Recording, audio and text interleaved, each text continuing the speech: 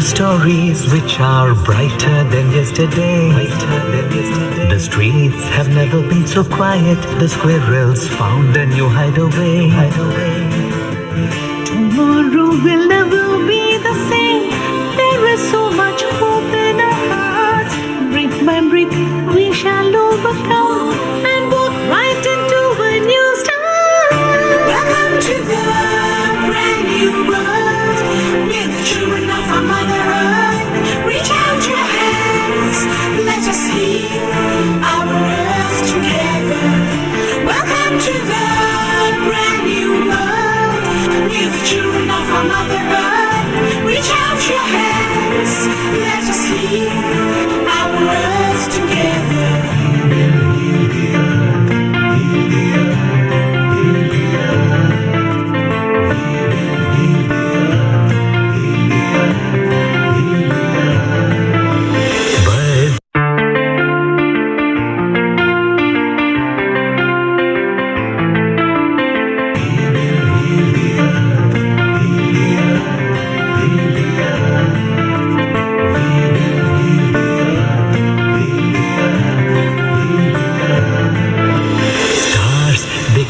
Stories which are brighter than yesterday. The streets have never been so quiet. The squirrels found a new hideaway.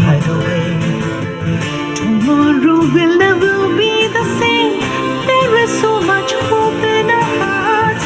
Brick by brick we shall overcome and walk right into a new start. Welcome to the brand new world. We're the children of our Mother Earth. Reach out your hands, let us heal our earth together. Welcome to the brand new world. We're the children of our Mother Earth. Reach out your hands, let us heal our earth together.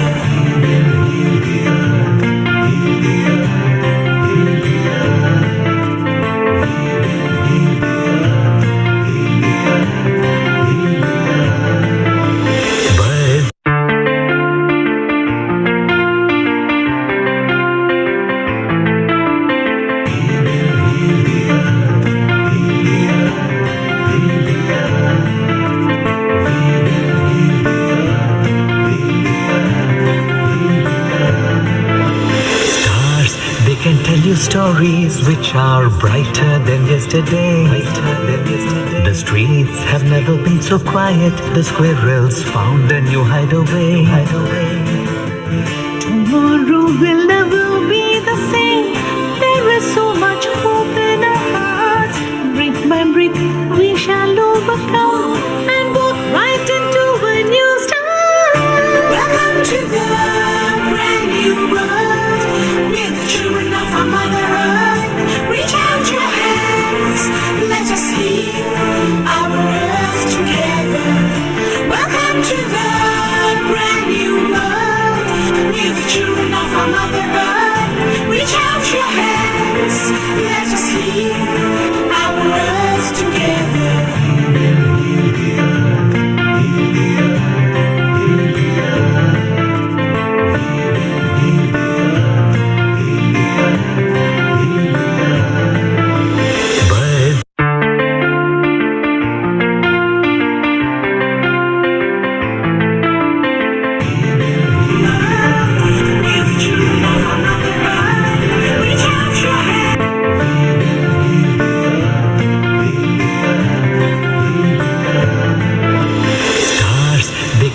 Stories which are brighter than yesterday. The streets have never been so quiet. The squirrels found a new hideaway. Tomorrow will never be the same. There is so much hope in our hearts. Brick by brick we shall overcome and walk right into a new start. to the brand new world. We're the children of our Mother Earth. Reach out your hands, let us heal our earth together. Welcome to the brand new world. We're the children of our Mother Earth. Reach out your hands, let us heal our earth together.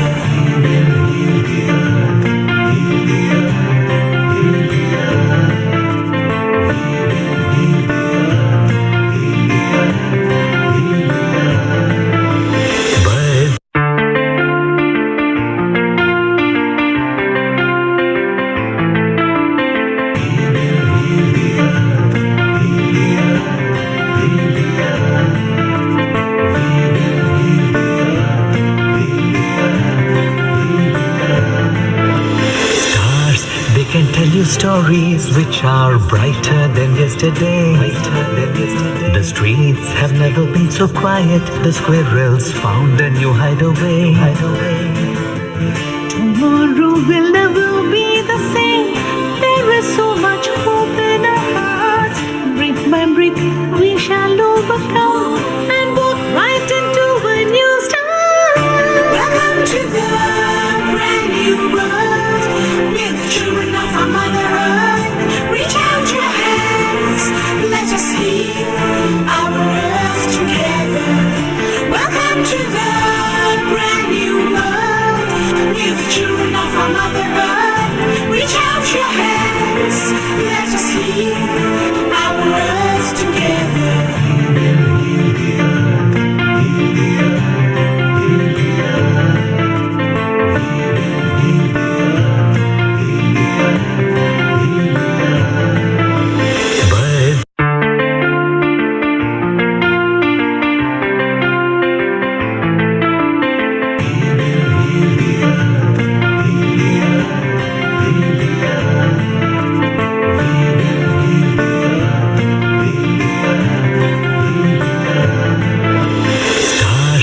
Can tell you stories which are brighter than yesterday. The streets have never been so quiet. The squirrels found a new hideaway. Tomorrow will never be the same.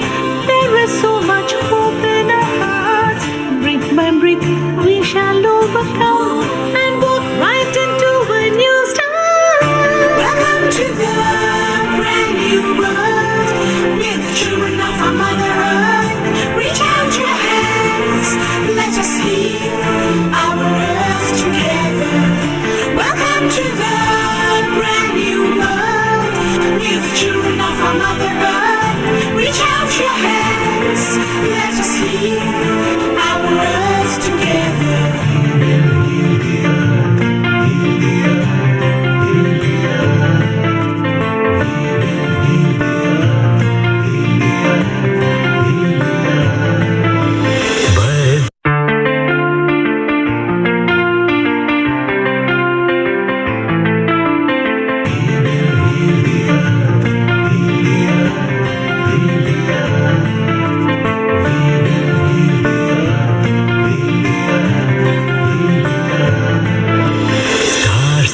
Can tell you stories which are brighter than yesterday. The streets have never been so quiet. The squirrels found a new hideaway. Tomorrow will never be the same. There is so much hope in our hearts. Brick by brick, we shall overcome and walk right into a new start. Welcome to the brand new world. We're the children of our Mother Earth. Reach out your hands, let us heal our earth together. Welcome to the brand new world. We're the children of our Mother Earth. Reach out your hands, let us heal our earth together.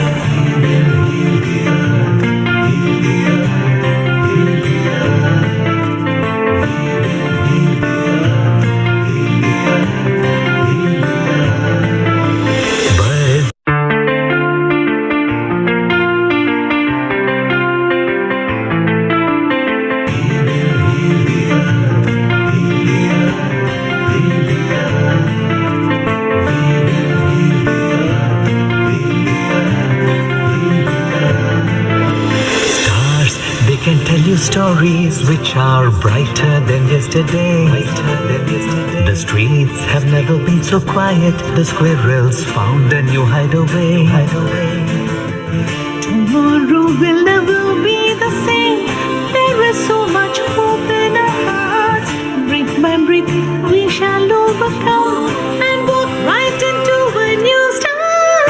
Welcome to the brand new world. We're the children of our Mother Earth. Reach out your hands, let us heal our earth together. Welcome to the brand new world. We're the children of our Mother Earth. Reach out your hands, let us heal our earth together.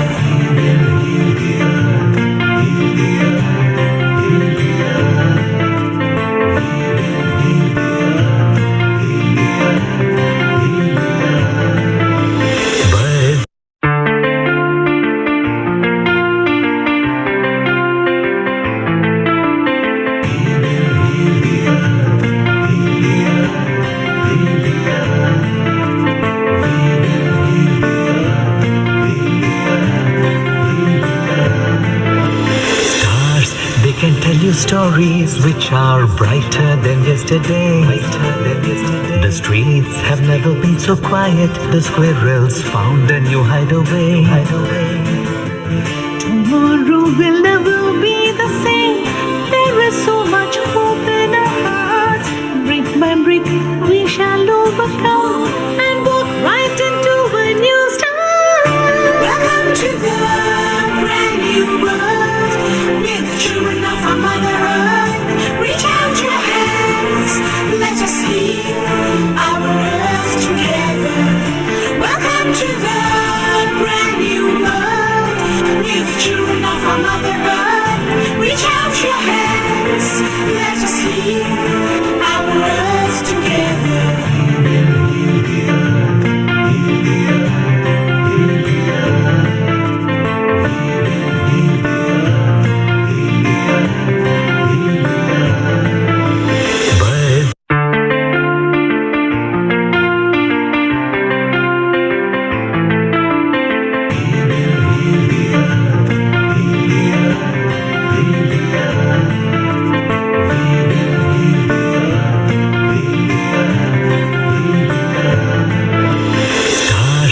Can tell you stories which are brighter than yesterday.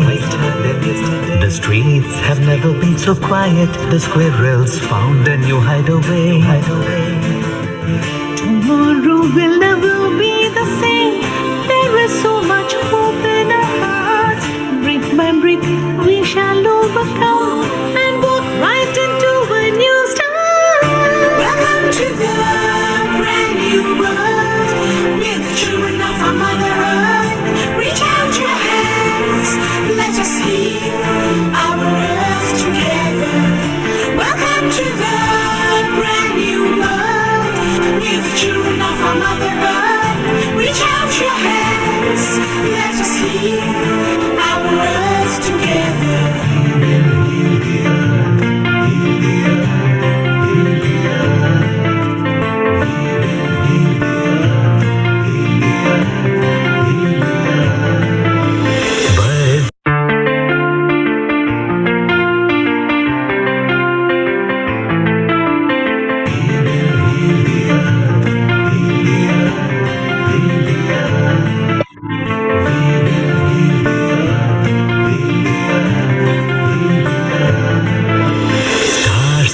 Can tell you stories which are brighter than yesterday.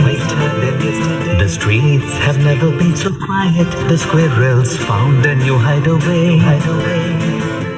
Tomorrow will never be the same. There is so much hope in our hearts. Brick by brick, we shall overcome and walk right into a new start. Welcome to the brand new world. We're the children of our Mother Earth. Reach out your hands, let us heal our earth together. Welcome to the brand new world. We're the children of our Mother Earth. Reach out your hands, let us heal our earth 10, 9, 8, 7, 6, 5, 4, 3, 2, 1. A warm global namaste to all of you, dear brothers and sisters from across the globe. Thank you so much for joining us for our 17th Healing Our Earth online session. Today, it's all about Ayurveda and boosting your immunity. Please stay with us. We're here from 2 o'clock till 7 p.m. BST. It's British time.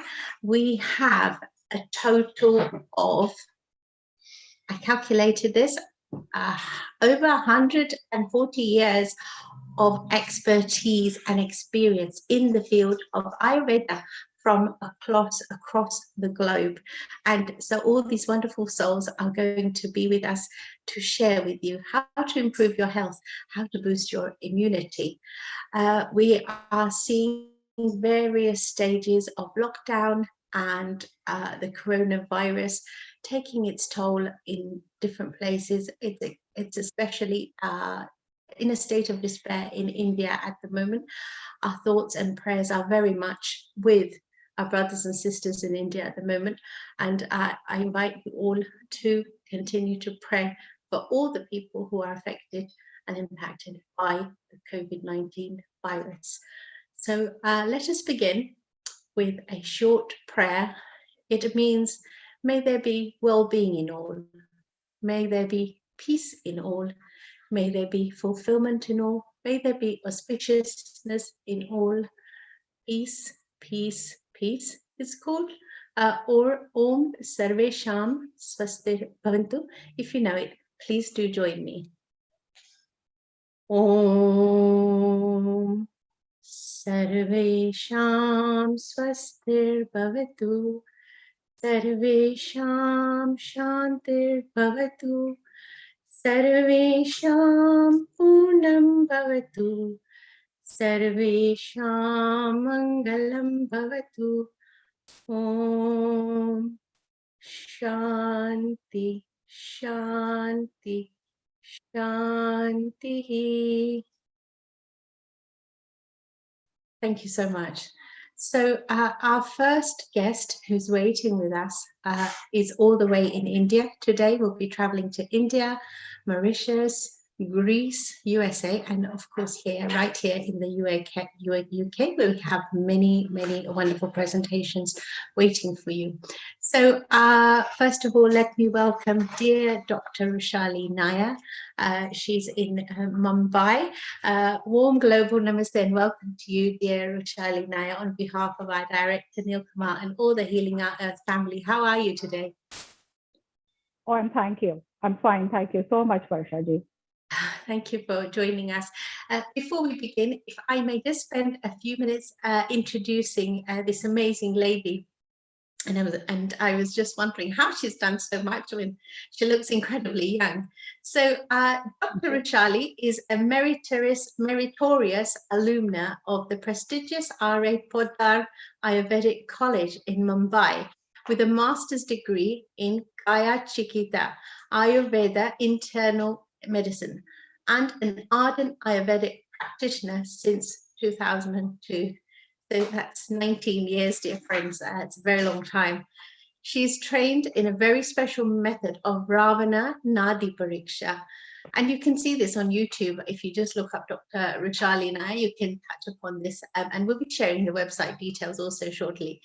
And so for 5 years, she has successfully performed more than 700 Nadi Parikshas. That's diagnosis with pulse examination. Rushali is the founder of Vedang Clinic, a premium Ayurvedic treatment center in Mumbai, which specializes in Panchkarma services for the past 15 years. She has conducted seminars on Ayurveda and spirituality in France and the United Arab Emirates.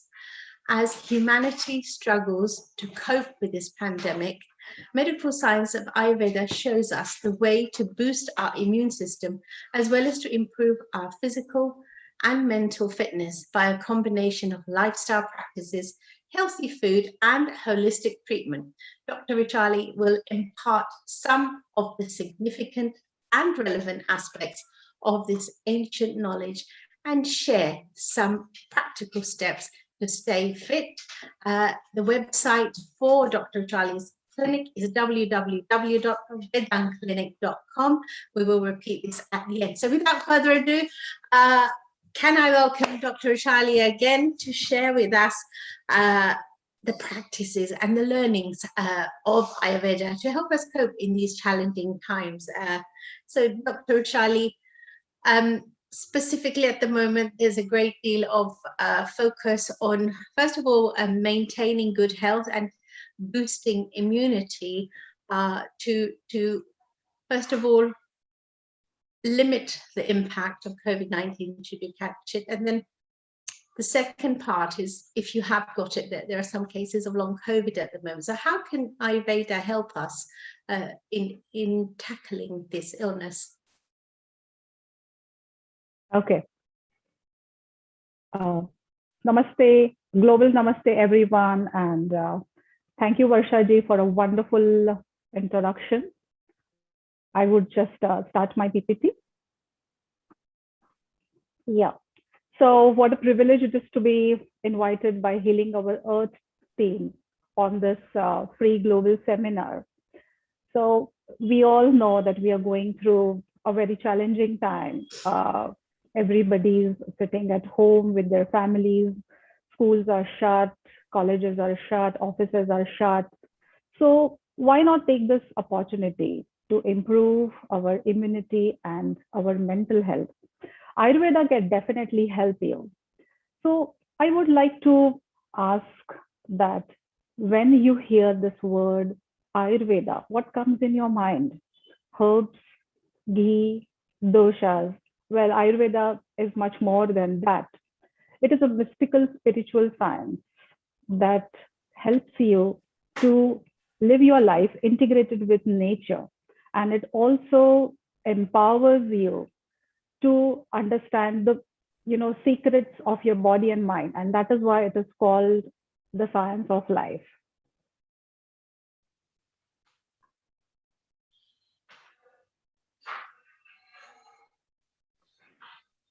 Now, coming to immunity, what is immunity? Immunity is a biological term. It is a state of having sufficient biological defense.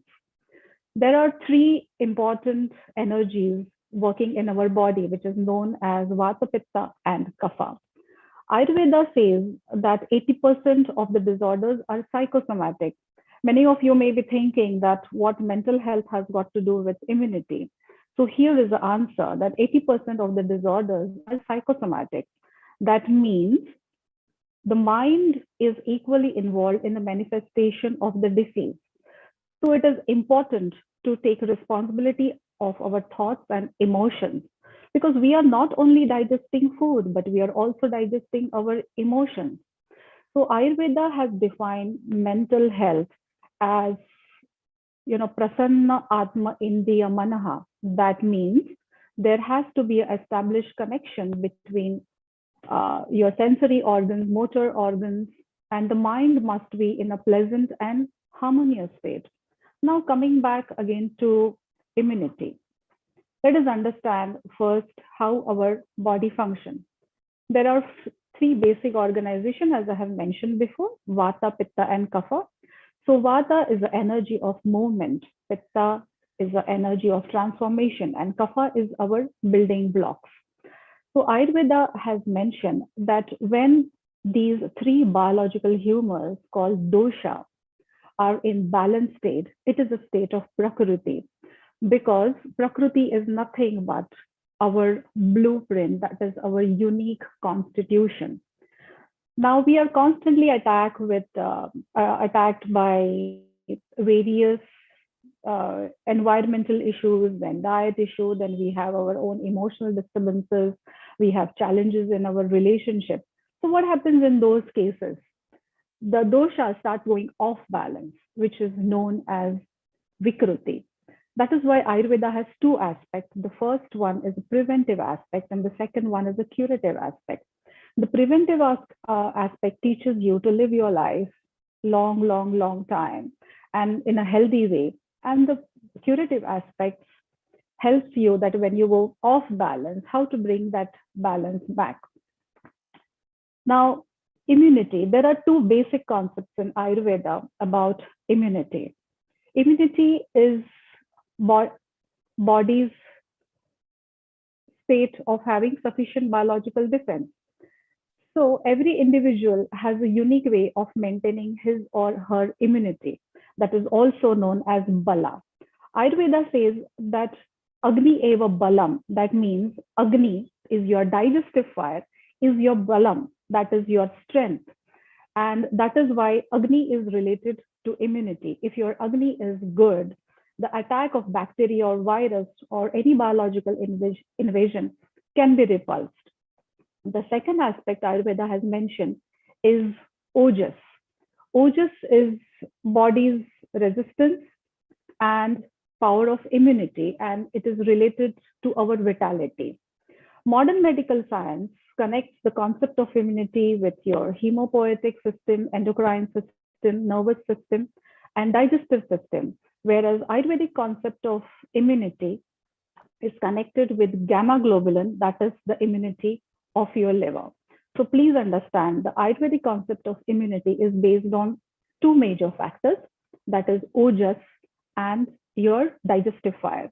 Now let us see how to keep that ojas and digestive fire keeps going. There are three influential factors that can take care of our digestive fire and mental health. Now, by now, I have explained how mental health, how our emotions influence our body, how it works in producing certain enzymes, and it can create a strength in your body. Three major factors influencing. Number one is food, the second one is lifestyle, and the third is pranayama, of course. Please note, these are very important factors for improving your digestive fire and mental health. Now, let me explain a bit about food, because we are going to again learn these factors one by one. Let us understand something about food. Food is nothing but the energy. We are not only physically hungry, we are emotionally also hungry. So the food satiate our physical hunger and emotional hunger. Ayurveda says that when the food is digested, the post-digestive juice, which is known as rasa, a small part of rasa also nourishes the mind. That means it is a saying that you are what you eat. So whatever food you eat, your frame of mind is built accordingly. So the right combination of food, timely eating, and food that is compatible to your prakriti, that is your constitution, can help you to improve your digestive fire and mental health. Number two is lifestyle changes. Now, how these lifestyle changes can help? Here, please understand again, sun is a source of energy in the universe. So the Ayurvedic concept of lifestyle, or which is known as dinacharya, that is based on the concept of circulation of dosha, which is again based on the sun's energy. Every living being in the universe is dependent on the energy of sun. So when your lifestyle is good, when you're following certain rituals in Ayurveda, you digest your food very well and get nutrition in the best possible way. Even for your medicine to work, when it goes in your system, it needs to have certain receptibility, and only lifestyle, only following correct lifestyle can help you to create that environment. The last and the most important factor, that is pranayama. I guess the research is happening in all laboratories all over the world about pranayama. Why pranayama is so important? Because breath is an unlimited form of energy. Rest of the forms of energy, that is food or water or sunlight, are limited. You can understand this. Breath is always unlimited, and it brings physical and mental balance. What happens many times that we breathe in a wrong way, especially when we are going through emotional disturbances. Our breathing becomes shallow, and then we feel tired for no reason. So pranayama can help to bring back that energy. There are also some pranayamas which can help to bring the flow of the blood to the soft organs, to our digestive organs, and improves its function. Pranayama also has, ability to bring fantastic physical and mental balance. Now let's see each of these factors one by one. Here I would like to mention that Ayurveda always emphasizes on contraindication. Once you understand what not to eat, then your journey to achieve your health becomes easier. That is why I have jotted down, certain uncompatible food or food that can be detrimental for your health, and it can also damage your digestive fire and mental health. So please be ready with your notebooks and note it down. Very, very important information. The first is combination of milk with meat, especially seafood. This combination is very, very bad because it creates acid indigestion. The classic Ayurvedic text mentions that, in fact, this particular combination can be responsible to invite certain skin conditions like allergies, urticarias, even psoriasis and eczemas. So please avoid combining milk with meat or seafood. Second is milk product. Please understand, I am talking about milk products and not milk itself. Milk products like cheese, cottage cheese, which is popularly known as paneer, curds, or yogurts. These foods are very, very heavy on digestion, and the continuous consumption of these products can actually create mucus in the digestive system, which is unhealthy kapha, and stick to the system and start creating toxins, which can lead to especially respiratory disorders. You can see whenever you have acid indigestion, whenever you have acid reflux, your breathing becomes shallow and you might face difficulty in breathing. But many people, especially who are prone to respiratory tract diseases like bronchial asthma or frequent attacks of cough and cold, should stay away with milk from milk products. These are the food combination I have specifically mentioned considering the COVID situation, because COVID is nothing but the lack of immunity. Third thing is uncooked food. This may be a little controversial thing, uncooked food, because I understand in Western countries, a lot of uncooked food is consumed. Here, I'm talking about uncooked raw food, which is not cooked except fruits. Fruits fall in a category of food, and uncooked food is different. I have seen many people starting their day with fruit juices or these cold salads. This actually kills hunger. This actually kills the digestive fire. Over the period of time, it can actually lead to malnutrition or malabsorption. People are suffering, especially from osteoarthritis, dry skin diseases, should stay from uncooked food, because uncooked food, salads, it is cooling in nature. So it can hamper your digestive fire. Fourth is, of course, cold food. We are going through pandemic, and we definitely want to stay away from attacks of cough and cold, and we do not want that mucus congestion. So what happens when you eat cold foods like ice cream, cold drinks, or buttermilk? The cold suppresses the fire in the throat. The cold kills the immunity in the throat. Throat has certain natural barriers which is not allowing the germs or the bacteria to go in your system. So cold foods should be avoided completely, especially in pandemic, no matter what. The last and the most important thing is milkshakes, smoothies, and preserved foods. I have taken them in a same category. Milkshake is a dangerous combination as per the science of Ayurveda, because Ayurveda do not recommend to combine fruit with milk or yogurt, which is done in smoothies, because they are both having a different post-digestive effect. So when these two foods are combined together, the digestion becomes acidic. Preserved foods are again dead food which has no prana in it. So practically, it is not giving any kind of nourishment. In this situation, we need a food that strengthens our system. So please avoid all kind of preserved food. Now, let us understand what is to be done. Now we have understood what not to be done.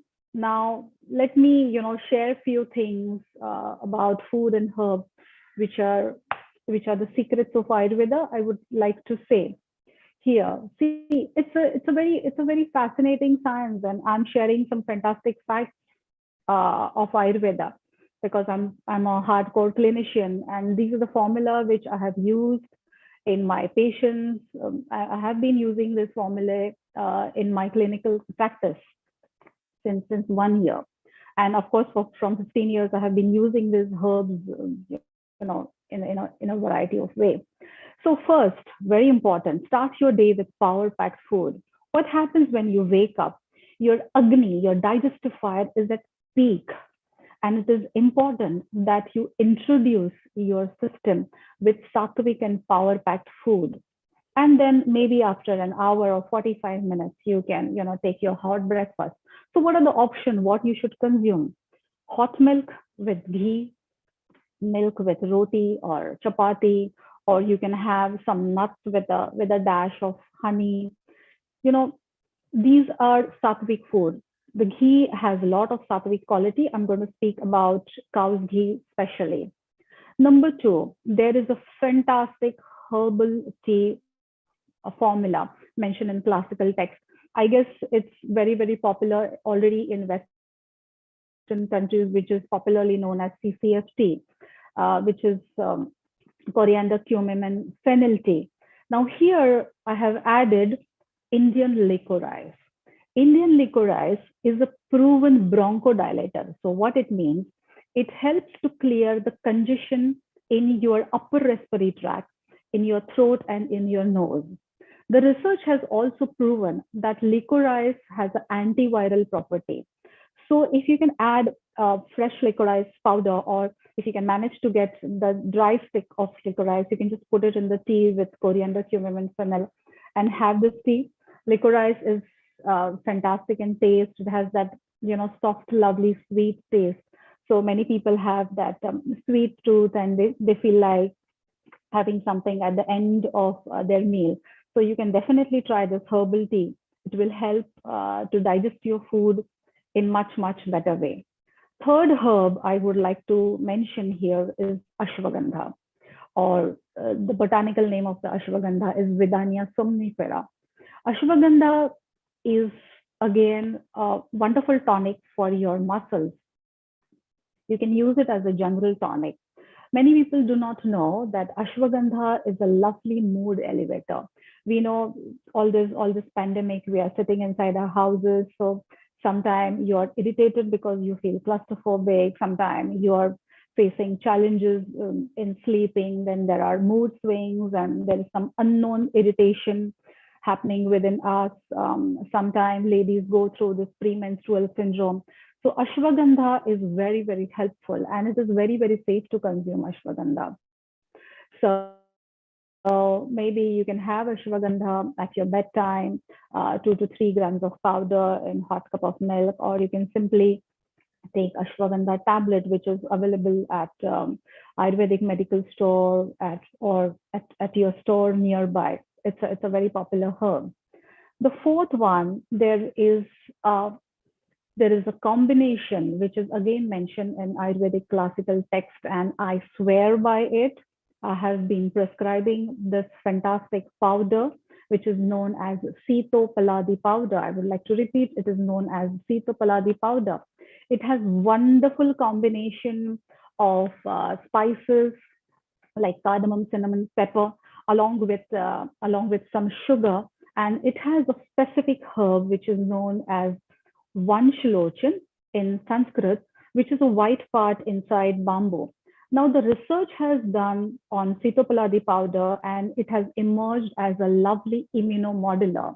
That means it enhances the power of your immune system. So, Sitopaladi, again, there is Sitopaladi again is a wonderful drug and very, very safe. It can be given to all kind of age group, right from small babies, to senior citizen, to a very old person, 90 year old. Depending upon the age, you can take consultation with your doctor and get the dose decided, or you can simply sprinkle this Sitopaladi powder in your tea, or you can just mix it with honey and lick it once or twice in a day to clear the mucus congestion. The last and the most important thing is cow's ghee. Cow ghee is actually known as golden liquid of Ayurveda. The research has proven there is research happening on cow's ghee, and initially people were skeptical because it is a fat. But the research has proven that the ghee improves the quality of digestive system, it improves your memory, it improves the health of your bone, and it is also known as a preventive aspect for Alzheimer's disease. And finally, of course, the immunity. So 2 teaspoons of melted ghee, you can just add it in your hot milk, or in just put it in your rice, or spread it on your chapati. You can just roll it and have it. Please note here that avoid cooking your food in ghee, because the excess heat can damage the nutrients of the ghee, and you may not get the complete benefit of the ghee. So ghee should be consumed raw, and make sure that it is melted before consuming, so that you can have the maximum benefit of the ghee. Next, I would like to throw some light on lifestyle modification. Again, being a clinician, I have seen miracles in my practice just by making lifestyle modification. Now, let us begin with your day. Here, I have mentioned here, look forward to great sunshine and call of bird. What does it mean? Again, I would like to repeat, sun is a fantastic energy in the universe. It plays as a Agni to our Mother Earth. It gives energy to our Mother Earth. And Ayurveda works on a principle called Yat Pinde Tad Brahmande. That means whatever is within you is there in the universe, and vice versa. So when you wake up with the rising sun, or little earlier than the sunrise, then you can receive a fantastic energy of the sun. Second thing, this particular time is full of prana around us. That is why it is called Brahma Muhurta. That means auspicious time. And it is mentioned in classical text that Goddess Saraswati, the goddess of wisdom and knowledge, arrives at this time. So people who practice spirituality, people who do certain spiritual practices, people who are into music, students, if they want to do their riyaz or practice their instrument or vocal, they prefer to wake up at this time to receive the grace of Goddess Saraswati. It has a lot of spiritual and health significance. And of course, waking up improves your immunity. Second thing I would like to mention here, that there are Ayurvedic rituals mentioned in various Ayurvedic classical texts. There are around a set of 13 to 14 different Ayurvedic rituals mentioned that has to be done from waking up till your breakfast time. But considering COVID situation, I would like to mention only 3 specific rituals which will help to improve your immunity. So this Ayurvedic rituals, which is also known as Dinacharya, it stands on a concept of circulation of dosha, circulation of those physical energies which I have mentioned based on sun's energy. So let us understand the rituals. I have mentioned here three important rituals. First thing is known as Abhyangam or oil massage. Second thing is nasal drop or nasyam. And the third one is oil pulling, which is known as Kavaladharan in in Ayurveda. Why these three important rituals? Microbes always encounter the epithelial layers, which is the physical barrier that line our skin and mucous membrane. Our sages, our acharyas, had understood this and they have designed certain Ayurvedic rituals which will naturally create barrier between our skin and the environment and of course improve the strength of our nasopharyngeal tract. Now, let us go one by one. Oil massage, Abhyangam, it has to be done for 45 minutes, at least 2 to 3 times in a week. Ayurveda says that you should you should use sesame oil, but if you are in European region, you can use olive oil or you can use coconut oil if you come from a region which is hot and humid. So oil massage should be done 45 minutes and then later on you can have a warm water shower. Second thing is oil drops, which is known as nasya. Please introduce 1 or 2 drops of oil in each nostril and then massage the inner lining of your nose for just a minute, for half a minute or a minute, and then gargle with hot water. This will create a natural barrier in your nasopharyngeal tract over the period of time. Third, the most important thing is oil pulling. Oil pulling or kavaldharan is actually, I have heard, becoming popular day by day, and I have seen on many Westerners' websites encouraging that oil pulling. So oil pulling is again a very simple procedure. You just take a little oil in your mouth and hold it in your mouth with your cheeks opening up till you get tears from your eyes. Then spit out that oil, and again you can gargle with hot water or with triphala decoction. This is a proven therapy to improve the strength of your throat, especially. So these are the three important rituals I have mentioned here. Try to follow it. I've seen I have seen miracles. I have seen that some of the lifestyle disorders are also getting reversed just by following lifestyle modification. Third thing I would like to mention here that eat your last meal early. Very, very important that you take your dinner early. So what happens when you take your dinner early? You give enough time to your digestive system to digest and assimilate food before you go to bed. Because when we go to sleep, our metabolic rate goes very, very low and digestion actually goes at halt. So it is important that there has to be a gap of 2 to 3 hours between your last meal and before your bedtime. Second thing, always eat just 3/4 of what you can actually eat so that your digestive fire is good and you don't feel sluggish. You are fresh enough to wake up early in the morning next day.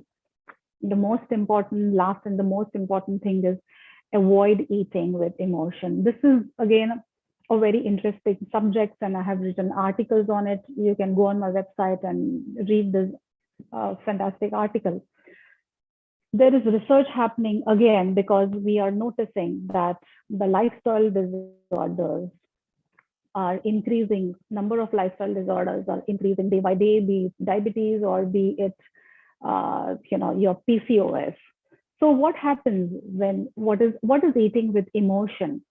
See, food is the easiest and quickest way to emote with. We are deeply connected with food.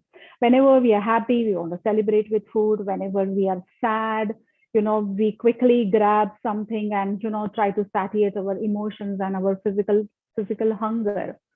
But you also end up binging. You also end up eating even if you are not hungry, and that kills the digestive fire. Second thing I have noticed that people watch TV when they are eating. They are chatting on their mobile. They're checking their mobiles. They are gossiping when they are having their meals. So you are killing the intent of eating when your mind is somewhere, you can't expect your system to function at its full potential. So make sure that when you are eating, you focus only on eating. That is why in, I guess, in all the religion, we offer prayer to food, and we always remember God and we thank God for providing us food. That is a fantastic way of connecting ourselves with food, because Ayurveda says that food is also God. Please worship it and treat it with respect. These are the three important factors. I hope I was clear. Food and lifestyle. The next important factor is, of course, pranayama. As I have mentioned here, that breath is the unlimited source of energy, and many times I have noticed that people breathe incorrectly. The ideal practice is that when you inhale, your abdomen should get extended, and when you exhale, you should pull in your abdomen and then extend. That should be the right practice. But many times, the people do the other way, and it starts giving wrong effect on the body and mind. So many times we feel exhausted for no reason, and then we understand, oh my God, I have not done much work, and then why am I feeling tired? That is because you're breathing incorrectly, or you're thinking too much, and then your breathing becomes shallow. So what happens when you do these pranayama? It brings back the lost energy and strengthen the muscles of respiratory organs, because muscles take part in your respiration. If your muscles are strong, then you can breathe in more deeply. You can bring in more prana in your system. So pranayamas actually give strength to your respiratory organs. It improves the blood flow to your respiratory organs, and then you can breathe in the best possible way. So pranayama has a lot of therapeutic value, and it requires a lot of practice and discipline. It also heals the deep-seated scars by quietening and stilling the mind. So pranayama also has a wonderful effect on mind. I'm sure all of you by now know the 8 sets of pranayama. We all know. So I would recommend that in this COVID situation, please squeeze out some time and try to do at least 10 rounds of each pranayama. Kapalbhati, then Brahmari, then Bhastrika, Shitali, Shitkari, Anulom Vilom. You can practice at least 10 rounds. Kapalbhati and Bhastrika pranayam especially improves the flow of blood to your digestive system.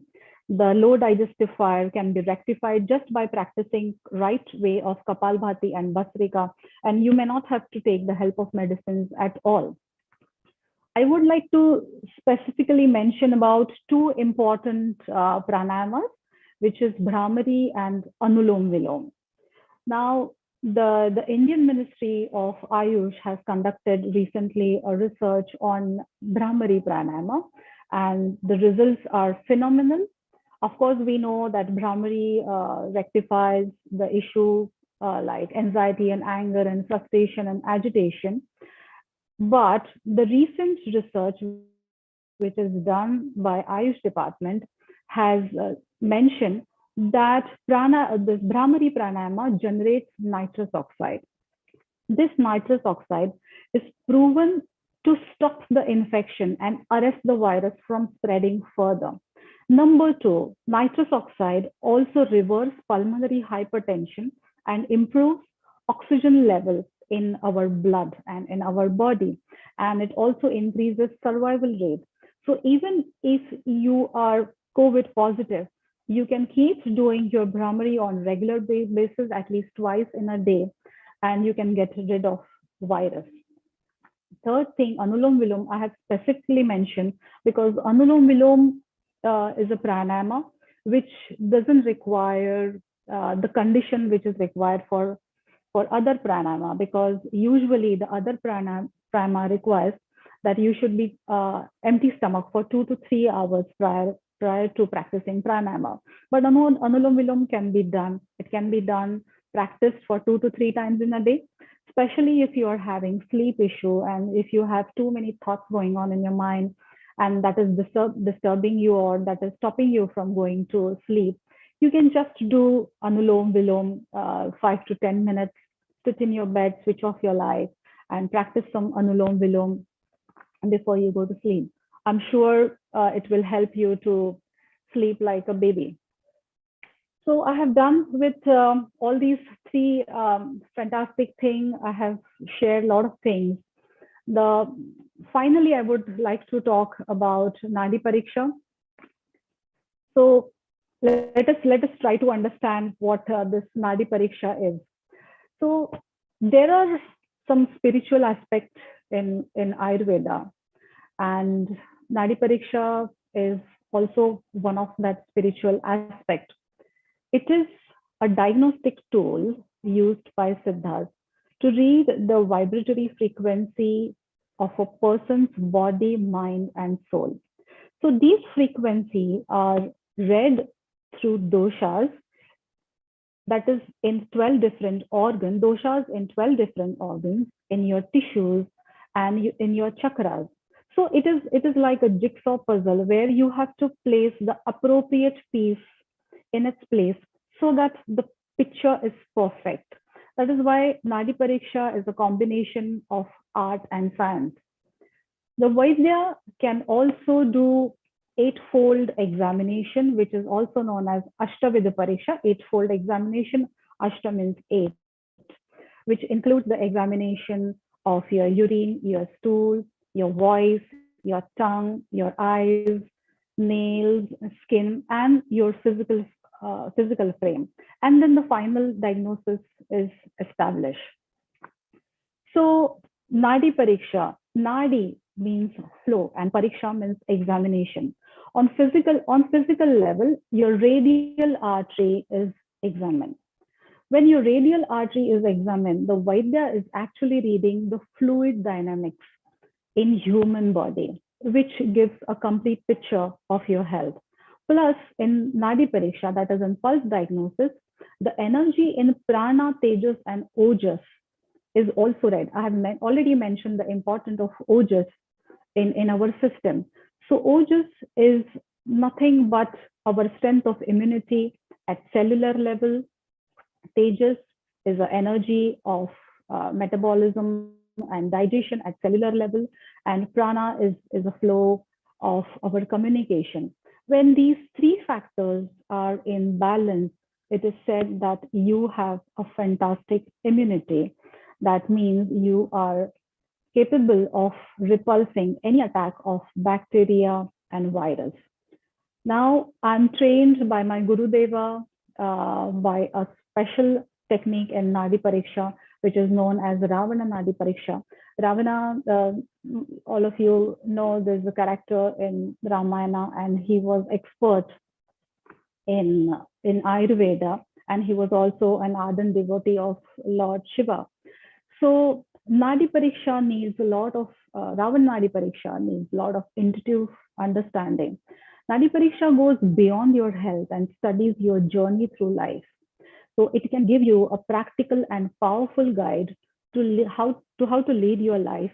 And so many various spiritual tools can be used to heal a person, like mantra or meditation or sometimes even Vedic counseling.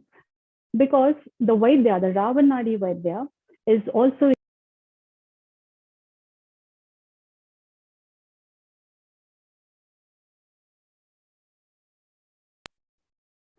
the Vaidya is also reading the karmic path of that soul, and it can coach you. So he can help you to change your life, bring success and happiness.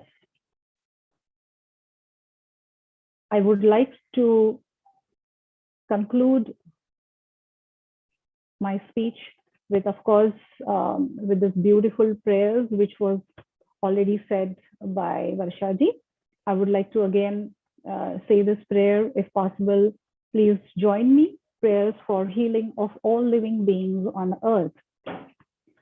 Sarve bhavantu sukhinah, sarve santu niramayah, sarve bhadrani paschantu, ma kaschit dukh bhag bhavet. May happiness to be unto all. May perfect peace unto all. May all see what is good. May all be free from suffering. Thank you so much for listening to me patiently. Back to Varshaji. If anybody has questions, they can ask. Thank you, Dr. Ruchali D. Could possibly stop this screen sharing. Be very grateful. So really comprehensive, guidance, roadmap of how to optimize your health and indeed boost your immunity, as we described earlier, Dr. Rushaliji.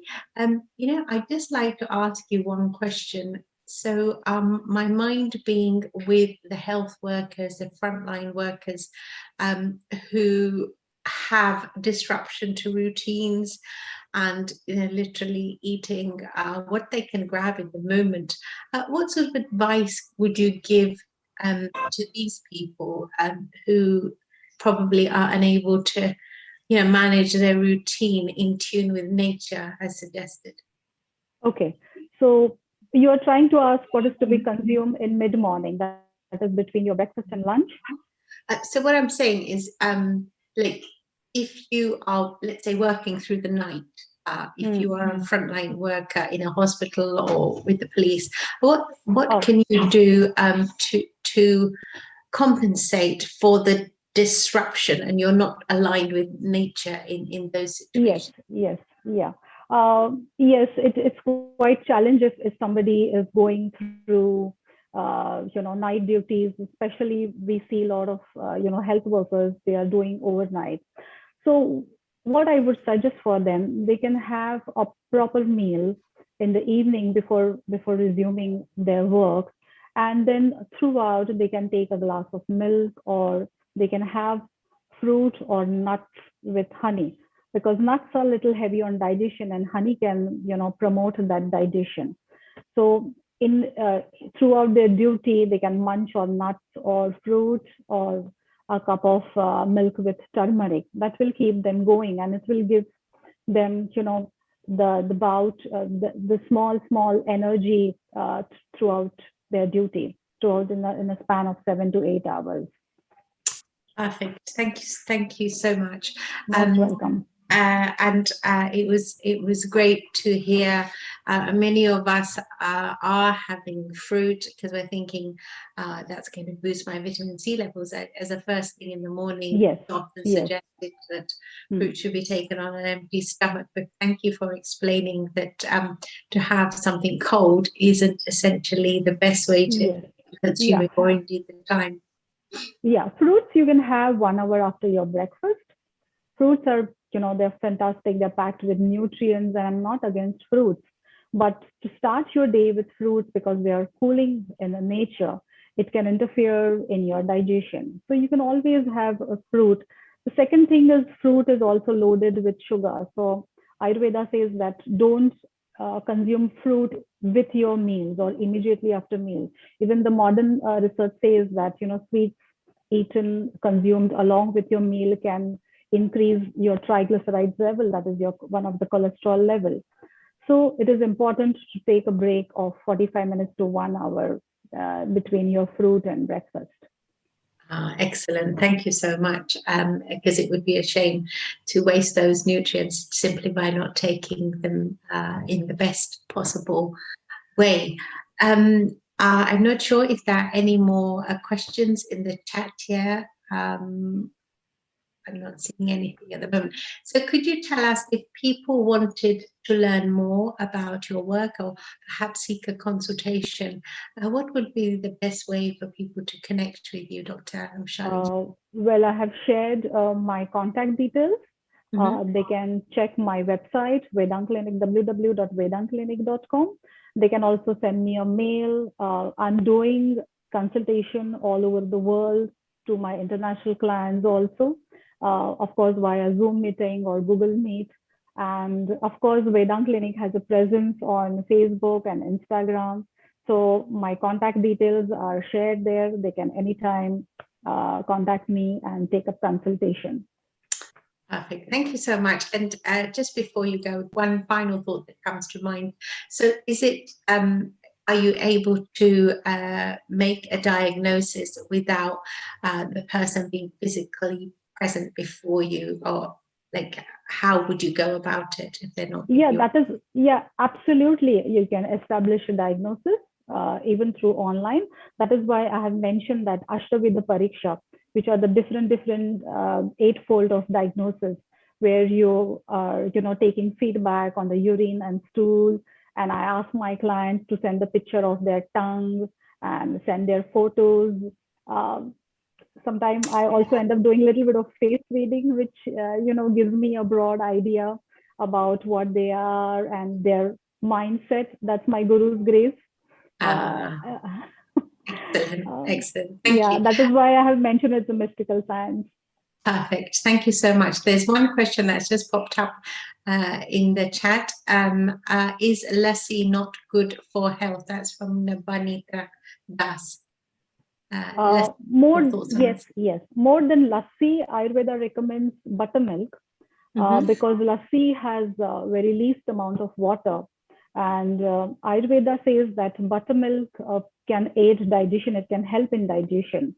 So 1 portion of curd, fresh curd, and 2 portions of water. You can just churn it. Preferably use that that wooden thing instead of blending it in an instrument. Because it's steel, because a metal instrument can create unnecessary heat, and then you can just sprinkle a little bit of jeera powder, and then you can have not more than 100 to 150 ml of buttermilk instead of lassi. Perfect, thank you. There's one question in the chat that says, can you show marma or immunity that people can do daily on a daily basis? Marma from Savan Shah to everybody. Does I'm not sure what marma is. I wonder if you might be able to clarify. It's a home remedy to use to increase immunity.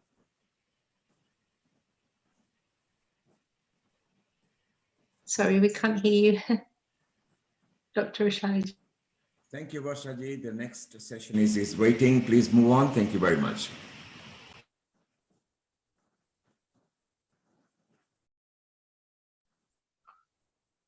Thank you so much for your time, Dr. Rushali Nayarji. I think Dr. Rushali will be popping the responses into the chat. So without further ado, we have waiting for us our next presenter all the way in Mauritius. She is indeed Dr. Rasika Prasanna Purandare. Namaste, Dr. Rasika ji, are you with us? Yes, I am with you. Namaste. Namaste, a very global warm welcome to you on behalf of Neil Kumar and all the Healing Our Earth team. Before we invite you to speak, can I just share a brief and very impressive introduction with our global family. So Dr. Mrs. Rasika Prasanna Purandare has completed Bachelor of Ayurvedic Medicine and Surgery, BAMS, from the Government of Ayurvedic Medical College, India. Further, she went on to pursue Doctor of Naturopathy, focusing on natural therapies, mud therapy, massage therapy, magnetotherapy, and yoga. Lastly, she has also completed her MD and PhD in alternative medicines. She has been effectively working in the area of Ayurvedic medicine from the last 23 years in India and abroad. Currently, she's working as an Ayurvedic consultant at the Ayurvedic Universe Center in beautiful Mauritius. Throughout her career, she has been actively conducting health and hygiene awareness seminars. Health in Ayurveda is about physical, mental, and spiritual awareness. Ayurveda is based on the foundational belief that health is delicate balance between mind, body, and soul. Thus, the science of Ayurveda remains crucial in achieving the balance for every individual. Dr. Purandare's session will elaborate on achieving that balance. So today, Dr. Purandare will be speaking to us about Ayurveda, a natural path towards health and wellness. Thank you so much for being with us, Dr. Purandare, all the way from Mauritius, and sharing your knowledge at this challenging time and your much needed guidance on how we can get through this with safety and a health intact. Thank you so much. Global Namaste. It's my great privilege to be invited by Healing Our Earth team for the session Ayurveda Special, which is online, free and global. I would like to thank the director and founder of Healing Our Earth, Shri Neela Kumarji, for giving me this opportunity and for his valuable support and advice. I also take the opportunity to thank loving Mrs. Gayatriji Shambhu from Sai Nivas, Catrabon, Mauritius, who introduced me. So, once again, all the team of Healing Our Earth, thank you so much and global namaste.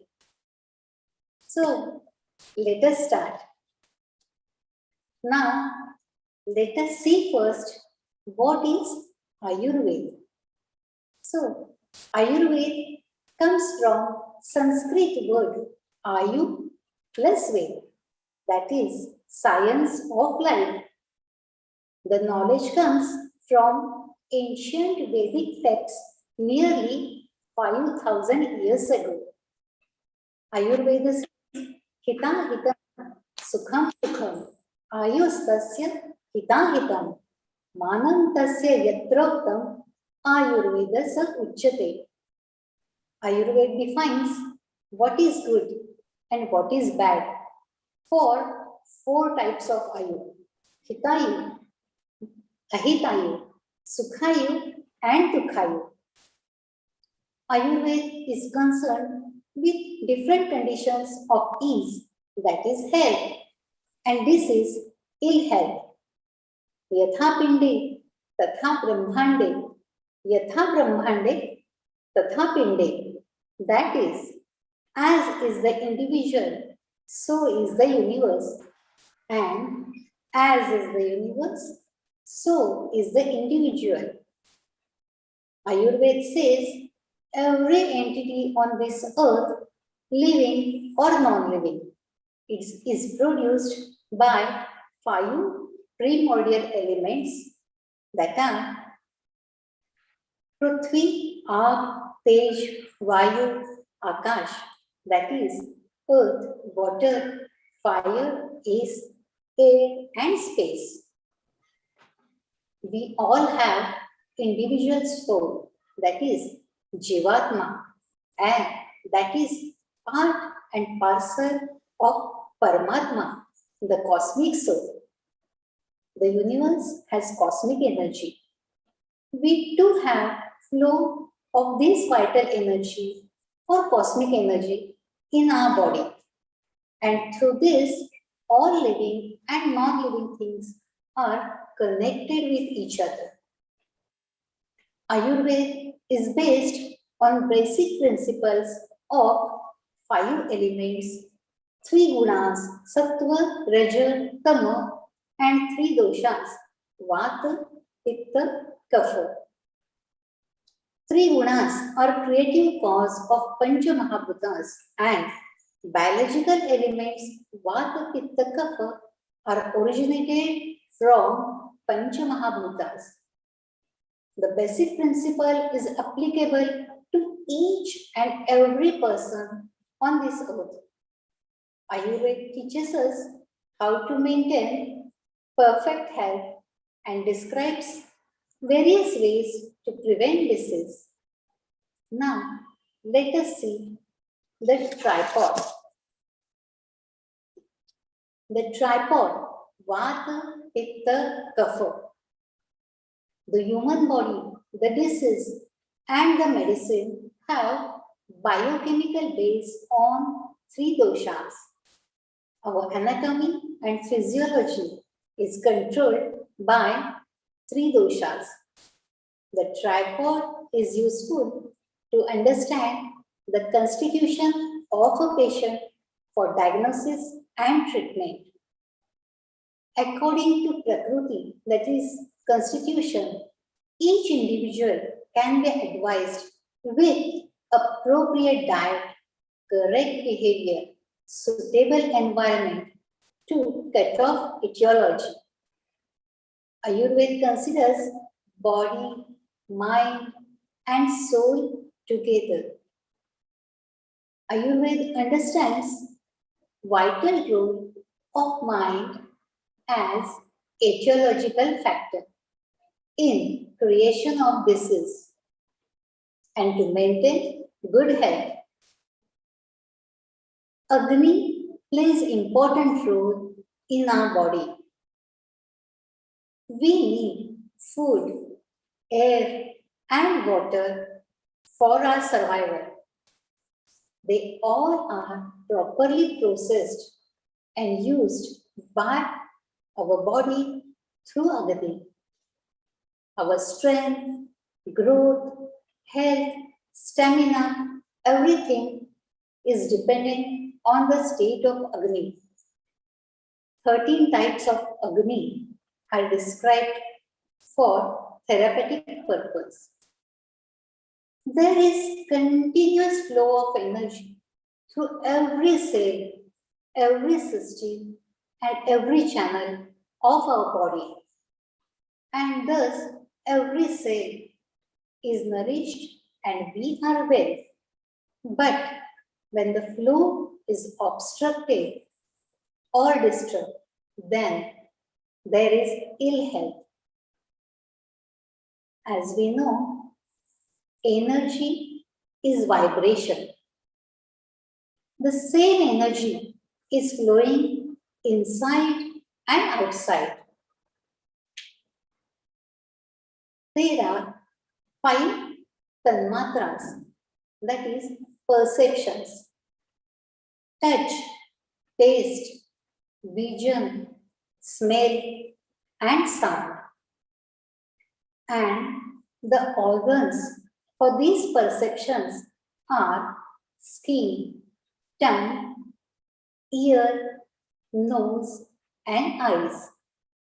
All the senses in body are received through these organs. Now, let us see what are the main causes of disease. The main causes include wrong use of sense, mistakes of intelligence, environment, climate, age, diet, if it's wrong, habit, daily routine. If it's not proper, emotions, lifestyles, and surroundings. All these factors have tremendous impact on body and mind. Diet is the source to supply sattva, raja, and tama particles to our body. Diet like seasonal fruits, butter, ghee, nuts, they provide sattvic tattva. They are light and clean. Sour, hot, spicy, pungent enhance Rajoguna. Tamoguna is related to stale, heavy, and dense food. Prakriti, constitution of an individual, corresponds to specific type of Agni. So, one should take food as per his Agni. Food should be taken in proper quantity and time. The surrounding should be clean. Utensils clean. Your hand and mouth should be clean. And yes, your mood should be pleasant. Start your food with prayers. These things are mentioned 5,000 years back as body, mind, and environment are connected. Food should be freshly prepared and warm, or else it loses its nutritional values. Warm food intensifies Jatharagni, that is, gastric juice and enzymes. Interval between breakfast and lunch should be at least 4 to 5 hours, and lunch and evening, the interval should be at least 5 to 6 hours. Dinner should be taken before sunset. Otherwise, you may get some problem of acidity and bloating of stomach. Chew your food properly as digestion starts with saliva in mouth first. Food should contain all the rasas: sweet, sour, salty, pungent, bitter, and astringent. Sweet food should be taken at starting, in the middle, sour and salty, and at the last, astringent. Your half stomach should be filled with solid food. Quarter stomach should be filled with water, and remaining quarter part should be kept empty for the air, for the breakdown of food and proper digestion. Drinking water before meal may become Jatharagni, and drinking water immediately after food may be one of the cause for obesity. While taking diet, drink water sip by sip because your saliva also plays important role in the digestion of food. Prefer drinking warm water. Drink proper quantity of water after at least 2 hours of your meal. Prefer warm water, and if possible, add a pinch of ginger powder or fennel seeds for proper digestion, metabolism, and proper breakdown of the food. Now, let us see about yoga. Ashtanga Yoga is part of Ayurveda. Yoga Chitta Vritti Nirodha. Yoga is to align our body and mind with our soul. Asanas are certain special patterns of postures that stabilize body and mind. Yogasanas improve neuromuscular impulse rhythm. It improves muscle tone, boosts metabolism, and helps in healthy functioning of body. Pranayama. Pran means vital force, energy, and ayana means expansion. Technical breathing to produce internal heat designed to purify body. The aim is to gain control over respiration, to gain control over autonomous nervous system through breath control, and by it influence mental function. Yogasanas and pranayam should be done under supervision of experts. Thus, with the help of these preventive measures, try to maintain health with your behavior, which in turn will give you positive and healthy vibrations and energy. Clear instructions taught by Puranas and Vedas in 5000 BC to prevent pandemic by maintaining perfect hygiene, known as Sat Acharam. Lavanam, Vyanjanam, Cha, Eva, Ghrutam, Taila, Tathaiva Cha, Leyam, Peyam Cha, Vividham, Hastat, Tat, Annam, Na Bhakshayet. Salt, ghee, oil, rice, and other food items not to be served by bare hands. Anaturaha, Swani Khani cha Svushet. Nimittataha, without reason, don't touch your organs like eyes, ears, nose, etc. Api Mrujana cha Snanato Gatranya Ambara Panibhi. Don't use clothes already worn by you and dry yourself after bath. Hastapade Mukhe Chaiva Panchandre Bhojanam Charit.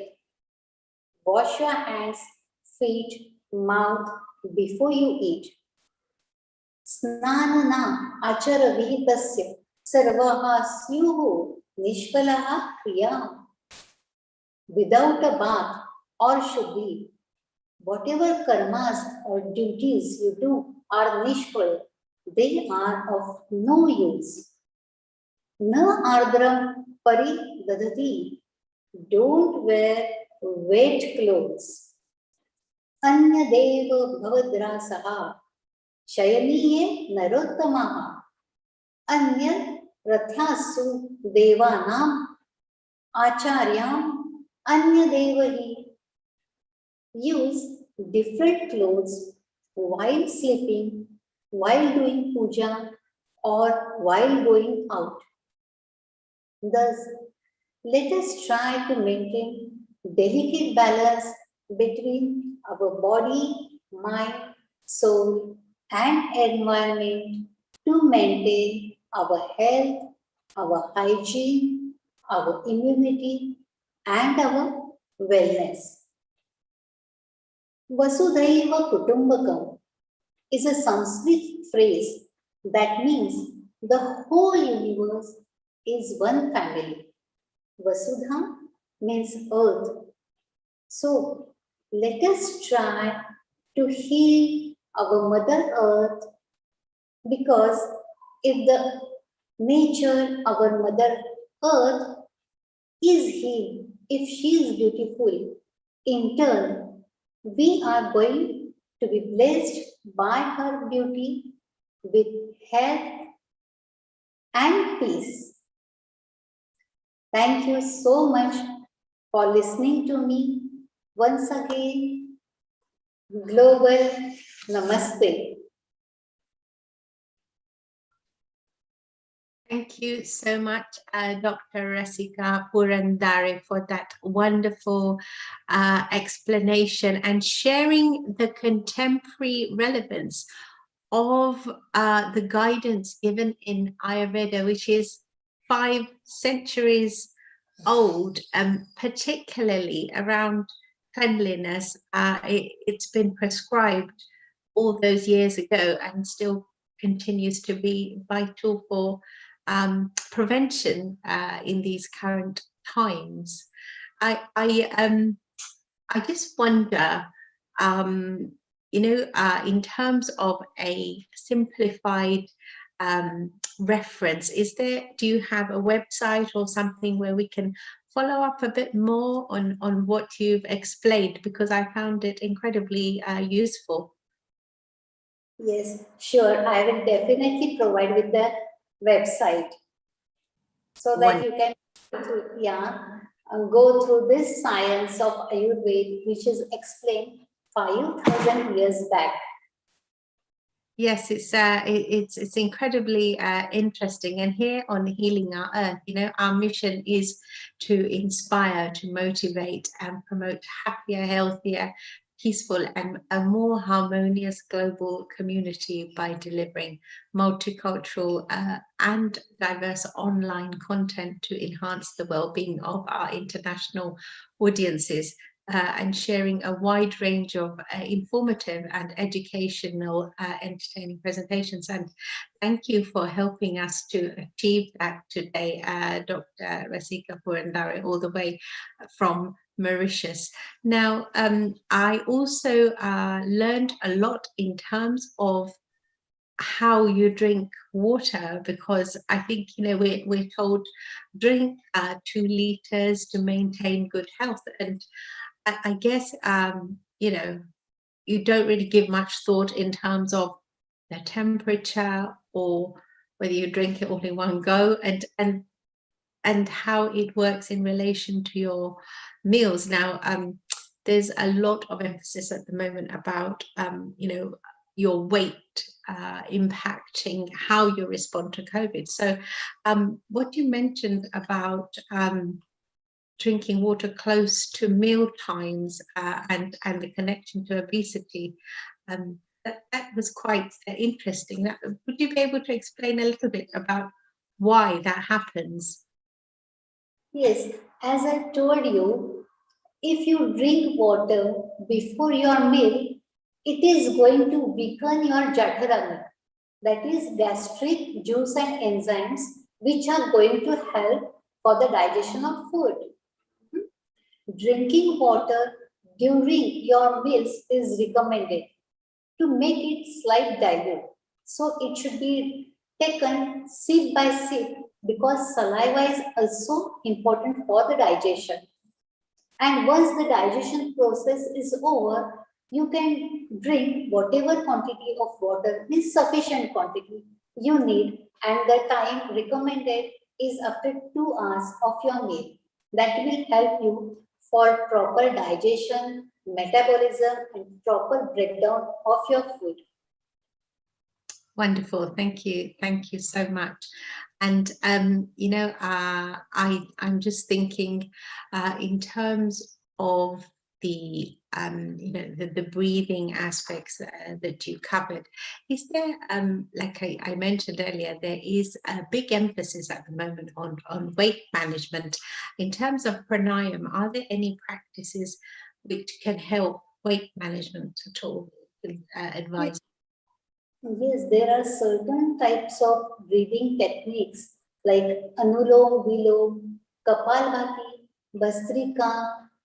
All these things, they are going to work on your physical level as well as your mental level. They take care of each and every aspect.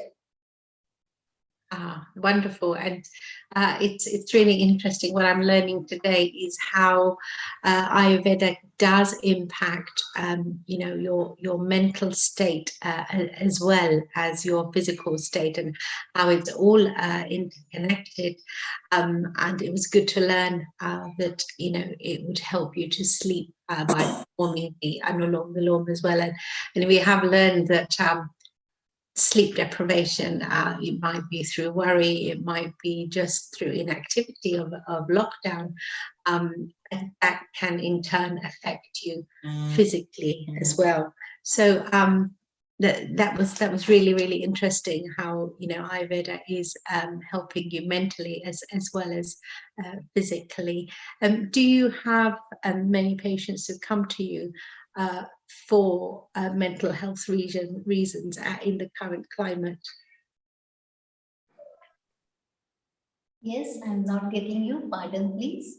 Sorry, what I was asking was, with the COVID pandemic, are there many patients seeking your assistance for mental health reasons at the current time?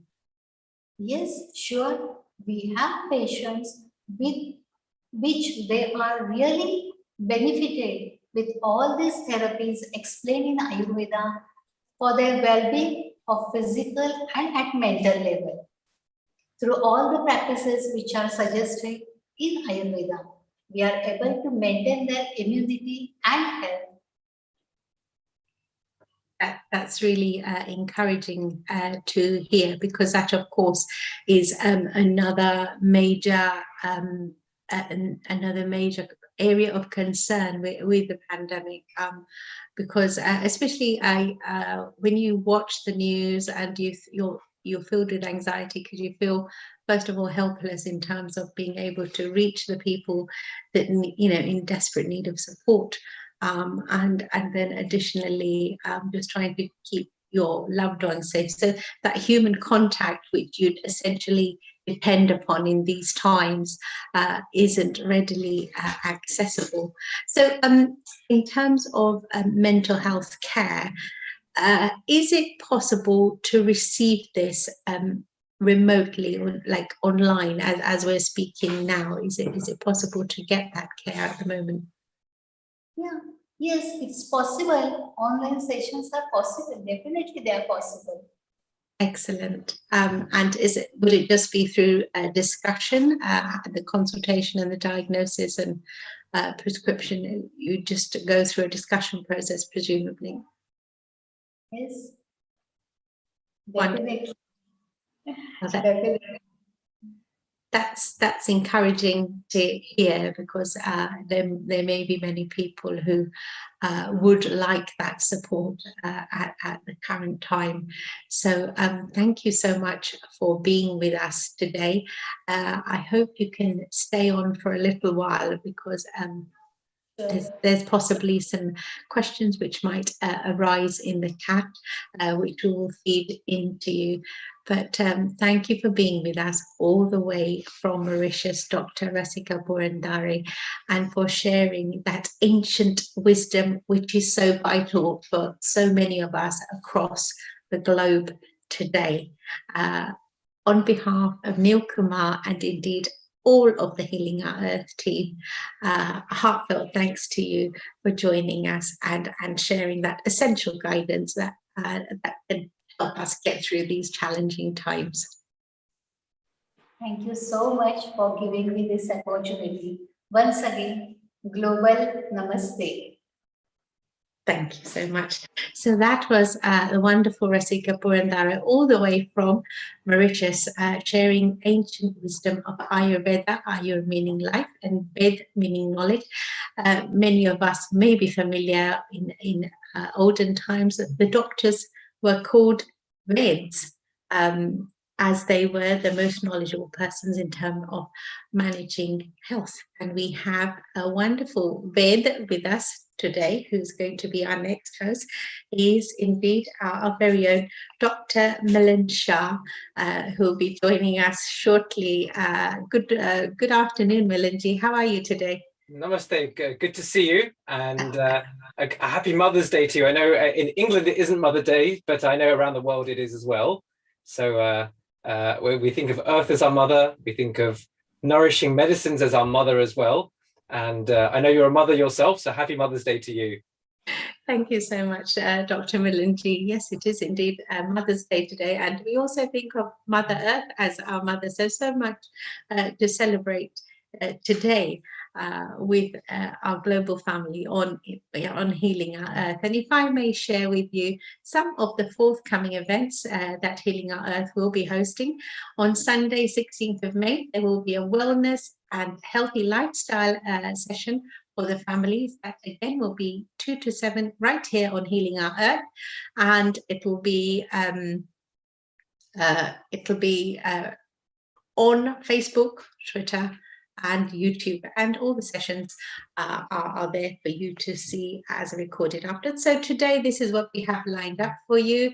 So on 23rd of May, we'll have a special COVID focus update, focusing on our heroes. On the 30th of May, we have a day dedicated to parents.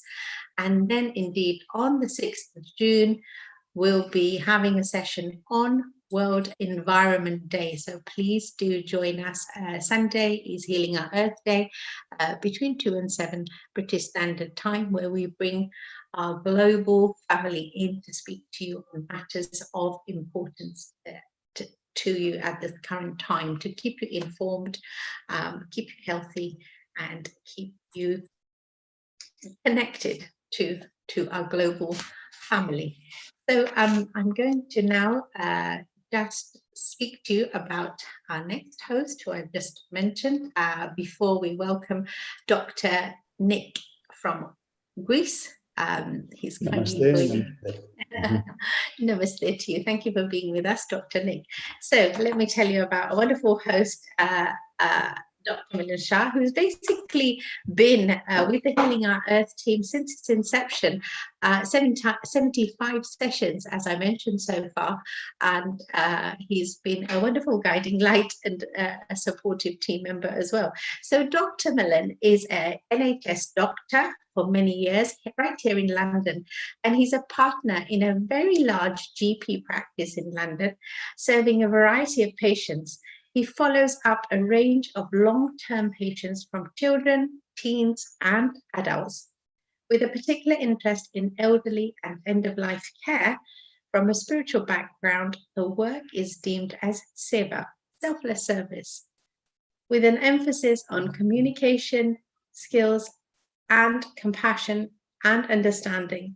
Milan is also a volunteer and a student at the Chinmaya Mission, learning about Vedanta philosophy and in facilitating classes for toddlers and parents on the theme of Hindu culture. Now, we saw Dr. Milan yesterday on the wonderful Prayer for India event also, and it was incredibly uplifting, I found. What were your thoughts about yesterday's session, Dr. Milan? I think it was a session of connection, and that we managed to connect with so many people around the world who all had their experiences of what's going on in India and all of the different efforts that are going on to help the people in different ways. And knowing that even offering a prayer and that even one small step that we can do to help and we're connected is important. And it was also looking at the bigger picture. Sometimes we can feel that this is and it rightly is a crisis. We can see the heartbreaking stories, but there are people there who give us a bit more of a perspective, even from a Vedantic point of view, that actually the world is a continuum. This Jagat, and actually one of the teachers used the Sanskrit word for world is actually Jagat. Jagat means that which is constantly changing. And this is the change that has come upon us. How do we prepare ourselves as this species of Homo sapiens? This has come upon us as human beings. COVID doesn't seem to affect any other species at the moment, and how we're coping with this. Why has this come to us at this moment? How we adapt as a species to this, and knowing that in the bigger picture, this world has been here for millions or billions of years, that in these last 2 or 3 years, how we adapt. But on saying that, there were still very heartbreaking stories at times of what's going on, and really inspiring stories of people raising funds. And it was great to see all these different organizations either coming together or raising funds in their own ways, for oxygen, for counseling support. And also knowing that COVID, there's a big talk about oxygen. And I think we actually had a priest from Australia who talked about the concept of breath. And actually, how COVID has made us think about breathing a lot more, about our respiration, from a spiritual breath in so many ways. And he really made me think yesterday, and he shared a prayer. He called it the Jesus love prayer. So it was nice that we had teachers from various faiths yesterday. But also we had someone from Swaminarayan who said, along with the oxygen actually is the effect of long COVID. As you know, and being a doctor myself, I've got how many patients I'm managing now with these symptoms of what we call long COVID. And one of them are the mental health implications. And we talked about counseling and that sense of mental well-being. So it was a great session. Those who are still watching, do log in, Healing Our Earth from last time. And I think the whole session is there. And I've actually got my boys to come and chant a few prayers as well. So it was good fun. It was lovely seeing your young boys, and I was just amazed at their, unscripted command of the mantras, and indeed the understanding as well. It's really, really inspiring to see those youngsters delivering so well. And I think, as you mentioned, the philanthropy that's going on at the moment across the globe, and the understanding of, especially the message which came from Chinmaya Mission itself, Swami Swarup Ananda, if each one could just reach one, what a difference we can absolutely make to help us get through these crises. And therefore, we're incredibly grateful to all our guest speakers who are helping us to reach so many people in these uncertain times. So without further ado, I'm going to hand over to Dr. Milen Shah.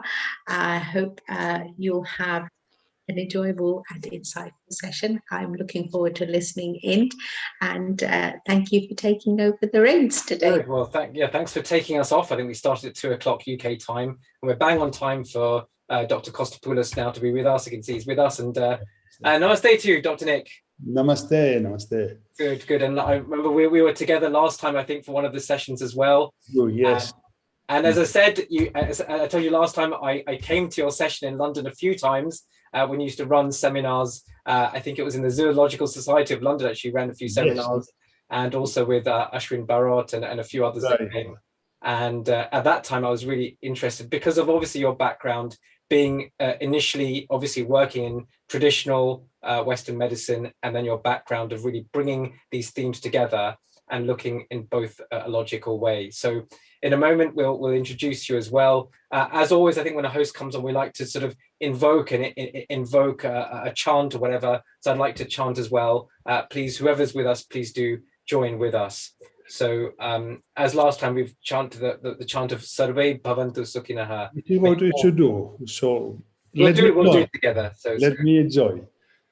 Om Sarve Bhavantu Sukhinaha. Sarve Santu Niramaya. Sarve Bhadrani Pashyantu. Ma kaschid dukha bhave. Om Shanti Shanti Shanti. And Dr. Shah, allow me to say one more mantra. Please do. Very traditional for illnesses. Om Triambakam Yajamahe Sugandhim Pustivardhanam Urvarukameva Bandhanam Mrityor Muksiyamamrita. Dedicated to everybody who suffers now, and I'm thinking specifically India that goes through a difficult time, and wishing that everybody gets health and everybody gets relief from this problem. So nice to see you again, and what a topic, Ayurveda and the immune system. Do you want to introduce or? Yes, I'd love to. I was going to say, go ahead. Good. Just to I don't like talking about myself, so you can go ahead. No, it's good. I know the feeling, but it was good, and it was nice to see two of us both on the medical path and chanting together. And these are, I'm sure also as we start our day, as each day I start my day before I see patients in clinic, these are the prayers that we chant. May even the atmosphere of the consulting room become pure. May my mind become pure. And whatever that interaction is required with the patient or that person, may that right interaction take place. May I surrender my ego, and whatever is the work of the divine, whichever we may call it, the divine energy or nature, may that healing process take place. So it was really nice that we were chanting together. It's nice. And I think we have like-minded professionals. But those who are watching, again, whoever's watching around the world on YouTube or Facebook, please do share with your friends now. Please get onto the WhatsApp or whatever. Just say, look, there's a session on Ayurveda. You may have heard of Ayurveda. Please log in. There are some lovely speakers. You can also rewind, look back at previous episodes, or just come on live. HealingOurEarth.com. So we have Dr. Nikolaos Kostopoulos with us. And just saying a few words about him, Dr. Nick, but qualified in Athens Medical University, Greece. He worked initially in the renal unit of the Naval Hospital in Athens and in the intensive care of the Hospital of Chest Diseases as well, and a respiratory unit in Manchester. Then Dr. Kostopoulos was introduced to this theme of Ayurveda by Vaidya Ashwin Bharot, and in collaboration with him, he practiced privately in Harley Street in London for many years, combining Ayurveda and modern medicine. He then established the Holistic Health Center in Athens in 1999. So in addition to running his medical practice, Dr. Kostopoulos is involved in ongoing research within the field of psychosomatic disease, so that, caused by mental or stress-related management through Ayurveda. He's a member of the Faculty of Homeopathy in England and the Hellenic Homeopathic Association in Greece as well, and participates in many international conferences. And said, I did enjoy listening to Dr. Nick many years ago, and you've so enjoyed. I think this must be your fourth time at least on Healing Our Earth. Yes. So, without further ado, I'm sure people are now waiting to hear and share your reflections. I think we've got a good 30-40 minutes together. Over to you. Thank you, Dr. Shah, for your kind words. And first of all, I should say respect to Vaidya Ashwin Bharot. Gurukulam is something I respect a lot. And in some way, we are all a sequence of our ancestors and our teachers. So I'll pay my respect to him for whatever he's teaching me. Ayurveda and immunity, I think, in some way, this pandemic has raised again the issue of immunity. Because I don't believe in history of medicine we have seen any other disease that can touch some people and leave them totally unharmed, and go to other people and really eliminate them and leave them with a lot of problems. And I think, having studied modern medicine, let me just give a very short background. What is immunity apart from a general sense? We have two types of immunity. Let me share a screen here in case this makes things brighter. Okay. So if one talks about immunity, one should say that really in Ayurveda and the immune system, we have a discrimination between self and non-self. If one says, what is immunity? It's a biological system in us that says, who is Dr. Shah or who is Dr. Kostopoulos, and who is a bacteria, who is a virus. This is the duty of the immune system. In some peculiar way, it has this buddhi or discrimination between me and whatever is not me biologically. And we have two types of immunity. One, we call it innate immunity. This is the immunity that we carry with us as a general first defense system against anything.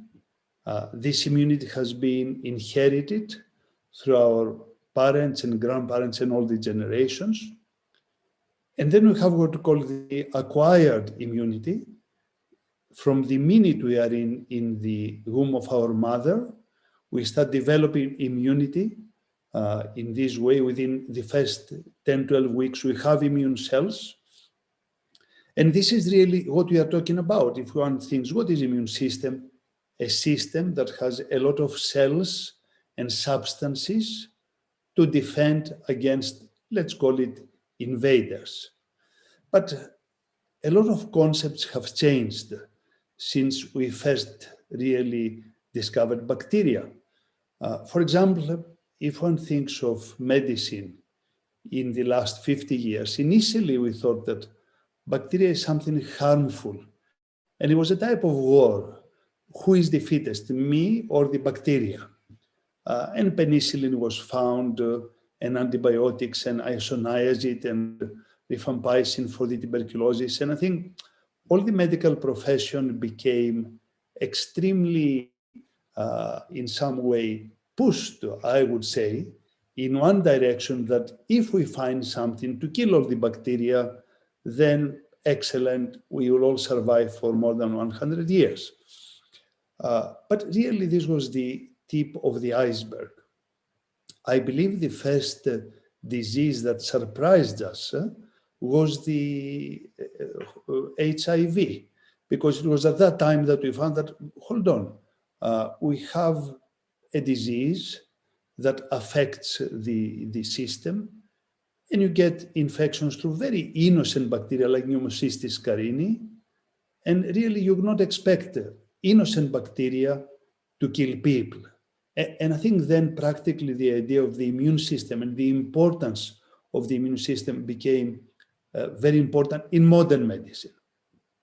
Now, if I go in Ayurveda, Ayurveda always believed in this individual genetic nature of a human being. And I can say that in some way, the immune system is like the fingertips we have. Like if one says what is the uniqueness of ourselves, I'll say one is psychology and the other is the immune system. That's why whenever there is a transplant, let's say if somebody needs a heart transplant, the first thing our system is doing is trying to reject the transplant, not realizing that it says it's not mine, so I have to reject it. So there is a very unique, let's say, identification in my biology, in everybody's biology, who are my cells and who are not my cells. And I'll just draw a little modern medicine for a few minutes. This has been published in International Journal of Environmental Research and Public Health in 2021. And it touches nearly everything: exercise, immune system, nutrition, respiratory medicine, what we've been saying about the breathing and oxygen, cardiovascular diseases during COVID-19. It is a complex combination. And it is a complex combination for the modern medicine. Because if you look in the Ayurvedic concept of how we see health and disease, I'll refer a little in Sanskrit for 2 minutes. When you say samadosha, samagnischa, samadatu, malakriyaha, they are talking about balance. And then it says prasana mendriyamana svasta iti abhidiyate. So really, in Ayurveda, the definition of health says that yes, my activity, my nutrition, the way I breathe, the way my heart behaves, and the way I think, they all participate in the immune system. And really there are some, I would say, fashionable ideas in modern people that if I take a lot of exercise, then I have a strong immune system in this way. But it's not exactly like this. Really, if one takes a lot of exercise, intense physical activity, this creates a dysregulation of the immune system. And you have increased chance of getting an infection. So here it comes again, the Ayurvedic concept that we are all unique. So what is the right exercise for me or for someone else? In the sense of my genetics and in the sense of the environment I live. Or we go to nutrition. Yes, nutrition should be proper, but what is the right nutrition for everyone? And this is where there is a lot of conflict in modern medicine. Somebody says have macrobiotic diet, somebody says don't combine proteins and carbohydrates, and there is a lot of, let's say, theories in what is the proper nutrition. And I'm touching these points because what I want to do is to integrate all these modern concepts in how Ayurveda sees the individual and how Ayurveda sees the immune system. So in this sense, in Ayurveda we say that yes, each body has different dynamics, has different energies, different things happen. There is the Vata energy, that is a kinetic energy, and think about it like for the immune system to work properly, a white blood cell has to move to travel to the area that has been infected. So kinetic energy is this Vata, movement of the cells towards a virus or a bacteria. Then it has to interact in the right way with the bacteria. This is the Pitta. It has to really chemically interact and eliminate the bacteria. And then the immune system has to come to a balance. What is the kapha, homeostatic? And I think we have seen this so much in this COVID pandemic, because we have patients that the immune system is not strong enough for the white blood cells to go to the initial site of infection in the nasal mucosa, in the upper respiratory tract. There is not enough vata of the immune system. Or if it goes there, it does not eliminate the viruses. And at the end, we have seen exactly the last example, that you have an immune system that kills the viruses, but then becomes overreactive. So you can say kapha is not working properly. The immune system does not rest after it has done its job. And you have what we call the cytokine storm, or all these type of situations that the immune system kills the patient, not the virus. And you might know, but there is another complication. It came very recently. We call it mucormycosis. It's a peculiar fungus that develops, a peculiar thing called the black fungus, that we see in a lot of COVID patients. It was even referred in BBC News today, that creates a lot of complication. And this is the side effect of giving a lot of steroids to patients who are treated for the COVID-19 problem. So in some way, the attention of the public and of the doctors has been shifted to vaccinations and to medications. Whereas Ayurveda says that, yes, of course, we can use herbs for the immunity, but not herbs that necessarily kill the virus. These are herbs that strengthen the immune system.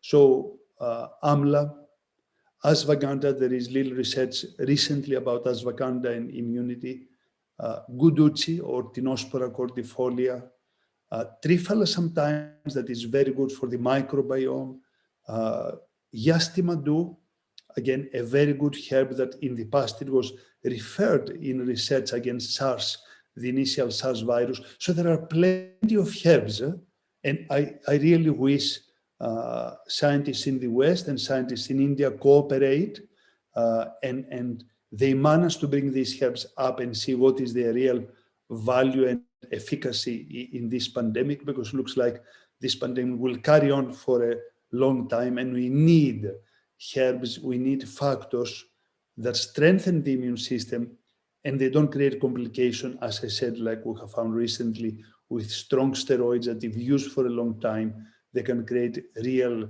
complications, this black fungus in the patients. So Ayurveda deals in a, let's say, more natural way. And when I say natural, natural does not mean simplistic. Natural does not mean naive. Natural means that as the whole body works, I will say, in loops, there is a constant communication in the body. Modern medicine sometimes interrupts these loops, whereas Ayurveda integrates the herbs into a loop, in a feedback loop into the system, and in some way it harmonizes the system, it strengthens the immune system without interrupting basic functions of our body. And if you ask me, Dr. Sa, what had impressed me in the beginning when I was doing asthma research and I asked Vaidya Bar to teach me Ayurveda, was this feeling that Ayurveda was in some way quite forward in its principles regarding medicine. And we all know now that we're talking about individualized medicine. Who said it first? Ayurveda said it first. We're talking about pharmacogenomics. We know that in Ayurveda we say we need different herbs for different patients. We are talking about the Pakvasaya, the main residence of the Vata below the navel. And nowadays we say, yes, microbiome and the large bowel is one of the biggest endocrine systems. We are talking about gut-brain connection. And if we're going to say gut-brain, 30 years ago, everybody thought that they are mildly schizophrenic. And Ayurveda had declared all these, in some way, principles. And simply, I'll touch one point that I find in some way amazing. I think what happens with Ayurveda, it talks in a very simple language. You know, if somebody hears Akasha, Vayu, Agni, Jal, Prithvi, or space, air, fire, water, earth, you believe that you are transported 3,000 years ago in a fairy tale. So sometimes the words, because they are simpler, they mislead the physicians to believe that they're not scientific enough. But if one, let's say, let's take the Sanskrit down and let's call Akasha 1, Vayu 2, Pitta 3, Jal 4, and Prithvi 5, like 5 unique, call it quantum physics molecules, as we find now, we'll find is unbelievably scientific in a very dynamic way. This is what Ayurveda does. And what I would like to do is to really show another aspect. You know, we say in the definition of health, prasanad mendriya manah, that if there is peace between the senses and the mind and the self, then really you are healthy. And you find in Brain Behavior 2021 molecular links between endocrine, nervous, and immune system during chronic stress. So modern medicine rediscovering Ayurveda in this way. And what I want is, I would like to show a little film, because I'll show you this and I'll then blend it with the Ayurvedic. Have a look at this film. There is a type of narration, but let's, whatever they say, let's keep it a little open.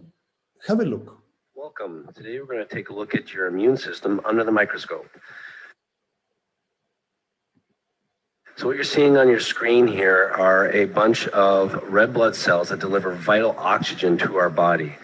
The moving cell there is a lymphocyte. That's your immune system. That's what it looks like under the microscope. So its job is to go in between all of these cells in your lymph system and start cleaning up, if you will. What you don't see is that it's swimming in water. That's why we need to drink water when we get sick. What you just saw there is a lymphocyte that's changing direction. That's showing intelligence. It's got a signal called chemotaxis to go clean up a mess. And that's what it is right there, cellular debris. So what you're seeing there is that lymphocyte starting to break down and clean up all that cellular debris. Just like a car that uses gas and there's exhaust, all of our cells use fuel, and then there's byproducts of metabolism. This little stick figure, that is streptococcus. That's your immune system taking care of bacteria. Look how it goes and protects you by enveloping itself around the bacteria. Now this is a picture of natural cell death. This is apoptosis. This is a cell. Just watch the edges of the cells there. It's about to die. And what a lot of people don't know is that our cells are replaced every so often. Red blood cells every 149 days. Other cells may take years, but our cells are replaced with whatever we've been eating at the time. And so it's important to know that these lymphocytes have to go in and clean up all of these cells. And we have trillions of cells. I joke around with my kids and I say, you know, I want you guys to clean your room as well as your lymphocytes clean theirs. And this is what we see. Trillions of cells being cleaned up. And this is why it's so important to eat a healthy diet with real whole foods, because our cells need those big building blocks, not fake foods that are going to break down and add more work to your lymphocytes.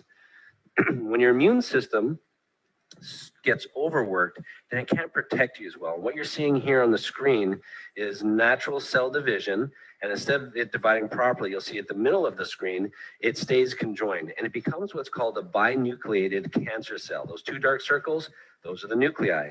The lymphocytes that are circled there, those are inside the cancer cell, and that arrow points to the cell membrane, and the lymphocyte on the outside is trying to get in. Watch how it pokes multiple times. Can you see 7 times it pokes to try and get in. If your immune system is weak, it can't get in. If it's strong, it can get in and start to help to defend against the cancer. And so this is why it's so important to really help keep your immune system strong. What wrecks your immune system? Stress. You can see here that it's gotten inside, and now it's high-fiving the other lymphocytes. We pull the camera back, and we can see that we've now got tissue that's cancerous. Not the size of a tumor yet. This is still under a microscope, but it's tissue. And all those moving things are the lymphocytes. And what you just saw there is implosion from the inside out. This is natural killer cells of your immune system killing cancer, so we put an instant replay on there. This is cancer dying. We now know that to help put our chances of not getting cancer up to the highest, we need to keep our immune system strong. And like I said, what impacts the immune system? Stress, mental, chemical, and physical stress. When you get sick, what do they tell you to do?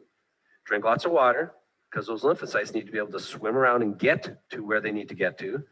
Get lots of rest.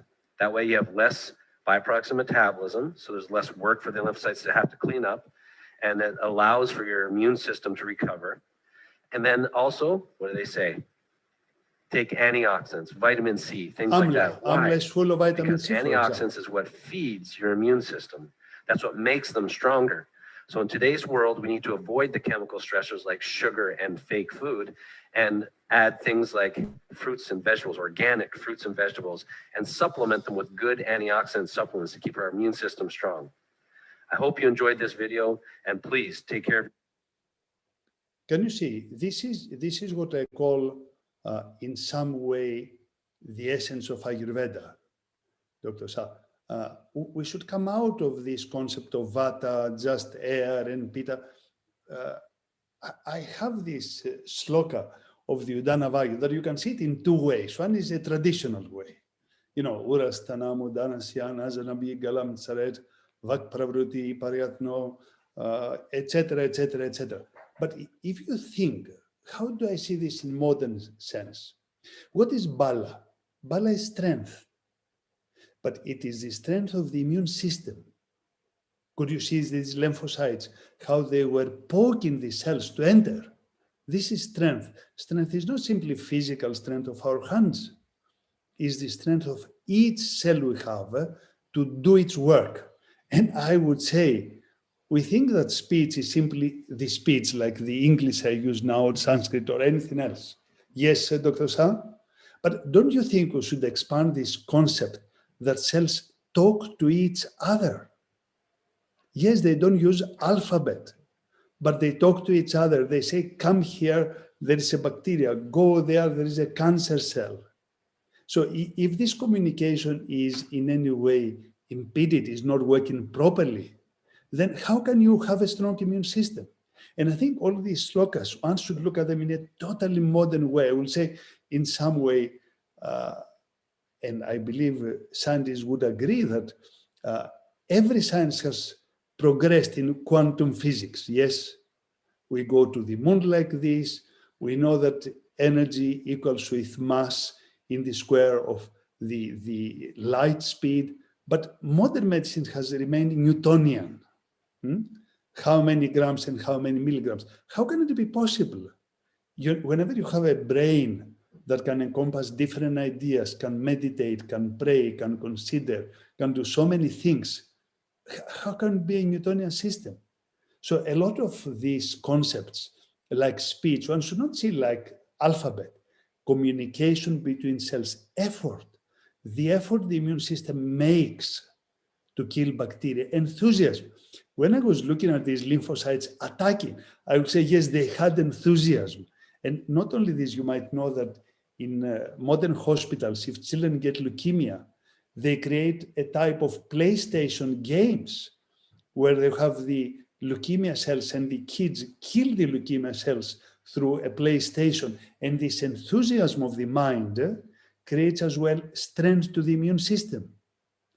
The color is not just the color like you put makeup, but if you have good oxygenation, if the hemoglobin has oxygen, then you have really possibilities of the hemoglobin transporting oxygen, having oxidative reactions to kill bacteria. So when we say Udana Vayu and say it is in the chest, Urastana Mudanasya, if the chest is not working properly to breathe properly, how can you have a strong immune system?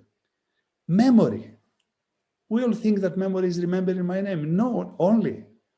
You all know that you all get vaccinated nowadays. Why? To create a memory in your immune system, to remember the virus so it can attack it earlier. So I think, Dr. Sam, I should take Ayurveda, not simply from the concept of which herb, but in a very deep way, to say, okay, how can these principles help my patients? And I'll give you an example. In the Holistic Health Center we have in Greece, I have to look at patients as a totality. not simply the white blood cells or all the red blood cells. Do they have pain? Do they have migraine? Well, I will use acne karma or thermal microcautery to relieve the pain, because this pain creates stress, and this stress weakens the immune system. Are they obese? Is it possible the mucus in their lungs is so thick that all the bacteria get stuck there, they cannot be cleansed properly? Well, I have to put them in a fasting diet with appropriate herbs to help the immune system. You can give them Vasaka or Tulsi or Yastimadu or Trikatu or Chatuskatu, to help the immune system react. But if they are Vata and they have a tendency to be lean, thin, then I cannot put them on a macrobiotic diet and say just eat only lettuce. I have to give them nutritious, warm food, ginger, turmeric, this type of foods that really help the digestive system to be strong. So then they have the energy to fight against the infections. Plus, you have to always in Ayurveda go in a very individualized way. Why is somebody getting an infection? You should think that, are they getting a lung infection because their chest is not working properly, because they do a lot of computer, because they don't take exercise? Well, make them do more pranayama. But, in my practice, if I do even Kapalabhati or Nadi Shodhanam, I have to check the oxygen, the carbon dioxide, because sometimes people do pranayama in such a haphazard way that creates more problem than helps. So I have to join the chest medicine, my yoga studies, plus to observe the patient to see how he's reacting when he does something at all levels, biochemical and psychological level. And then you can give them herbs according to their ability for the immune system. So Ayurveda is, I think, of paramount importance to help the immune system from every aspect, defining the nutrition we need for the immune system according to the constitution. And if somebody is out of his constitution in a vikruti state, what we call in an imbalanced state, then what food do they need to come back to their balance? Then you have to think of what we call ahara, vihara, ausadam, their behavior pattern, both in their mind. What do they think? You know that brain is consuming nearly 20% of our energy. If I sit down in a room on my own and have thoughts that have rajas and tamas, me, or only me, for sure I will feel unhappy. I will burn the energy. We say in modern medicine, when I eat, two systems become more selfish, Dr. Shah. And what are these two systems? One is the brain, we call it the brain pool, and then the immune system pool. And it makes sense because 3 million years ago, the brain had to take the biggest portion of energy because I had to go out of my cave and decide to fight against mammoths or lions or not. The brain allowed humanity to survive. I mean, don't look now that we don't really have to use our brain too much. Food is in the supermarket. We just need to know where to park, nothing else. In the past, it's like to find food, you have to walk for 20 kilometers every day. So in some way, we have changed. If the brain burns a lot of energy, there is not enough energy for the immune system. And again, there you see the integration of Ayurveda and the importance of the physician who does Ayurveda to practice real deep Ayurveda, not superficial. What is the point? I mean, Hitler was vegetarian. Doesn't mean because he was eating vegetarian food, he was kind and noble. Not at all. So it's not just what I eat, it's what I eat, what I think, how I behave, and what herbs to give. And I think Ayurveda has the vast knowledge to put everything together. But again, I can say you need a physician who is willing to penetrate all this problem in the right way. And when they do this, then the patient can have a real benefit from Ayurveda. I will finish my talk. Here are all the websites we have. I told you about pain because pain is becoming a chronic stress problem. We have a clinic in India, Global Acne Karma Center. We do this in our clinic in Greece.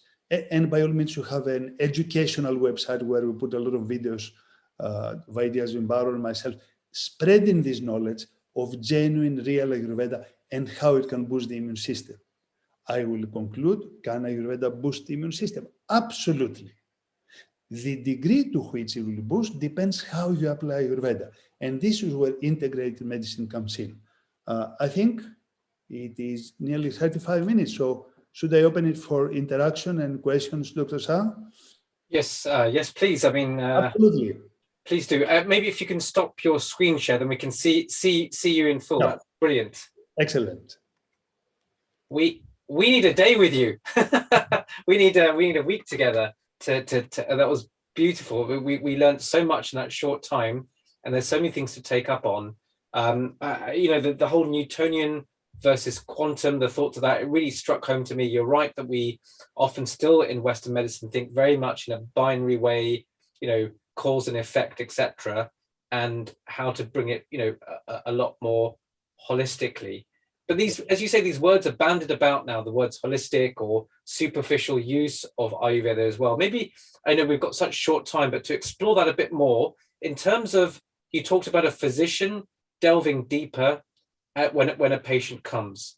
What I've noticed is that when I've been to many seminars, I've been to physicians who can talk very well and give very good lectures, but actually when they practice the medicine, you know, it's okay, it doesn't make so.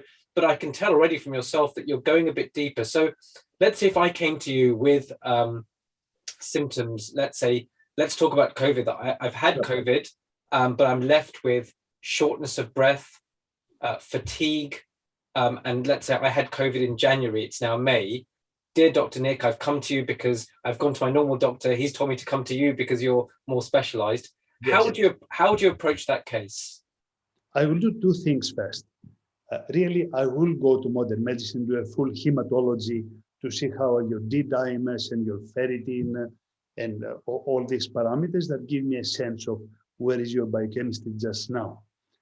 One, then I will say, look, what is his constitution? He is more what we call Pitta constitution with tendency for Vata. So I would think, what made him fall ill apart from being in the circumstances that we came in touch with COVID? Just to interrupt, how would you work that out? I'd agree that the biochemistry we would do their bloods. It would give us an idea, you know, is something still, have they become anemic, or you know, is something lacking? You mentioned I'm thinking of also our viewers here today, how you'd work out someone's constitution in a very short way. In a very simple way. In Ayurveda, we describe, I'll make it very fast, and because it will be very fast, it will not be totally complete. Let's call it somebody who has more kinetic energy or Vata constitution is thin, lean, fast-moving physically. His functions are slightly erratic. He might be hungry, then not hungry, have bowel movements, not have bowel movements. There is no rhythm in the system. His brain will be working in an explosive way, enthusiastic, then not enthusiastic, changing. This is the Vata. Pitta, you can say, like the sun. The sun is always on time when it rises and sets. All the rhythms are absolutely on. You are hungry at 1 o'clock. You want everything to be very precise. Your body has a medium build, not too strong, not too weak compared to the kinetic energy burns. So you remain thin because you burn a lot of energy. But then you have strong gastric juices, and your mind will be extremely penetrative.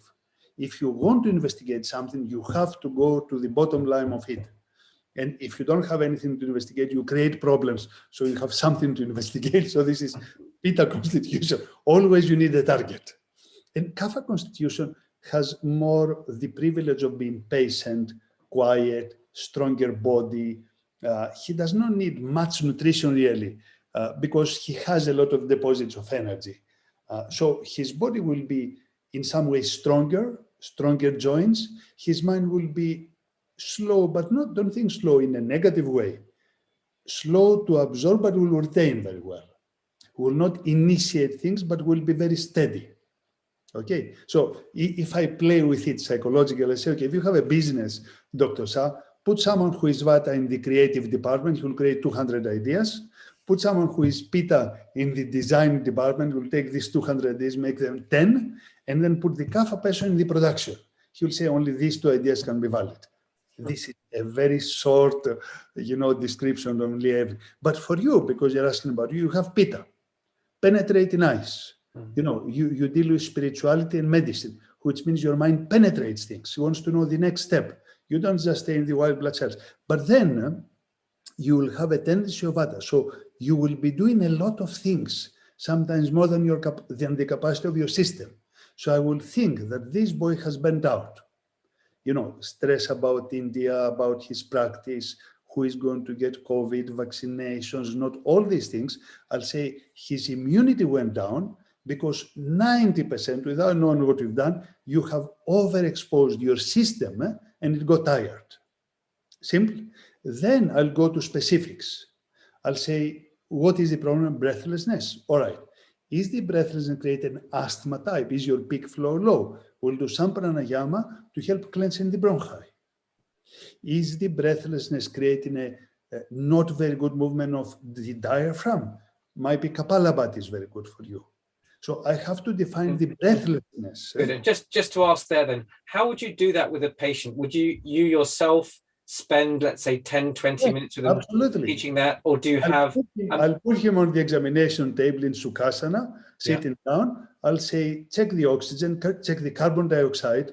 I have a machine that I use from the intensive care unit I was working in the past in the main chest hospital to make sure they don't, send away too much carbon dioxide and they hyperventilate. And I say, let's do now Kapalabhati. I'll check my chronometer, do 60 rounds, check again the parameters, see how the patient feels, check the blood pressure. Look, this many times do Kapalabhati in this rhythm. Do this twice daily, do it like this.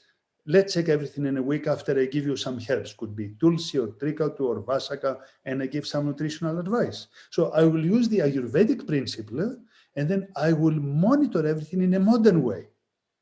Can you see? Because I believe modern medicine is very good diagnostically. There is no point in saying, okay, you are better. Yes. How's your oxygen saturation? How's your CT scan? If there is a CT scan changes, has anything changed? So this will be the way I deal. And then I will follow you up. I'll say, do this. Depends on how acute is the state, how often you need to see me. If it is acute, I might say, come back in 3 days. Some patients say, I have patients from abroad, stay in the practice. around the practice, and I see them every day. Depends on the seriousness of the case. And this is how I would follow up things. So don't burn out, Dr. Sam. Yes. Come to Greece, I'm telling you from far away. Yes, you can tell from my face. I think you're right. I'm certainly Pitta with a bit of Vata as well, and certainly feeling burnt out. So even remotely, you've made that diagnosis. It is hard. I think actually we can do an online consultation live on air. Yes. And you shared you showed that lovely video. Maybe we can just reflect. I know we're almost out of time, but just that video you showed as well of the immune system. What were your reflections on that video and how you? I think we underestimate our body. I think because we don't see below our skin, we don't understand how many millions of cells are working for us. When we say Sarve Bhavantu Sukhina, we only think in sense of human community. I mean, the cells sacrifice themselves to keep the whole system alive. So to my mind, in the same way, we should take example of how our body is working and do the same for community. Because nowadays, in some way, I say we were taught the Sarve Bhavantu Sukhina in a negative way. Whatever happened in China happened everywhere. And I'm not blaming Chinese, but I'm saying things spread around the world, number one. Number two, if the whole population there does not get well, everybody will suffer.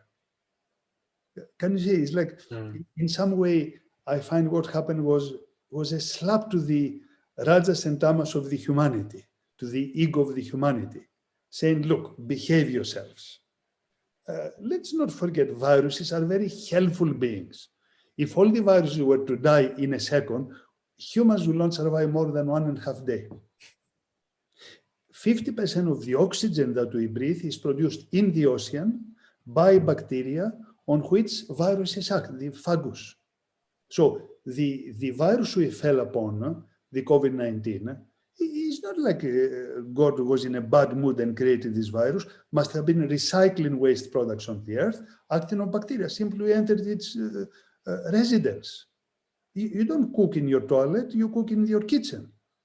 Now, Earth does not have, here is the WC and here is the living room, but all these forests we are invading, Of course, they are useful because we don't know what an animal does. Doesn't mean it's not useful. So humans should respect the totality of the earth, consume little less, and allow, our mind to be in sattva, that, okay, I don't need many things. Remember, our ancestors simply fought for survival, to find food. Do we fight for food? No, for emotional satisfaction. And because emotionally you never get satisfied, you buy every new thing that comes. And of course, this new thing has come out of the earth. To me, it's very simple. Sattva means you take care of your system and of the totality. There's nothing else. And I think the physician should guide the patients in this way, not simply give them herbs or techniques. Fantastic. That was a really whistle-stop tour, but we reflected on the immune system and the concepts, and actually bringing these Ayurvedic concepts into modern parlance. As you say, sometimes you just say Vayu or Agni, etc., Vata, Pitta. As you say, it may seem quite archaic, but actually bringing it on. And so we need communicators like you. It'd be helpful. I know we've got now 60 seconds left, but if you could just share your screen again, just those websites, I think it'd be helpful. Just you can, because I did see those different ones. Happily, of course. Yes, this is, I thought that one duty we have as a physician is to educate this community. So in the holistic AYM, in the past we were doing meetings, physical, we will meet physically and do workshops with Vaidyas and Baron. Now we do them online. And whenever you do, you are all welcome, whoever wants to keep an eye on the websites. The Global Agni Karma Center is an amazing center in India, has inspired me. We have seen more than 40,000 patients with chronic pain and migraines in an amazing way. Doing this, they call it Agni Karma, we call it thermal microcautery. We have published work in modern medicine, in modern medical magazines for migraine, unbelievable results. Remember, every patient goes to physicians first for pain. Yes. We have so many side effects from pain medications, and the Holistic Health Center is the temple where I'm working, carrying on the legacy of Ideas and Barot and his blessings to try to help people who come and ask for help in this way. So you're all welcome to visit the websites and have a feel of how we're working in this way. Fantastic. Thank you. Thank you so much. We'll definitely be asking you to come back and share your reflections. And there's something about the Greek doctor, I tell you. So when I studied at University College, our top 5 were always my Greek colleagues were the top 5 in the year. So there's something very intelligent about Greek doctors. But that's let's say we have plenty of sunshine, which helps the Satchaka Pitta. Yeah. And we have, philosophical genetics, Socrates and Plato and Hippocrates. And I think India and Greece are so close together. Really, whenever I go to India, Dr. Shah, I feel at home. Yes. It's like we might speak a little different language, but it's like family, friendship, religion in a real way, not in a fanatic way. I feel I'm at home. Mm. Indian people are my best friends. So I wish you all well. Thank you for inviting me. Thank you for your time. And my contribution was helpful to open up some areas in medicine. And good luck to you, Dr. Shah. Thank you. Yeah, and any final tip? I do feel a little bit burnt out. I've been sort of working without really a rest for quite a few months. What would you say for because there are many professionals in my own practice who are feeling very exhausted, and what can you? I know each one of us are individual, but what would you say? For you, I will say something simple. Eat regularly, quietly, not looking at your mobile phone or looking at emails, regular times. I would say, if I was there, I will teach you a little Nadi Sodhanam, the alternate nostril breathing, that can be very good to balance right and left brain and the hypothalamus and the hypophysis. And for you, I would do a little Savasana, but meaningful, not in I would say twice in a day, 10 minutes, 15, do Savasana. Let the system rest. And for you, I would say fresh air, nature, just to go out and look, because your mind is such that you'll analyze. You want to help people. So anything you see, you say, how can I analyze more? How can I analyze more? If you're in nature, when you see a tree, do you ever think this tree should have more leaves? No. Or this mind should be more on the right or the left? No. So you connect to the right part of the brain, you relax automatically. And remember, to be productive in a long term, we need enough inner relaxation. Otherwise, we don't last. This is what nature teaches us. Winter, summer, spring, fall, day, night, inhale, exhale. So we have lost this rhythm. So it's very important for you to remain balanced because you are helping so many people and you have all these good intentions. But we want you to be well, okay? When we say survey Bamatu Sukinach, we are included in the survey. We are not excluded. Sometimes we think survey everybody else, including this system. Yeah. My good friends, I Thank wish you so all of much. you, whoever listens, be happy and healthy and safe. Namaste, namaste. Namaste. Take Thank care. you for your time. Thank you Namaste, so much. namaste, namaste. So to all those watching, you can tell I thoroughly enjoyed that and what was going on. I know we've got Dr. Berna with us as well. So a real big thanks to Dr. Nikolaos Kostopoulos there, and do share that. I brought up those websites again because I thought it'd be really interesting to go back, but we really learnt from this concept of Ayurveda, this Vata, Pitta, Kapha, to bring it into a more modern context. And what I was also probing, Dr. Kostopoulos, was that you can have, various seminars, people speak very eloquently, but actually how they manage with a patient. And that's why I was sort of always probing, and we could see how you would manage and take that forward. Namaste. Thank you for your time. Namaste. Take care. All of you be well. Good. Namaste. Well, namaste. We've got to catch up our time. I know probably the director's thinking, God, the host has taken extra time. We're running a bit late. Aparna, thank you for being patient with us, and a welcome to you.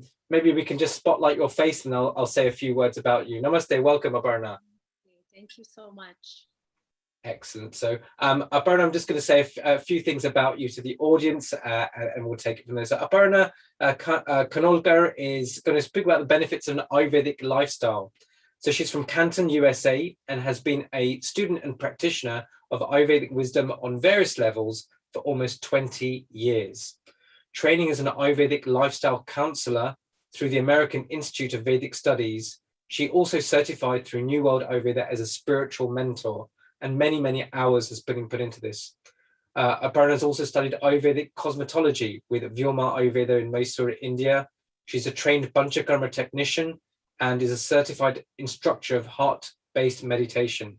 She's a mother of 2 beautiful children and an Ayurvedic postpartum doula and author. So Aparna will be telling us a bit about Ayurvedic lifestyle and how we incorporate this into our modern life. She has, I think this must be your own website, pureishwari.com, and you can tell us a bit more about that in a moment. Aparna, I was really interested to read your bio later. Do now share with us. We've got the next half an hour plus together.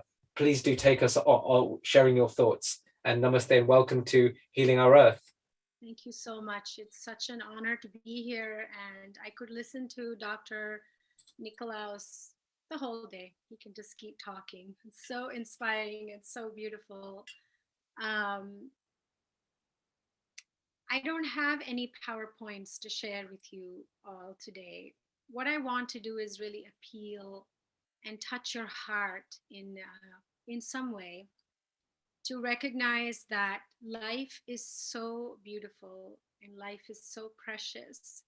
And if we give ourselves the time to align ourselves with these nature's rhythms that Dr. Nikolaos was talking about just a few moments ago, then we can have this rich experience of joy and happiness and well-being that we all want.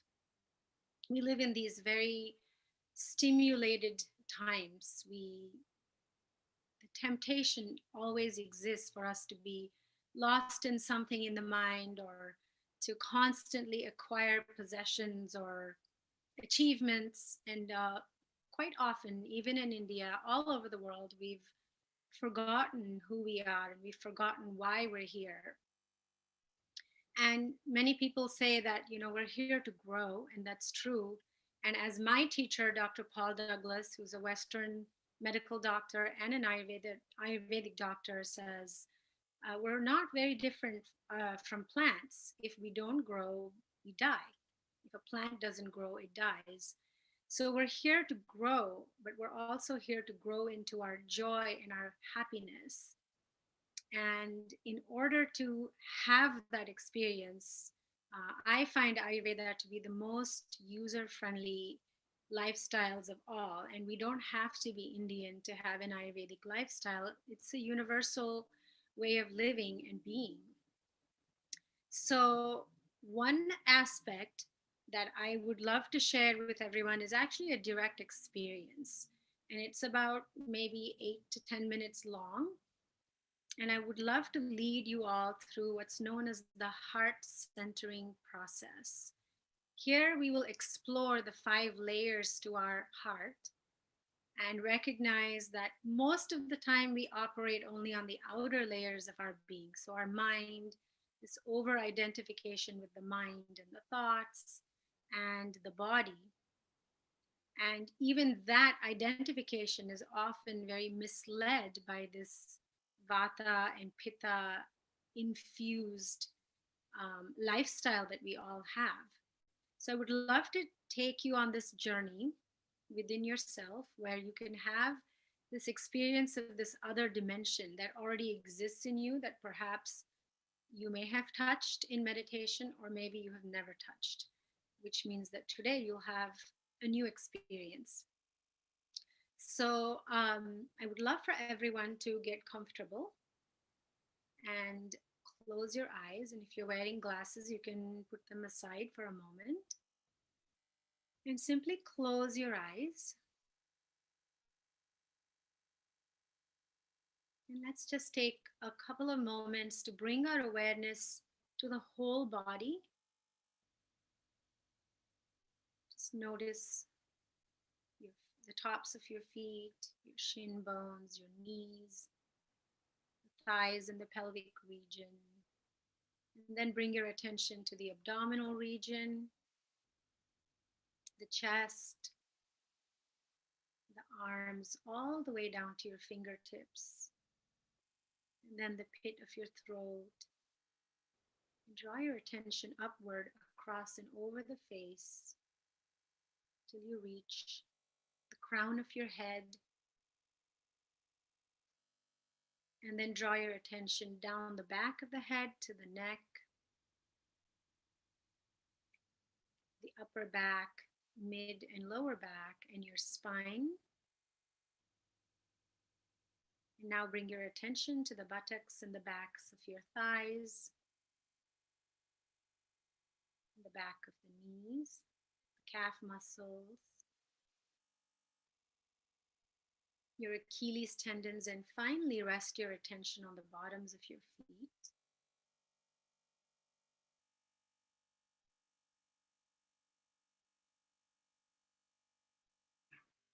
And now bring your attention to your breath without needing to change it.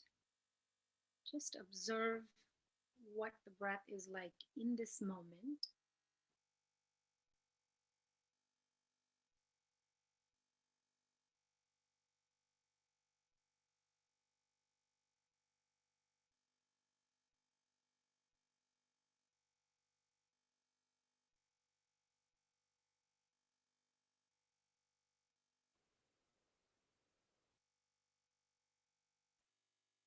And now bring your attention to the front of the heart, the physical heart space. Notice how the muscles around the heart feel.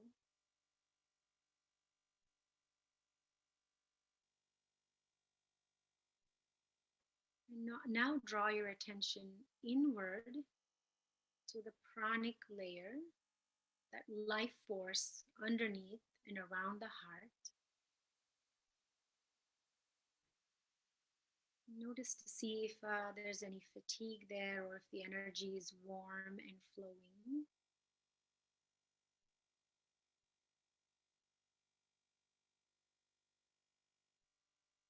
And now drawing your attention even further inward, begin to sense whatever emotions exist there. So we're not looking for love and other such noble feelings and emotions. We're just observing what is there. So if there's fear, anger, resentment, whatever there is, if there's love, that's great. So just be with that and observe it. Observe its texture. Are there any images or colors associated with these emotions?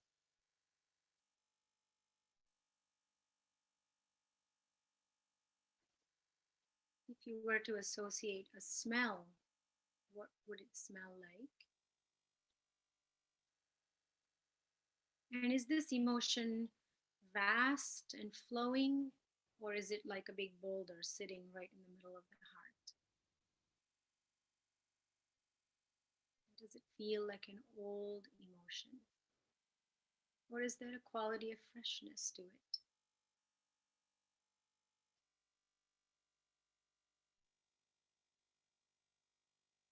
Also observe to see if it shifts as you pay such careful attention to it.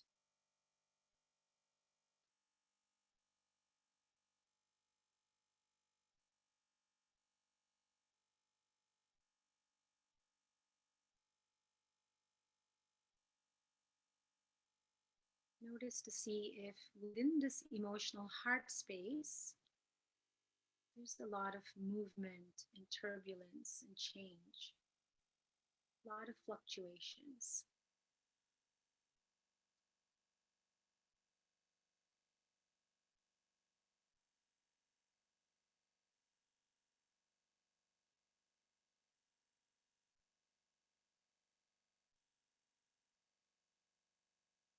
And now I would like you to bring your attention to the back of the heart and observe that space, that physical area in between the shoulder blades.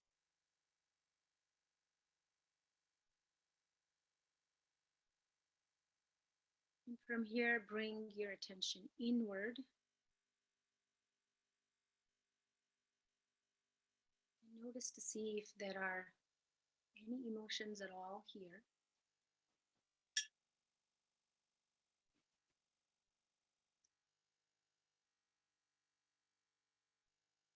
Often people experience this feeling of spaciousness and vastness here.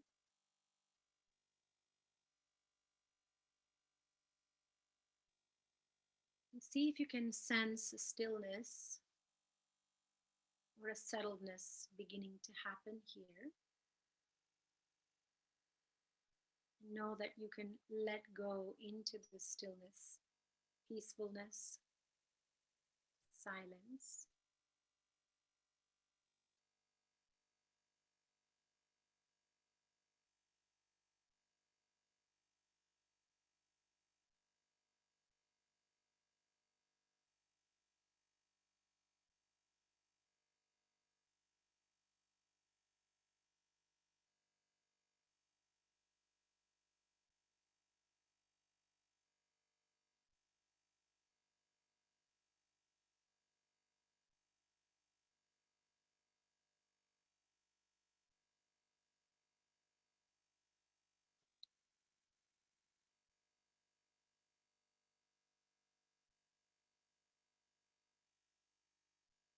And from here, if you can allow yourself to go further inward till you can sense maybe just a bit of warmth, maybe just a bit of love.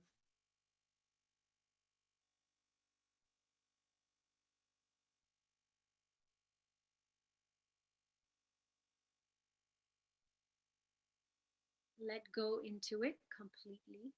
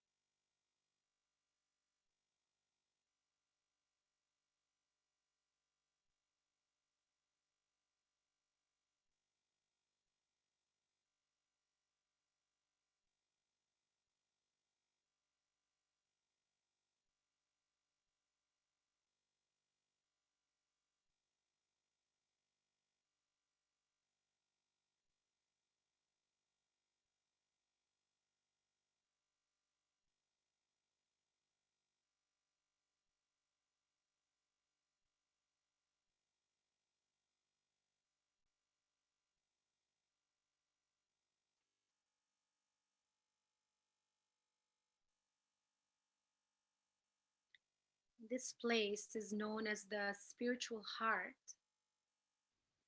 where the true being exists, beyond thought, beyond body.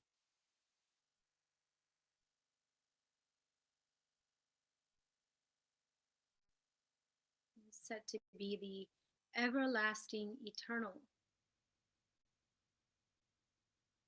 in you exists. If you can notice that there's a very different quality here in the spiritual heart compared to the emotional heart.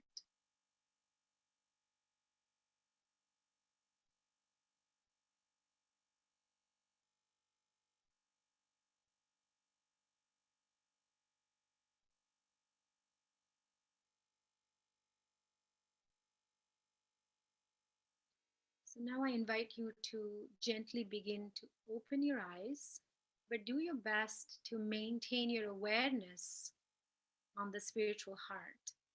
As you begin to open your eyes, notice how you feel.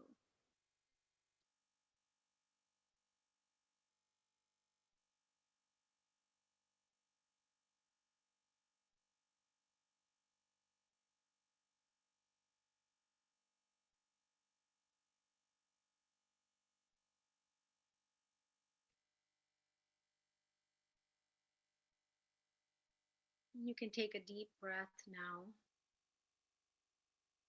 and exhale.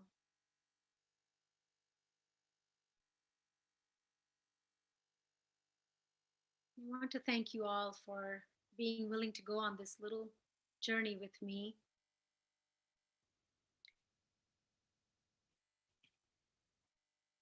I would like us to know that life can be so dynamic and exuberant when it comes from this place of the spiritual heart. And we're very used to primarily identifying with our minds, which can do all sorts of things and make us imbalanced. And from there, we make more choices that are imbalanced, and we just continue to live a life of one imbalance upon another. When we realize that in this peacefulness, in this beautiful warmth of the spiritual heart, is our most conscious place. And that's where we can connect to all of consciousness that it exists everywhere. Life is run on consciousness. And if we can remain connected to it, it's very easy to have a beautiful Ayurvedic lifestyle. Yes, we're here to pursue our material dreams and our success and all these worldly things. Sure, it can be very enjoyable. But if it does not come from this deeper place, then we tend to have all kinds of problems with the body, all kinds of problems with the mind. And then we create a lot of suffering for ourselves. So, in one sense, you can say that an Ayurvedic lifestyle is beautiful to alleviate human suffering. But if we understand where human suffering comes from leading this very imbalanced life where we eat whatever, we eat fast, we eat whenever, we don't move the body, we don't practice any kind of asana or pranayama, we stay up late, we begin to dishonor this beautiful system that is meant to be in alignment with the beautiful rhythms of nature. And just making simple changes will make the biggest difference in our everyday lifestyle. And as we know, what we do every day is going to contribute to more harm or more well-being. So Ayurveda is full of knowledge, support for us to live this very aligned life. So the three things that we can focus on is our sleep, our digestion, and our elimination. So most of the world is sleep deprived now because we all have our cell phones, we have YouTube, we have social media, and we feel that we need to be so engaged on all those levels. So we're not, almost all of us are underslept for all kinds of reasons. All of us would could do better with our digestion, meaning based on what we eat. We can create imbalances in our digestive system. Our digestive fire can weaken or dampen or even go out, which we can have so many health issues from that. And then elimination, which is directly impacted by what we eat and how we eat. An Ayurvedic lifestyle may seem somewhat boring to people or regimented, but if you want the benefits of long-term health and that inner joy, that inner sense of well-being, then Ayurveda offers very simple techniques. They're not even techniques, they're just most natural, such as waking up with the sun. When the sun is up, we wake up. We don't linger in bed till 10, 11, and beyond. And in the morning, we can practice Surya Namaskar or some version of Surya Namaskar based on your body's ability, exactly where it is today. Taking some sunlight through sun gazing, sunbathing, brushing our teeth and scraping our tongue with the tongue scraper, swishing our mouth with some oil, sesame oil preferably, even oiling our ears to keep that vata out, just a couple of drops in the nostrils, the nasya treatment, to support the prana, to support the mind, to support everything here, the sense organs. And then to massage our bodies with some oil, warm oil, with the skin, which the skin just drinks up. And if it's herbal oil, that's even better. And the body can be nourished, the tissues can be nourished through the herbs in the oil. And then we take a shower, bath, and eat a light breakfast, preferably fresh seasonal fruit. And then do our dharmic duties, parenting, working, creating, nourishing the world with who we are and what we do, whatever that might be for each of us. And then it is recommended that we have lunch when the sun is highest in the sky, because that's when our digestive fire is active and strong and ready to digest and assimilate all the nourishment in our food. So eating food that comes closest from nature, minimally processed, cooked fresh with love and patience. And how many of us are eating something frozen or old, 3 days old, 4 days old? Aparna, sorry just to interrupt. I'm really enjoying this. Just had a bit of feedback, just saying if you could turn your volume up a bit. I did, yeah. I did it a while ago, yeah. Okay, perfect. That's great. I can hear you fine, but I think some of them are maybe not being able to hear you as well. But no, thoroughly enjoying already. Already the meditation as well, which was profound, and already your concept of an Ayurvedic lifestyle with sleep, digestion, and elimination, and all those tips you've already given. But sorry to interrupt you, but I know you're just talking about eating your main meal certainly when the sun is at its highest at noon. I think that's where you were, where you were. But no, I was just getting some feedback from some of the other viewers, just saying they couldn't hear as much. And you've got so much really useful things to say. I want them all to hear it. Yes, indeed. Yeah, I turned up the volume when I saw it in the chat. So yeah, so lunch being our biggest meal, because when our digestive fire is strongest, that's when we're able to digest very well. So for those of us who are meat eaters, that's a good time to eat your meat. And for those of us who are non-meat eaters, just have your biggest meal of the day at lunch.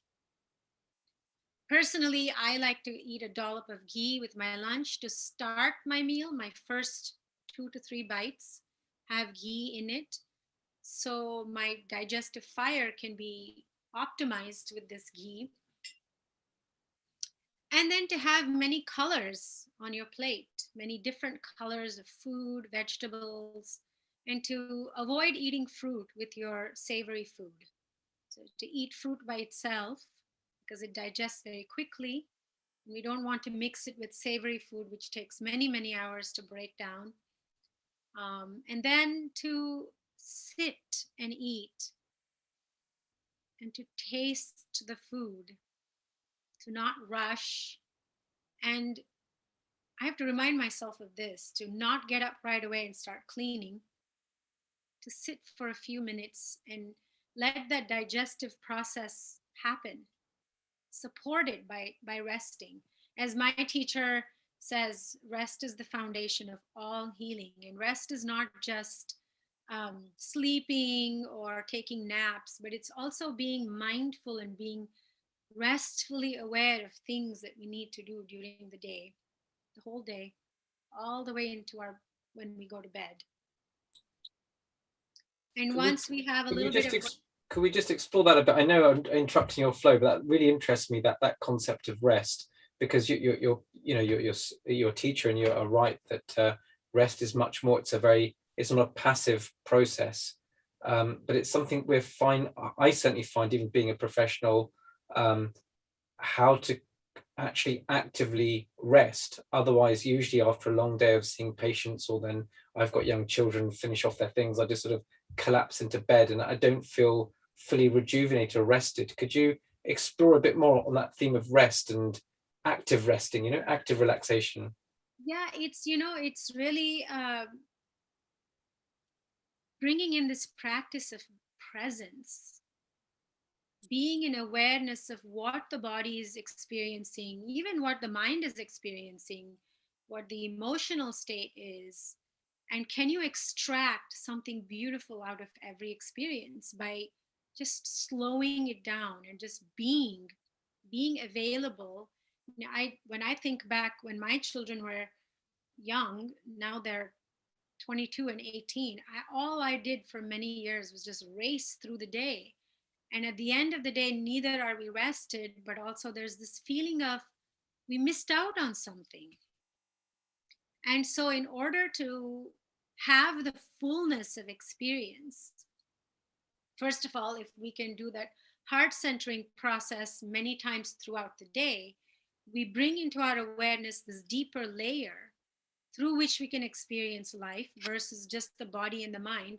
I have to eat, I have to get to work, I have to send the kids to camp, and then I have to pick them up, which is the focus of a majority of at least the younger people, the ones with young children, or people who are very career oriented.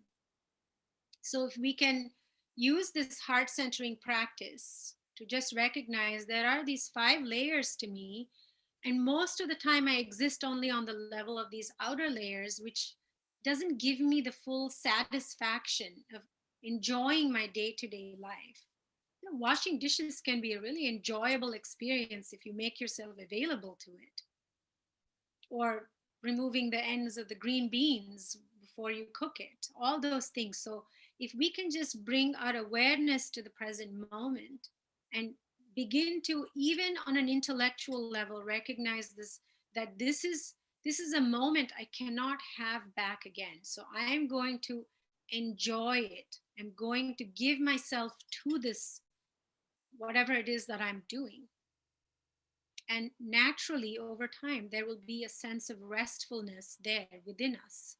And then, if you can practice the heart centering, which, by the way, can be a 1 minute exercise or direct experience, as I'd like to call it, you don't even have to go through the front. You just go in from the back of the heart and notice that sometimes the mind will be very active because we've been active for 4 hours. So it may take a minute for the mind to settle.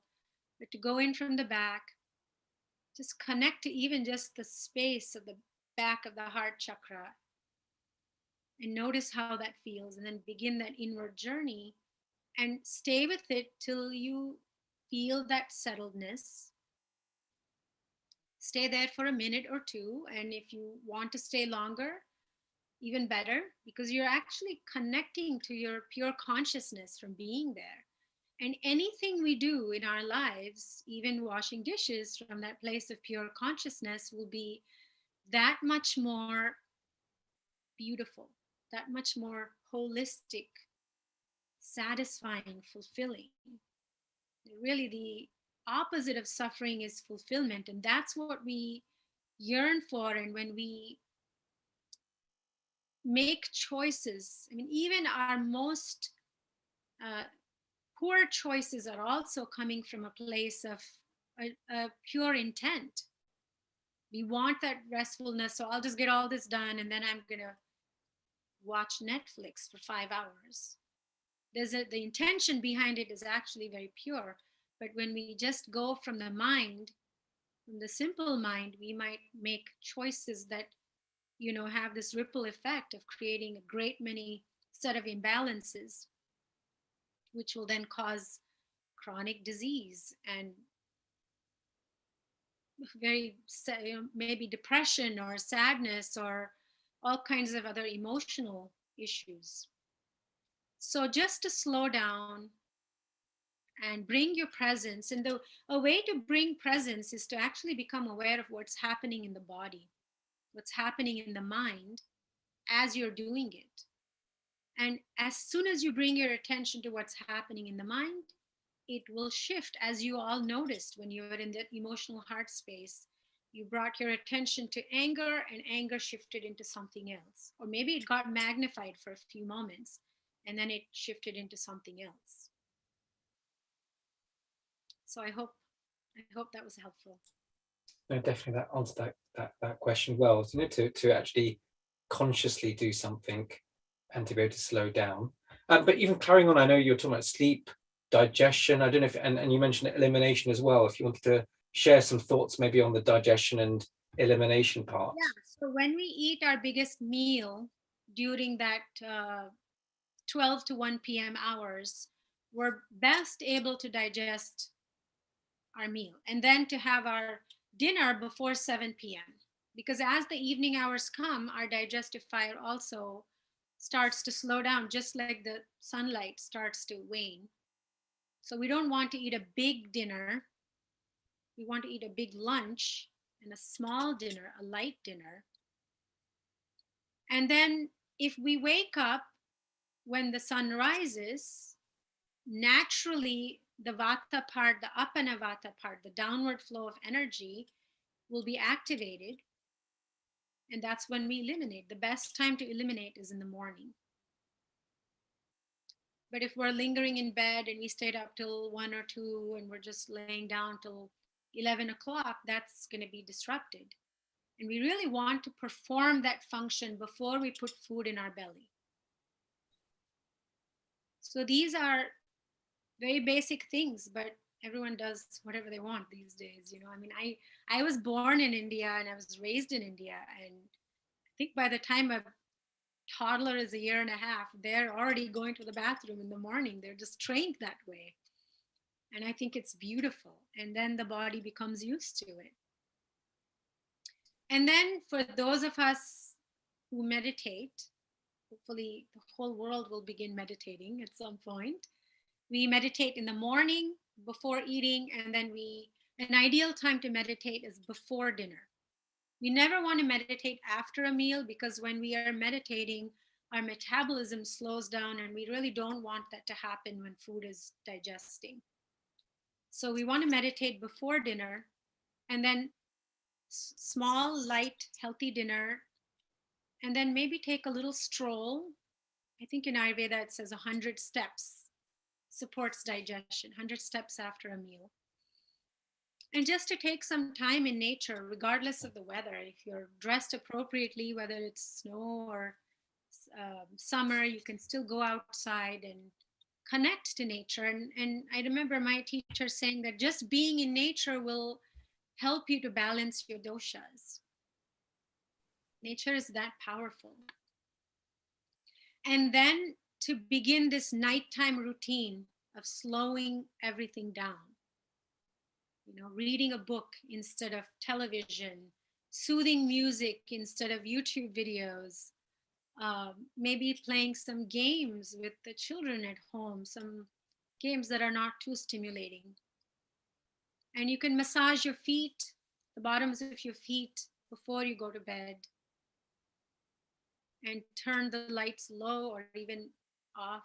I like to say that you can light a candle and just do that last hour in the candlelight and let the brain and the body just begin to relax.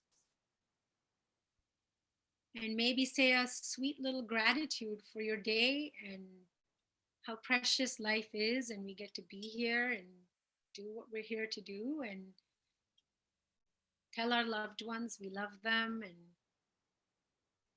and then sleep. Sleep is so undervalued. It's so important. And those of us who meditate maybe don't need 8 hours of sleep, but we need that sleep because that's when the brain is dumping out stress, the nervous system is releasing stress, the body is taking what it needs. And then we can wake up and do it all over again. And as we go through the different stages of our lives, it's like an investment. What we do every day is an investment in our long-term well-being. In my 30s, I led a pretty imbalanced life because I was a single mother of 2 young children, and at least that was my excuse, So, and now I'm 51, and everything I told you, I practice. And that's what I teach my clients. And it's very doable no matter where we live. We just have to have the intention that my health is in my hands, my emotional well-being is in my hands, and if I just race through my day year after year after year, the body is going to show me, the mind is going to show me what it desperately wants and needs. And we have these amazing feedback systems. If our heart is full of resentment and sadness, it's going to come out one way or another. If we have not exercised, if we're eating poorly, the body is going to give us that feedback. So, you probably saw there was a question on the chat. yes. And that was from Seema Seema's no longer in Hong Kong, but she's here, I know. But apparently I've read about Pada Abhyanga, so a massage of the feet before sleep at night as a means to cure insomnia. So is that correct first? Is massaging the feet could possibly help with his insomnia? And if so, which oil would you recommend, such as mustard or sesame or whatever, if at all?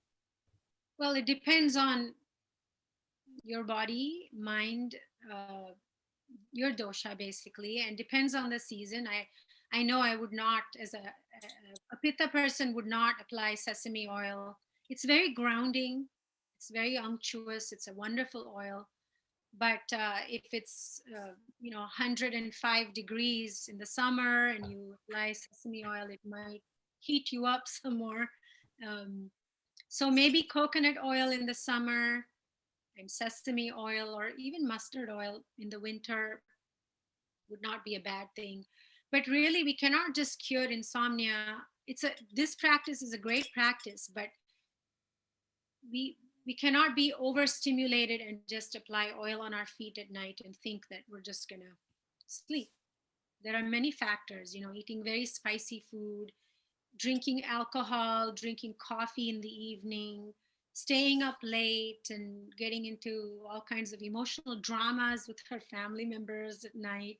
All those things accumulate in the mental body, the emotional body, and it can stop us from, and if we're not grounded, we may go to sleep, but we keep waking up because the mind becomes very, very light. So, having some good practices and definitely massaging the feet is I find that when we massage our feet, it takes all the energy from here down to the feet. And now we're feeling the skin of the feet, we're feeling the warmth of the oil, we're feeling our own touch on our own feet. And those are these sensory experiences that can really bring us back into the body which we all need because we're so here with all the thinking and the following and doing all the things that we do in our minds. So yeah, it's definitely a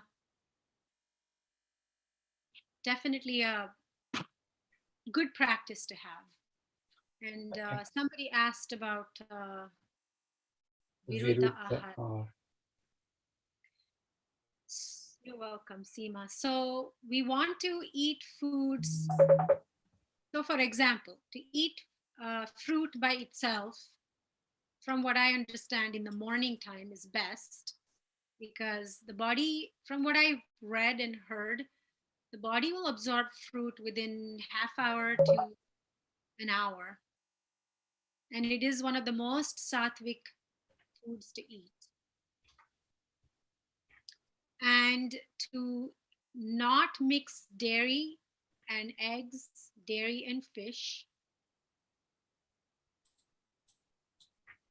and to not eat heavy desserts after a big meal, because desserts are very hard to digest. And so if you're going to eat dessert, you can eat dessert first when your Agni is really strong.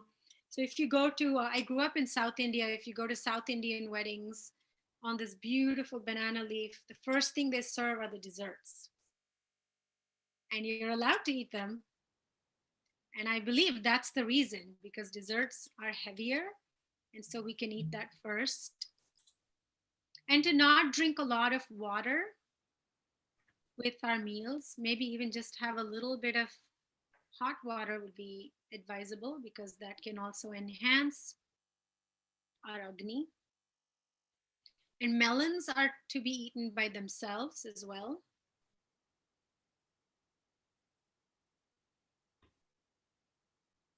Excellent. I can see the questions are now coming in, and we're almost time to finish as well. I'll get this one last one, then we may need to move on. But let's just bring it back up, which was also, how long does prana stay after food is cooked? So this is about. I think we need you back on our cooking session as well. We have a food session, but yeah. Yeah.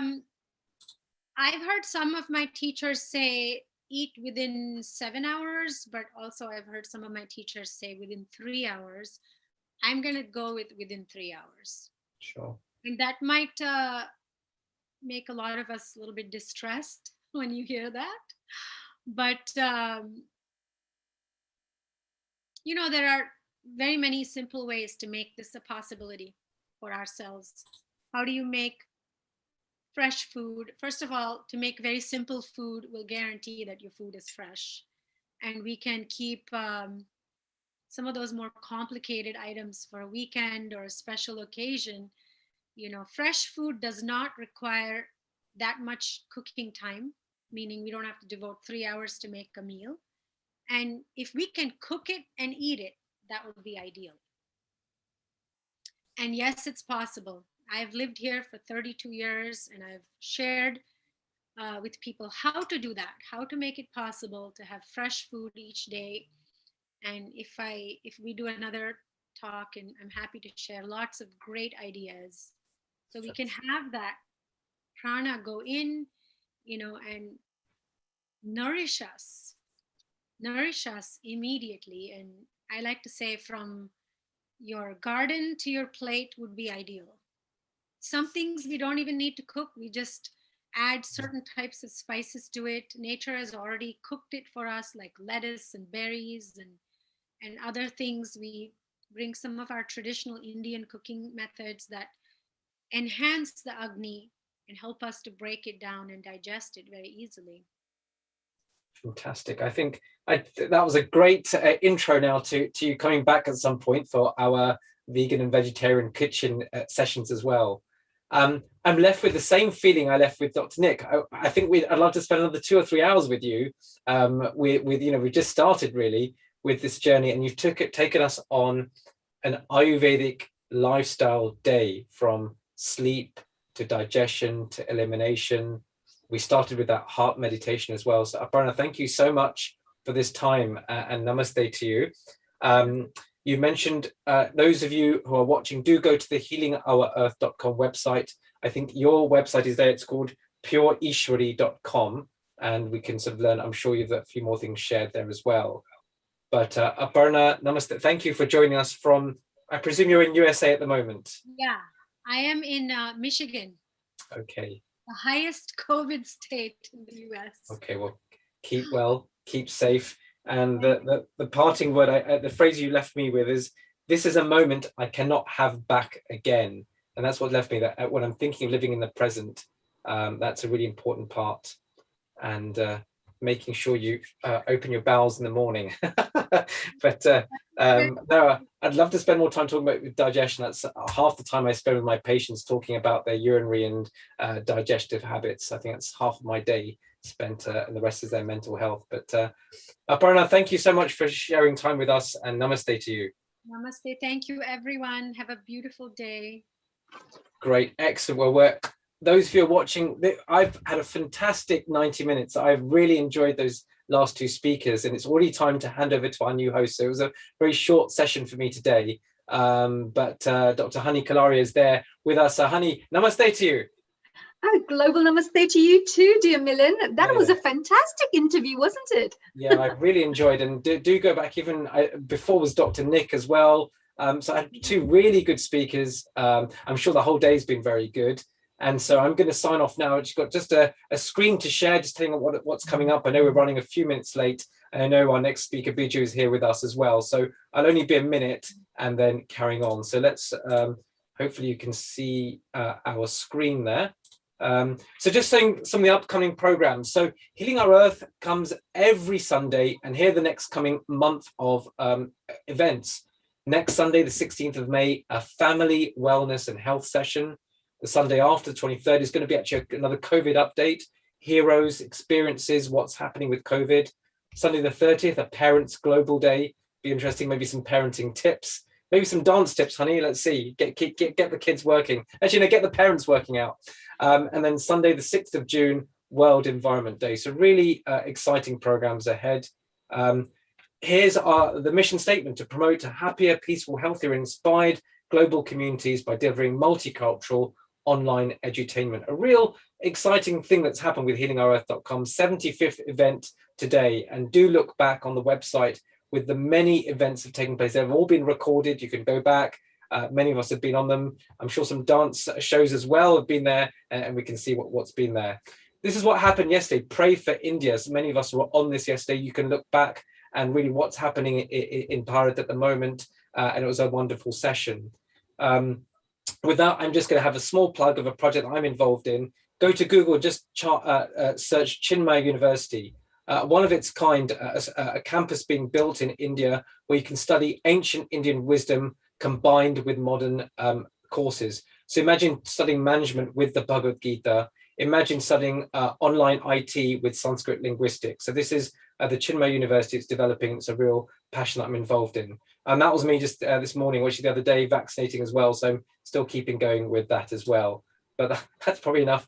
Honey, I've talked enough. I'm going to just introduce you briefly, just because those who may not know you, although you are quite a famous person. But this is Dr. Hani Kalaria, who's actually a mind and soul coach, a multi-award-winning creative dance expert with over 35 years experience in the field of art, culture, and entertainment. And that's how many of us know Dr. Hani Kalaria. But in fact, you've been involved in many TV programs with celebrity chefs such as Jamie Oliver, and presented herself as well on a TV series called Cooking Queen. But what I didn't know is actually some of your spiritual background. Being a vegetarian yourself, you take pleasure in healthy living and diet tips with dancers and creative artists, and coaching them to help their careers. You've also a spiritual seeker and meditator since a teenager, and regularly practice Samarpan meditation, which is a part of Dhyan Yoga by the Himalayan yogi Shiv Krupanand Swami. And obviously you have your own website, Hani Kalaria Official. But it was nice to hear about you for your spiritual path as well. Absolutely, we share this, Milind. And of course, you know, you must know a lot about Milind, but he needs no introduction because what I love is there's a couple of things we share with Milind. First of all, he's a doctor, and I'm not a doctor. I'm a doctor of arts, but he's a great person working within the NHS, of course, as you all know. And I'm so proud of the work you do. You do everything based on compassion, understanding, based on spiritual practices as well. I've also been to the Chinmaya mission retreats. So I know that they do an amazing job. You really have to go there because the value that you get from it about how to include daily life practices, bring in the ancient knowledge and bring it into daily life practices. So Milind, I definitely share with you that that's a really fantastic place that people should find out more about. And you also do lots of toddlers, don't you? You teach value-based, Hindu-based teachings to little toddlers. Definitely. And I think that's also beautiful because I love kids as well. And I work with the youth a lot as well. So got a lot of things in common there, Milindji. We'll catch up, but I'll leave you to it because I know our next speaker's been patiently waiting. And be grateful. So I'm signing off now, and just with the Sanskrit chant, may our respect to all teachers. Hari Om, Shri Guru Pyo Namaha, Hari Om. Our gratitude to all teachers from all backgrounds. Handing over to you, Honey, and take us to our next speaker. Thank you very much, dear Milindji. Thank you. So a very big global namaste to everyone out there, our whole family that's watching us right now. And of course, all our family members who are the volunteers of Healing Our Earth. And of course, our contributors, without whom we would not be holding these kinds of events. So thank you to all our contributors and participants too. So before we start off, I just wanted to say a very big congratulations to the team here at the Healing Our Earth. This is our 75th event that's been running since the COVID started. So thank you very much to Neil Kumar, of course, the originator, creator, director, and producer of this program. You know, with his idea, we're here with our 75th event, helping to entertain, inspire, and inform and educate the global public. So I'm really proud of that. And yesterday, we also did a fantastic event called Pray for India, which was extremely successful, where we prayed and so many people from all over the world came together, from Dubai, Spain, Haiti, Hawaii, USA, UK, Mauritius, every single corner of the earth you can think of came together to pray for India. And just wanted to maybe request that if you could continue praying for India, because there's a lot of devastating things going on right now. It's quite distressing, actually. It will be really beautiful if you could just do a prayer to support our brothers and sisters in India over there. So now we're going to move on to this wonderful next guest of ours. And this gentleman is very patient. That's one thing I can definitely say, because he's been patiently waiting. But I'll introduce you to Mr. I would say Biju Puthar Vijayan. He's the managing director for Ayurveda, and I should say Ayur Yoga International Retreat and Research Center, which is based in Mauritius. He's also got a master's degree in business administration, and with over 20 years of experience, especially working in the Ayurvedic wellness industry. Biju was also born in Kerala, which I love that country. It's so beautiful, which is of course known as the land of Ayurveda. And he's in the mission of propagating and promoting the unique benefits of Ayurveda all over the world, which I think is an amazing mission, which should be really, really supported, I think. The Ayur Yoga International and Retreat and Research Center in Mauritius is also assisting individuals and organizations to establish Ayurvedic wellness services all over the world, without, of course, compromising the essence of what Ayurveda is. So, which is, of course, the science of life. And we are so proud to welcome you. A big global namaste to you, Bijuji. Namaste, and a big global namaste to you, Dr. Honey. Thank you so much for your wonderful introduction. And so happy to hear you that you also love the Kerala. I love Kerala. It's my favorite place. I actually went to an Ayurvedic center in Kerala. I think it was called Kerali Health Resort.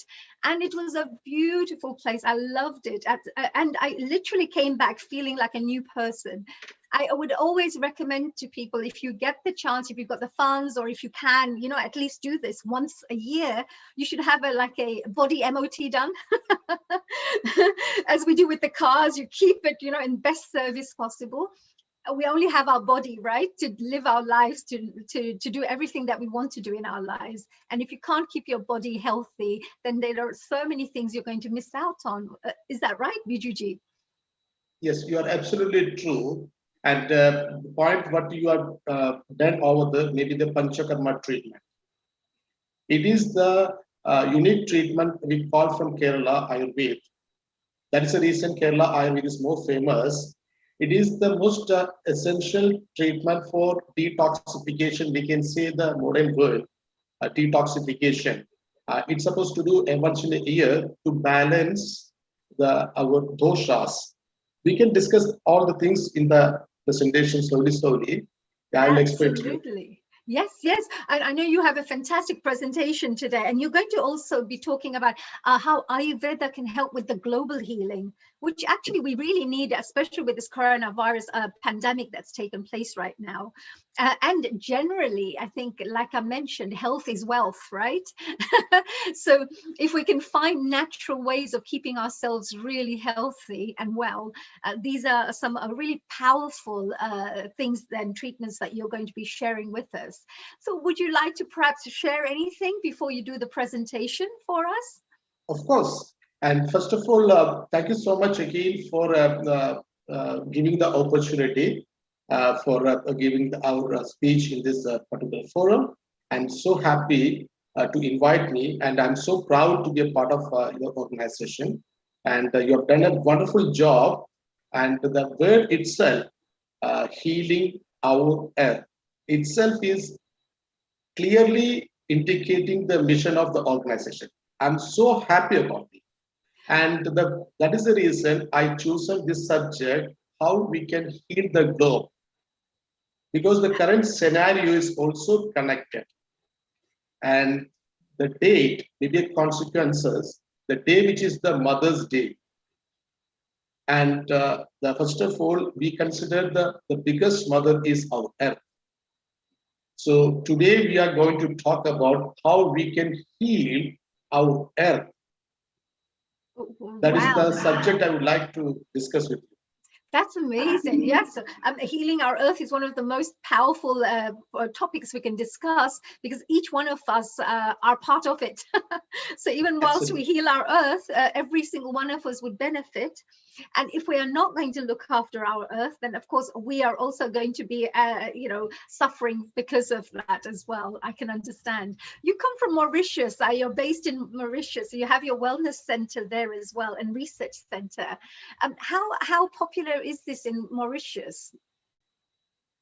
Mauritius, I started my wellness center in Mauritius just 5 years back. Now we can proudly say that we are one of the topmost awareness, wellness center in Mauritius. We are completely a team from Kerala, the doctors and therapists and the medicines and everything from Kerala. And before 5 years, I was in Kerala. Then we started this wellness center in Mauritius. And we had planned to start for various other countries as well. Because of the COVID situation, last 2 years' time, unfortunately, we couldn't expand.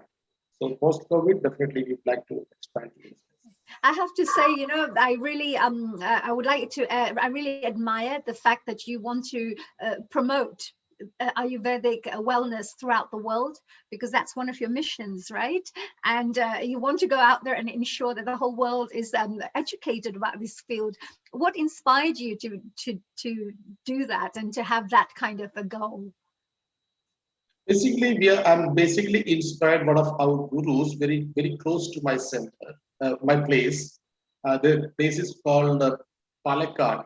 The place we went to for the Kairali center is very nearby. And there is a guru. He is the only person has done the most difficult part of Ayurvedic treatment called Kayakalpa treatment. Right. What is that? Sorry, I didn't quite catch that. Kaya Kalpa treatment. Okay. This is one of the rarest treatment and very difficult treatment because I know most of the Ayurvedic doctors are there.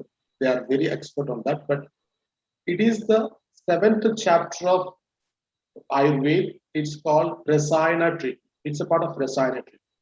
And he has built up a specific kudi, which is the specific kudi. The person is going to in that kudi and stay almost 9 months time. That is the normal condition, but it's very difficult to fulfill it. Maximum person can stay there, could stay there 90 days time, and without having any contact with the universe, somebody was staying there. And this person was done his complete life for doing the research for this Kayakalpa treatment because the information about these treatments are not available properly, unfortunately, because most of our knowledge has been destroyed.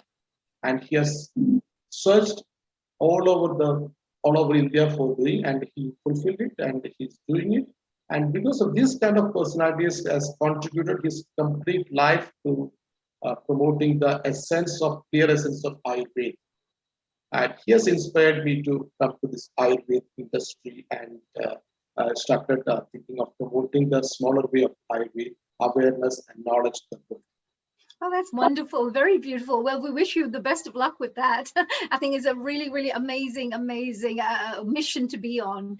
And, what kind of presentation will you be doing today then? I know it's about Ayurveda and global healing. Is there a presentation you'd like to make, or would you like to share some of the information? Yeah, basically, I would like to share a PowerPoint presentation as well, because some of the points people can understand.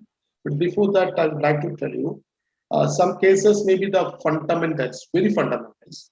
But I think that mainly people are watching from all over the world, and there are experts and those who are the basics also maybe there. So I want to start with the fundamentals, basically, to the awareness for the people who are maybe the first time Ayurvedic. So I would like to start from that. I will share a PowerPoint presentation. Absolutely, and I may have some questions along the way or Please. At the end. Okay, fine. Thank you.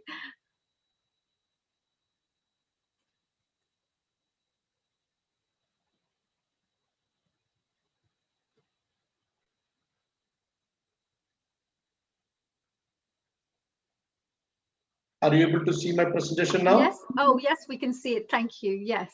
So I'm starting with the topic Ayurveda for global healing. And first of all, I would like to tell you, we can call Ayurveda as the mother of all the healing sciences available in the world. And today I'm so glad to do the presentation because this is the Mother's Day, and especially the first mother of us is the universe, Earth. So I'm so happy to start with my presentation. We will go to some basics, like everybody may be knowing about it. Still, I would like to express it. Ayurveda originated in India almost more than 5,000 years back. And of course, the science of India is divided from all the Vedas. And Ayurveda is the branch of Atharvaveda, which is a Upaveda, also Upaveda as a Atharvaveda. And the definition of Ayurveda is science of life, because everywhere we can see that the definition, because it's meaning a lot. If you compare with any other medical system, Ayurveda is very important because of the science of life. Why it is called a science of life? It's also called as a complete medical system, because it's saying body, mind, and soul. The only medical system is saying body and mind or soul is called Ayurveda. The way it is connected with the natural and holistic healing. And Ayurveda is not only talking about the individual. Ayurveda is always considered the ecosystem and the animals and the surroundings, nature, One of the major intention of Ayurveda to balance the total ecosystem. That is a very important point in this scenario. And in Ayurveda, it is saying that the universe is a collection of microcosm, because that is one of the principles of Indian philosophy. Because the microcosm and macrocosm both are derived from Pancha Mahabhutas, the 5 elements, which is earth, air, fire, water, and space. Because this combination, different combination of these 5 elements forms different forms, and it is applicable for all systems, even individual and our surroundings and nature as well. Because this connection is the most important aspect of my presentation. So we would like to go to the Panchamahabhuts, like the 5 material things. It's Agni, we can say that fire, and Vayu, it is air, and Jala, it is water, Akash, space, and Prithvi, air. Because many of them are aware about it. These are the basic ingredients of everything in the universe. That is called Panchamahabhutas. From here only, the complete Ayurveda starting, the first step of Ayurveda starts. And the combination of these elements are formed 3 basic energies, or we can say constitutions, which is applicable to the microcosm, it is energies. If it is applicable to microcosm, it is energies. If it is applicable to microcosm, it is constitutions, we can say. And when the air and Akash merge together, it is Vat. When it's fire and water become Pith, and water and earth, they become Kapha. So these 3 energies are very important for understanding the character and physics, or any other condition of individuals as well as the universe as well. And Panchamahabhutas are interconnected with the microcosm and macrocosm. And based on the 3 doshas, see, the Vata dosha mainly support as a movements. Then the Pitta dosha is more into the metabolic system, the structure, it's the structure kind of things for, that is Kapha dosha. And when the Vata doshas promotes, when the Vata dosha is there, it's promote high creative and flexible. Because when we consider individuals who are highly Vata dominated person, they are very creative mentalities and they will be very flexible. Like the characteristics of Vata, which is Vayu. Vayu is very flexible. But Pitta character is very much understanding, and these people are very intelligent. If it is coming to the intelligence. And Kapha people are like water, they are very calm people as well as loving and forgiveness. Because this is the promotional characteristics of Kapha. If there is an imbalance in Vata, it's increase the fear and anxiety of the person. And if it is a Pitta, it becomes anger, the Pitta will become anger and very hard and jealous. And Kapha, it is very attachment, the greed and need. And what microcosm is saying, how it is impacting the physical world. Each person in the universe has a particular combination of physical and mental, emotional characteristics based on the combination of the 3 doshas: his appearance, his character, behavior, and mind, everything based on his dosha. Ideally, we are saying that 3 doshas need to be equal, but it is not possible. People are having the domination. Sometimes the doshas, two doshas are dominant, sometimes one dosha is dominant. So Ayurveda says if a person wants to become healthy, the first basic thing is to balance these doshas. So if doshas are not balanced, then the chances of disease.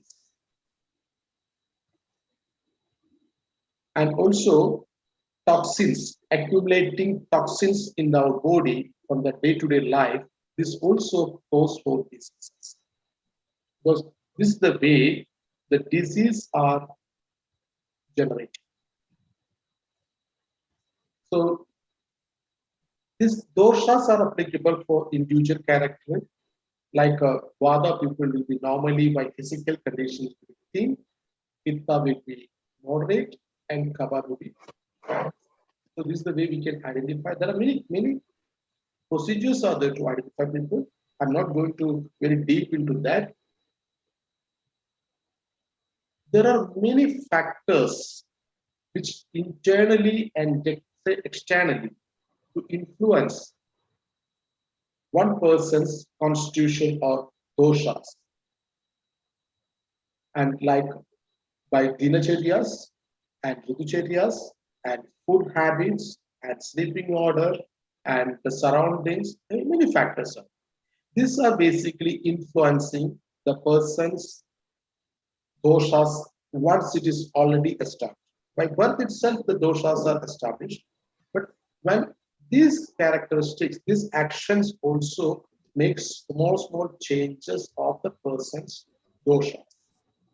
So once the most important thing is to understand what dosha we are having and where we are getting change in the doshas.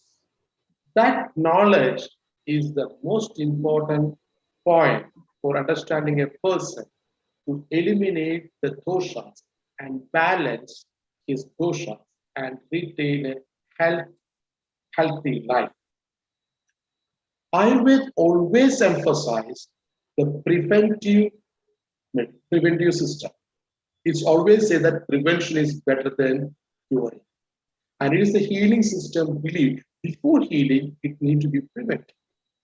So somehow if there is a imbalance happen, there are methods in Ayurveda to heal and bring back to this normal situation of balance by balancing the vata, balancing the doshas and bringing to the correct system.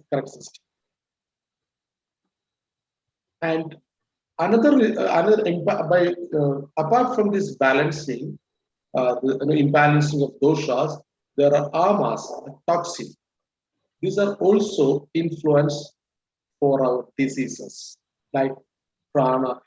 When these amas are in our body, it is reduce the prana and it is reduce the immunity, which is ojas, and it is also reduce the tejas as well. And this is also going to result in any kind of disease. So basically, to eliminate the toxins and balance the vata, so balance the doshas, I will say one of the most important things is proper diet. I've heard that the previous speaker was talking about the diet. It's the proper diet. It's very important. I was saying a big topic about the diet, like sattvic food, rejo food, tamo food, and viruddha. Maybe in the future discussions, there are experts talking about it. And food is having a very important role to control our healthy body. And the lifestyle, sleep and surroundings and influenced by people, these are also influencing our health system. And another thing is that to eliminate these toxins from our body, there is another procedure called panchakarma. This is the most important treatment, as I was explaining to you previously. this Panchakarma treatment. You might have taken this treatment from our previous, this Kerala. And Panchakarma, there are first basically divided into three level stages. One is the most important procedure is Pradhan Karma. And in the Pradhan Karma, there are 5 procedures. And before the Pradhan Karma, there is a preparation phase, which is called Purva Karma. Purva means pre, which is the making our body and mind to do the Pradhan Karma, prepared to become the elimination procedures. For that, we need to give organization, and especially we are giving special kind of keys, and these keys are eliminate the toxins from our body, and the body need to prepare. These procedures will be done maybe 3 or 4 or 7 days time, depending upon doctor as consultation based on the prakriti of the person, doshas of the person, and condition of the person. And after that, we can take maybe either any of these 5 methods or combination of the methods. Which one is that vamana? It's vomiting. This is one of the major important treatment, and it's very supportive for some food-related issues or lungs-related issues kind of things. And another procedure is radiation and purgation treatment, and BST, enema, and another treatment is nasya, eliminating toxins throughout from the nose, and rektamoksha, detoxification from the blood. And these procedures are the most important procedures of Panchakarma treatment. This is the reason we are calling Panchakarma treatment. In this Panchakarma treatment, the normally it is take around 7 days or 14 days, 21 days time. And all the procedures are very well carefully has to do with the supervision of doctors and the expert Ayurvedic therapists. And after this treatment, there is a post-therapy treatment, which is called Paschat. Because we can say that first is preparation, and the second procedure is the body will be clean by eliminating all the toxins from our body. Then the third phase is to rejuvenate the body and increase the immune system.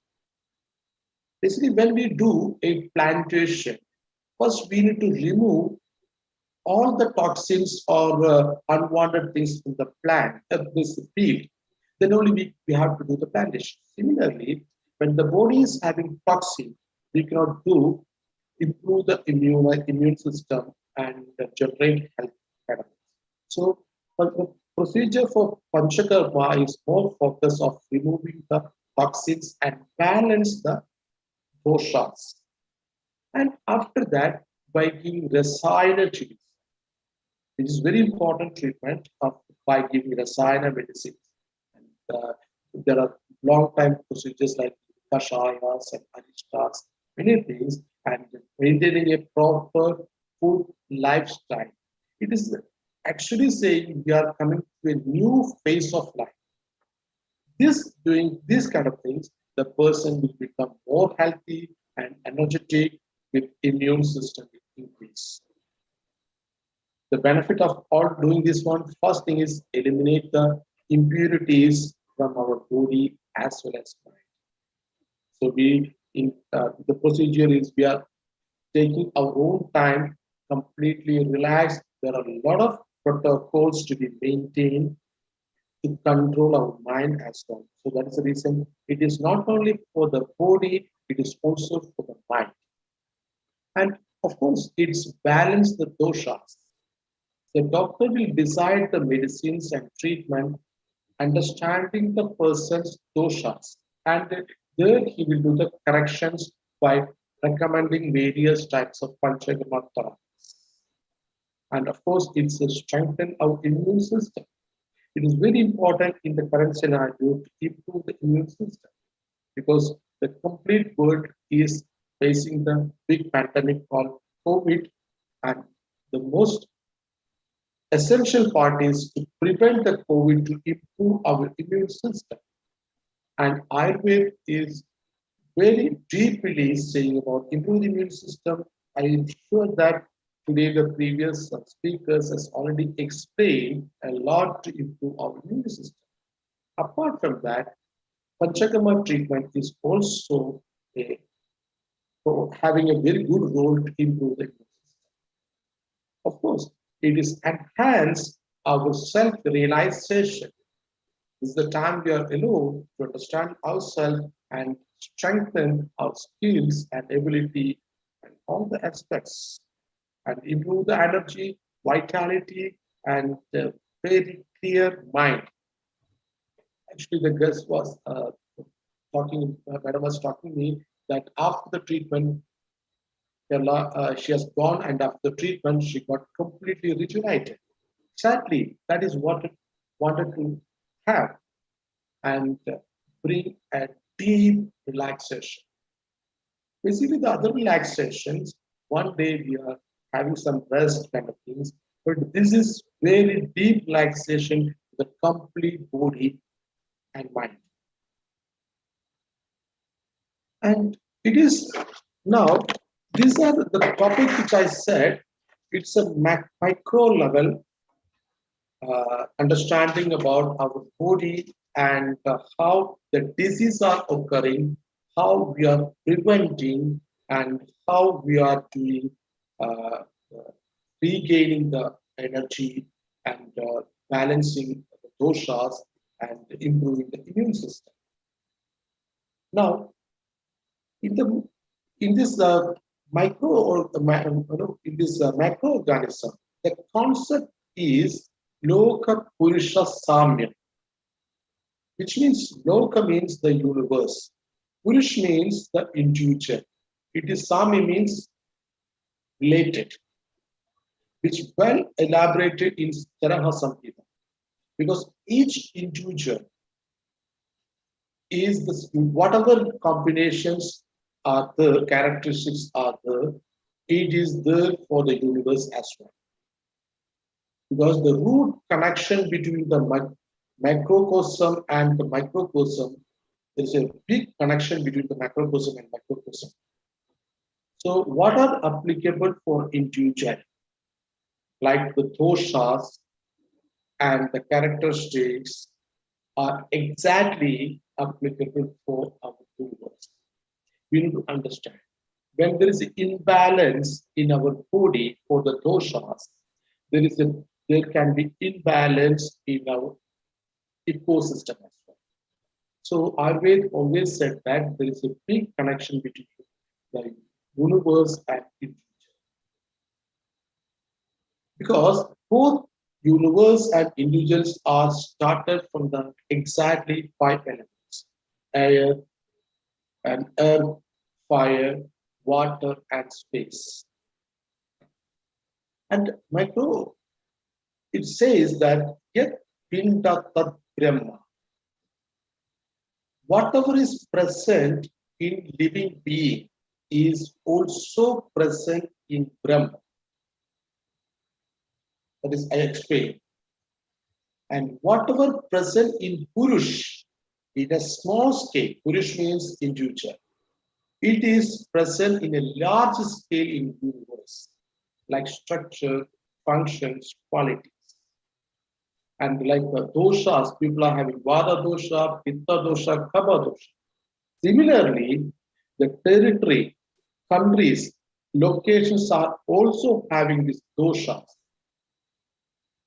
Human beings are composed of those elements. There are deep connection between the self and universe. Basically, all we are initially connected with ourselves. So we need to balance ourselves and get purified. And we need to, the surroundings of us need to be purified and immune. and our immediate environment need to be purified and balanced.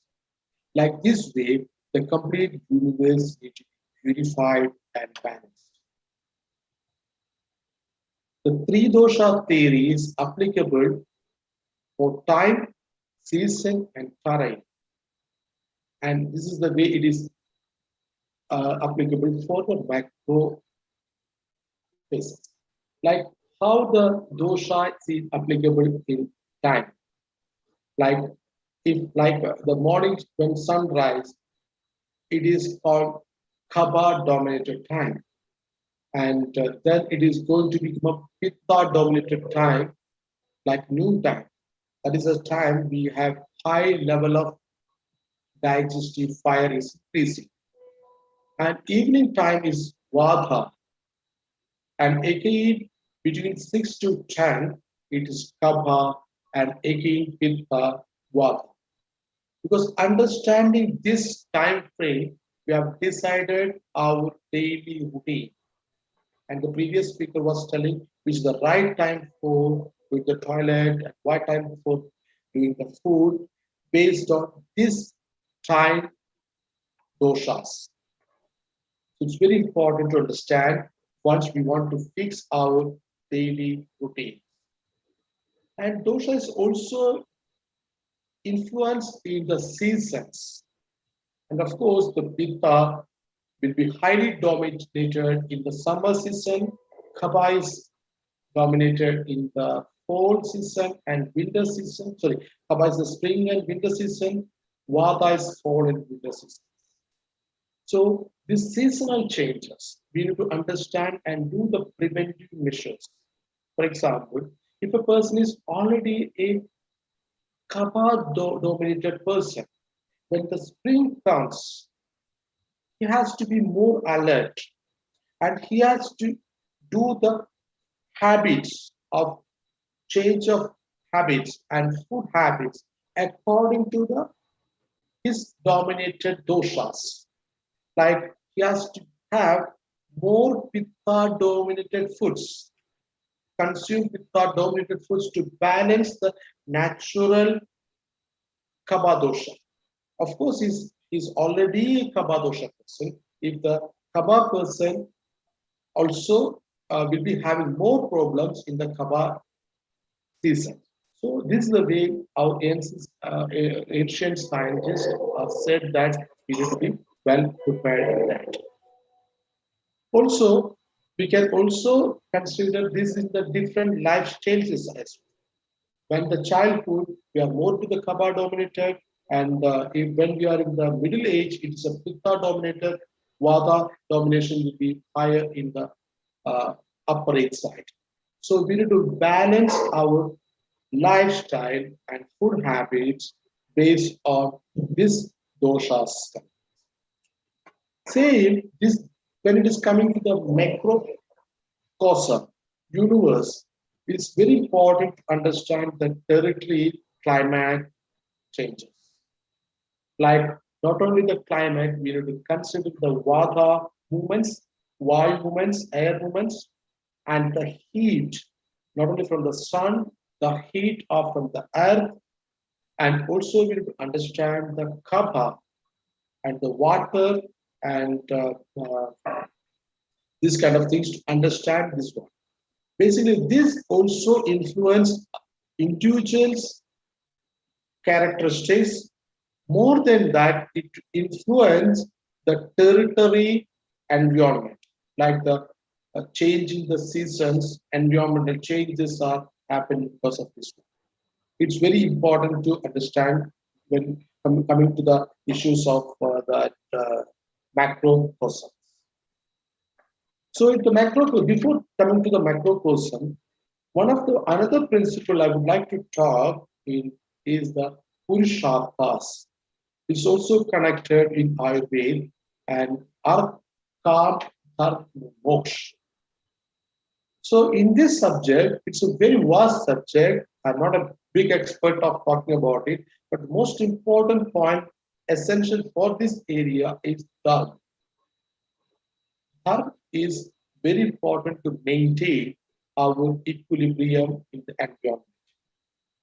And in Janapadodamsa, in Charaka, said, Dharma provide harmony between Purush and Lok, which means individual and universe. If each individual is performing their own dharma, then the Lok will be having harmony. So the environment will be very perfect and clear. So this is the way we need to balance our environment. If there is other which impact in the ecosystem, which creates unhealthy situations in the environment. Like what I said the previous topic, microcosm. If there is a toxin or lifestyle disorder are there, it causes for unhealthy. But here, human adharma is creating unhealthy environment. When there is an imbalance in the constitution of environment based on the human beings' adharma, which will become a huge impact in the environmental changes, and it can cause a lot of natural diseases, we can say, or natural disasters, climatic changes. So the most important aspect of the one of the disease in environmental disease or natural calamities, all are based on our own adharma to the environment. So our ancestors have said this one for many years back, almost 4,000 years back. Charak, who was the father of Ayurveda, said, explained in his Charak Samhita, if dharma is lost, the sun and moon will behave unpredictably. We are seeing, we are experiencing in this scenario. We are going through a Kali Yuga according to the Hindu philosophy, and these kind of things are happening. And season will change. Sometimes I can see that the forest Middle East countries are having a lot of rainfalls, and India is losing the rainfalls. There is a huge change in the climatic situations. Seasons are getting changed, and rivers will become violent and change course. There is a possibility of earthquake, and human created diseases, very important in this scenario, will be very sharp and brief, and it can multiply. All the reason is the human adharma. These things will cause a mass scale of destruction of living beings.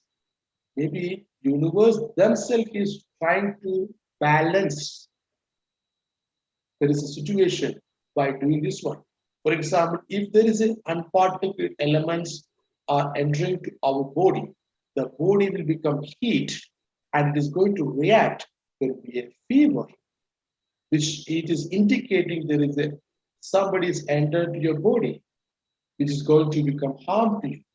So this is the way the environment will also react, which is going to become a big impact, which we are going to see right. Vijuji, I think we've got a couple of minutes left. Okay, so I'll finish. So if you want to finish, yeah, so, that'd be great. That's very interesting, I have to say. So thank you so much. Remind me. So I'll be quick and fast. So how we can prevent? The most important thing is there is two more slides only. The most important thing is to prevent this environmental things by creating dharma in everyone's mind, and this can be created to the complete universe to create a healthy universe. And also there is a curative method which is expressed in our ancient science by doing like panchakarma in the individuals. There are yet and yags will be proposed in ancient time to correct the environmental changes. Like there is a pancha maha yet, brahmayat and devayat, pridiyat, bhudayat, and manushiyat. So these are the few yets are advised at that time to change the environmental balance, clear the environmental balances. And when the yet is a small area, if it is a big area, it is going to become yag. And there are various types of yag.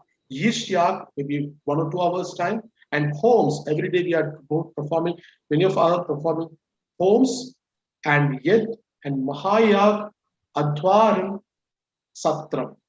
In our ancient science, everything has been explained. We have heard about Rechapayag, Paundigavayag, Ashwamedhyag, because when there is imbalance in the society, this is the method of correcting it. So the conclusion is that the environment is getting weaker day by day due to the other of individuals. And as per Ayurveda, there are various action plans to have come to this balancing situation. And I hope this organization of healing our earth will lead with a big mission in this direction. And I'm sure that the organization can achieve this great goal. I'm sure that is the first step. And to prevent our mother on the Mother's Day. And I'm so happy and I'm so thankful for you to provide this opportunity. Thank you. Thank you so much. If you have any questions to me, please. Wow, that was just so amazing, Bijuji. Really, really amazing information, and so important, to educate the world about this. Would you like to stop sharing, perhaps? So maybe yes, thank you so much. Yes, I just wanted to say that was an amazing presentation. I really connect to that completely. I really do, because I am very much into natural healing. And I also studied the yagnas that you just spoke about. So I went for a month to India and studied about the yagna and the fire ceremonies, the special mantras to purify the environment. So I think you're absolutely right. Thank you so much. We did have a few questions for you, but unfortunately we need to move on to our next guest. We would love to have you back again on our Healing Our Earth to talk to us more about this wonderful work you're doing. And I just wanted to say a very big thank you for this presentation. All our Healing Our Earth people who are just watching right now and watching this, I think we've got the wrong presentation. Dr. Shekharji, can you please stop sharing? Thank you. Yeah, so Bijuji, just wanted to say a very big global namaste to you, to say thank you very much to educate us. I would become one of your special disciples here because if you need any support in spreading this information and education around the world, even me on a personal level would be very happy to support you. And I just want to say a big good luck and best wishes for all the work that you're doing.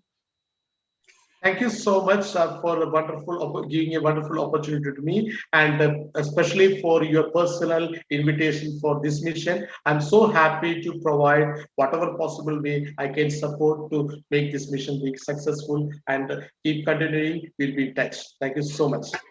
Absolutely. And I'm sure there's going to be many, many places where we'll be able to get you sharing this knowledge of yours, this wonderful knowledge of yours. So good luck with the mission. Have a fantastic day and a happy Mother's Day for whichever part of the world you're in.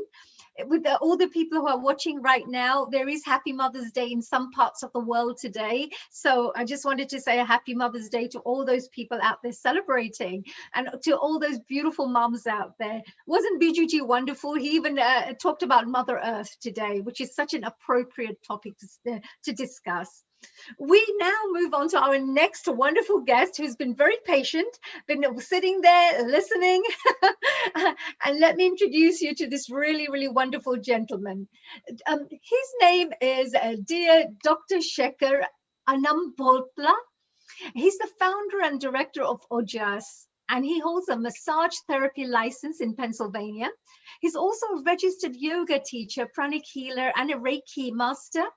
He offers Ayurveda, wellness consultations, and therapies, including Panchakarma, at his Ayurveda Wellness Center, which is based in Pennsylvania. He also conducts various continuing educational programs for health professionals and the general public on various types of Ayurvedic teachings, which is very, really important, including healthy vegetarian cooking, which I think I would be very interested in, especially these workshops that he holds. Dr. Shekhar also will be talking to us today about the concept of immunity. So this is Ayurveda and immunity, boosting up your immunity. And he tends to do a lot of educational programs around the world. So I'm really, really proud to welcome him here today. I just wanted to also mention that he has also been, in Ayurveda, Ojas has been considered vital in the defense mechanism of the body. So what he's going to be discussing today about his topic will be all about how we can boost up our immune system. Tell us a little bit about these Ayurvedic terminology. And I'm sure it's much better if I ask Dr. Shekhar himself to share his wonderful knowledge. So dear Dr. Shekharji, a very big global namaste to you. Thank you. Thank you. Namaste to all of you. And let me share my screen. Yes, absolutely. Thank you so much. It looks like Dr. Shekharji is going to go straight into how to enhance the immunity through, of course, Ayurveda. Please go ahead. Thank you very much for inviting me for this Healing Our Earth organization from the UK. And good evening and good afternoon to everyone. I'm calling from Pennsylvania, USA, United States of America. So today we are going to discuss about this enhance the immunity through Ayurveda. So this is the right topic, a right moment, as we are suffering with the whole world is suffering with the pandemic condition. We are unknown to known, known to unknown. This is the story is happening in the world, and the situation is so devastating, particularly in India, of course in the past in the USA, in various parts of the country, in the Brazil, in UK, and all the various parts of the world. But so what we can do beyond the vaccines, beyond the masks, beyond the distance, social distance, can we do something? Washing our hands, beyond that, these are all the preventive care we can do it. But what we can do, how we can do it from the Ayurvedic perspective, and how we can enhance our immune system, innate ability to defend our system very strongly, to bring that, motivate these things, not only this COVID situation, COVID virus, so we are suffering with so many various viruses and bacteria and parasites, and so many things are there. They invading us from the millennia, how we can protect us. And this is the one worst condition of the coronavirus, which is pandemically affected the whole world. So here is my information about, as Dr. Hani has mentioned that about myself, and these are the organizations. I'm the founder and president of the organization called Association of Ayurveda Professionals of North America, non-profit organization. More than 86,000 members are there in this organization around the globe from 134 countries. So disclaimer, the information provided in this webinar is exclusively for the education purpose only, not to diagnose, treat, cure, or prevent any specific disease. So this is the story of our COVID-19 pandemic. And everybody knows about the story, and we see how many cases are there, how many deaths are there, and only 2% of deaths. And recovered and active cases and serious cases and closed cases, these are the statistics came 2 hours before. Now, what is immunity in Ayurveda? The concept of immunity, which is called Vyadhi Shamatva. Vyadhi Shamatva. Vyadhi means disease. Shamata means to protect, to prevent situation like that, as we also call a simple word called Bala. Bala means strength. So it's a very fascinating subject in Ayurveda. But how in the ancient time, these are the viruses and bacteria, what we are seeing, does they are existing in the past? Yes, we have it. How people died with various diseases, such as in Ayurveda, in Sushruta Samhita, clearly explained that Janapadodvamsas, these Janapadodvamsas, which they can manifest a disease by air pollution, by water pollution, by various pathogens can create the problems.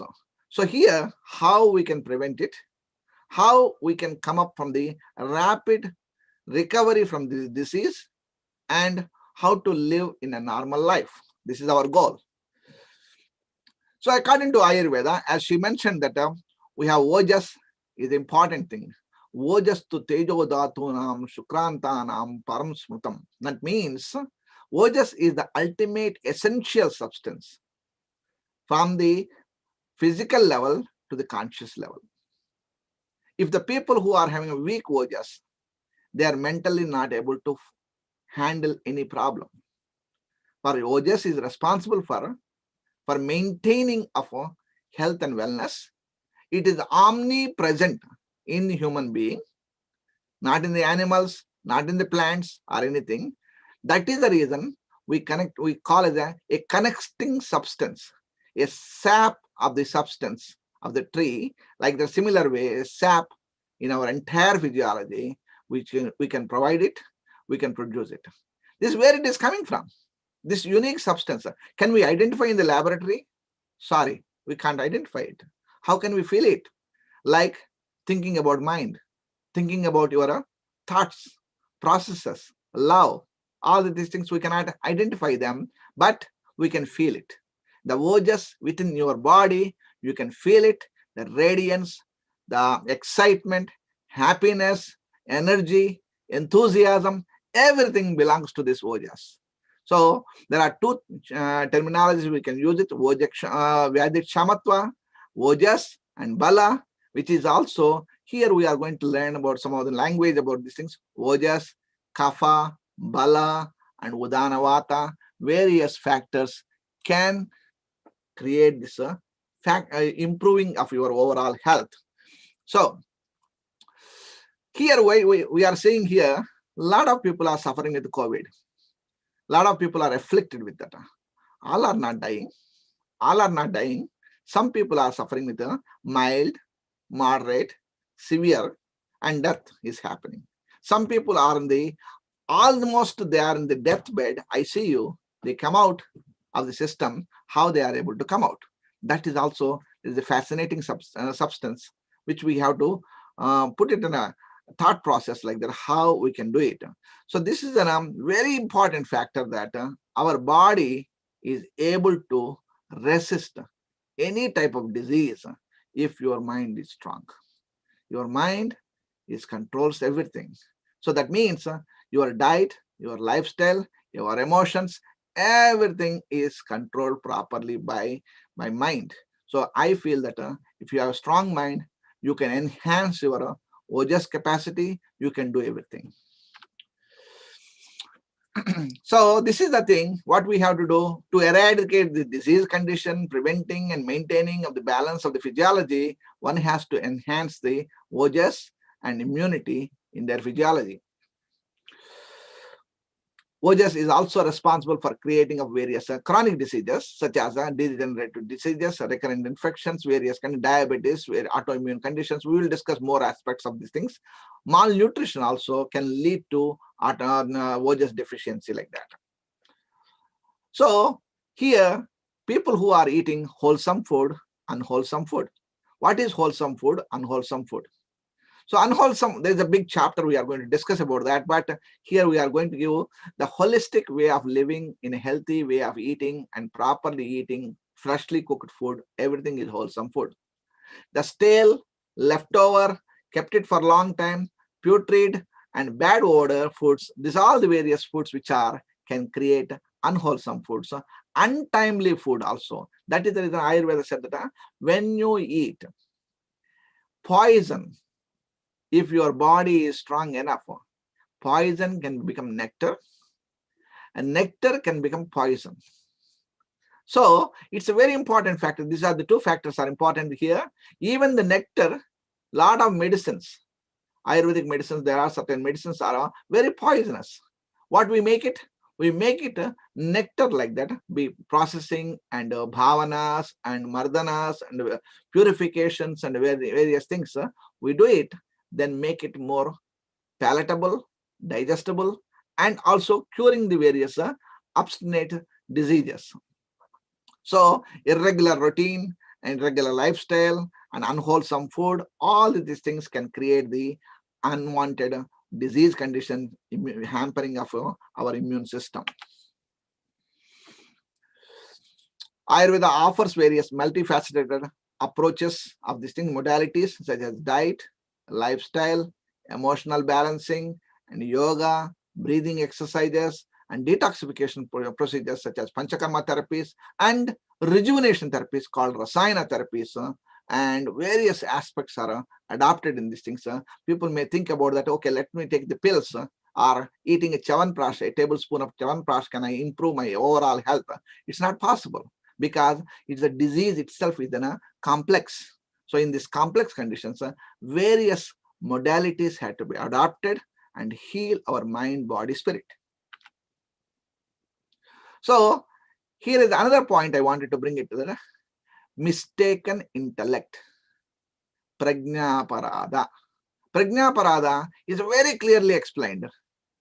Dhi dhruti spruti vibhrastaha karma kurte ashubham prajnaparadam tam vidyat sarvadosha prakopajam. Means when you are doing your intellect, your memory disturbed, it creates all the unwanted things. Smoking weed, alcohol drinking, or smoking cigarette, or untimely sleeping, irregular eating habits, all the factors are, a lot of people, the patients, they ask me that, Dr. Shekhar, I am eating junk food. So why they are eating junk food? They know that it's junk food. Why they are eating? That means that this simple word is called prajnaparada, mistaken intellect.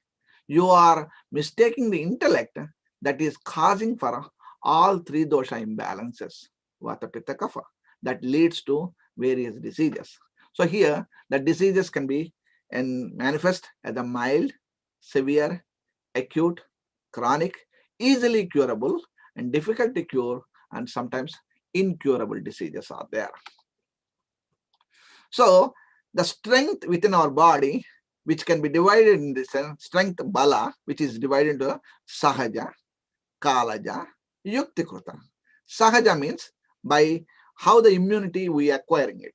Let's go back to our story history of these things, where we are acquiring. Sahaja means congenital or natural, which is given by mother and father, ancestral, family oriented. So that is the thing, we own it from the parents. That is called sahaja. Kalaja, by season, according to season. Certain people get easily sick, certain areas. Certain people are very strong, and that is considered as people who are living in the Himalayas. They are robust, healthy, strong body. Why? Because the atmosphere is pure, clear, and more less noise and everything is there. More sanctity is there, that people can live less stressful conditions. People who are living in the cities, they are more stressful, they are dying faster.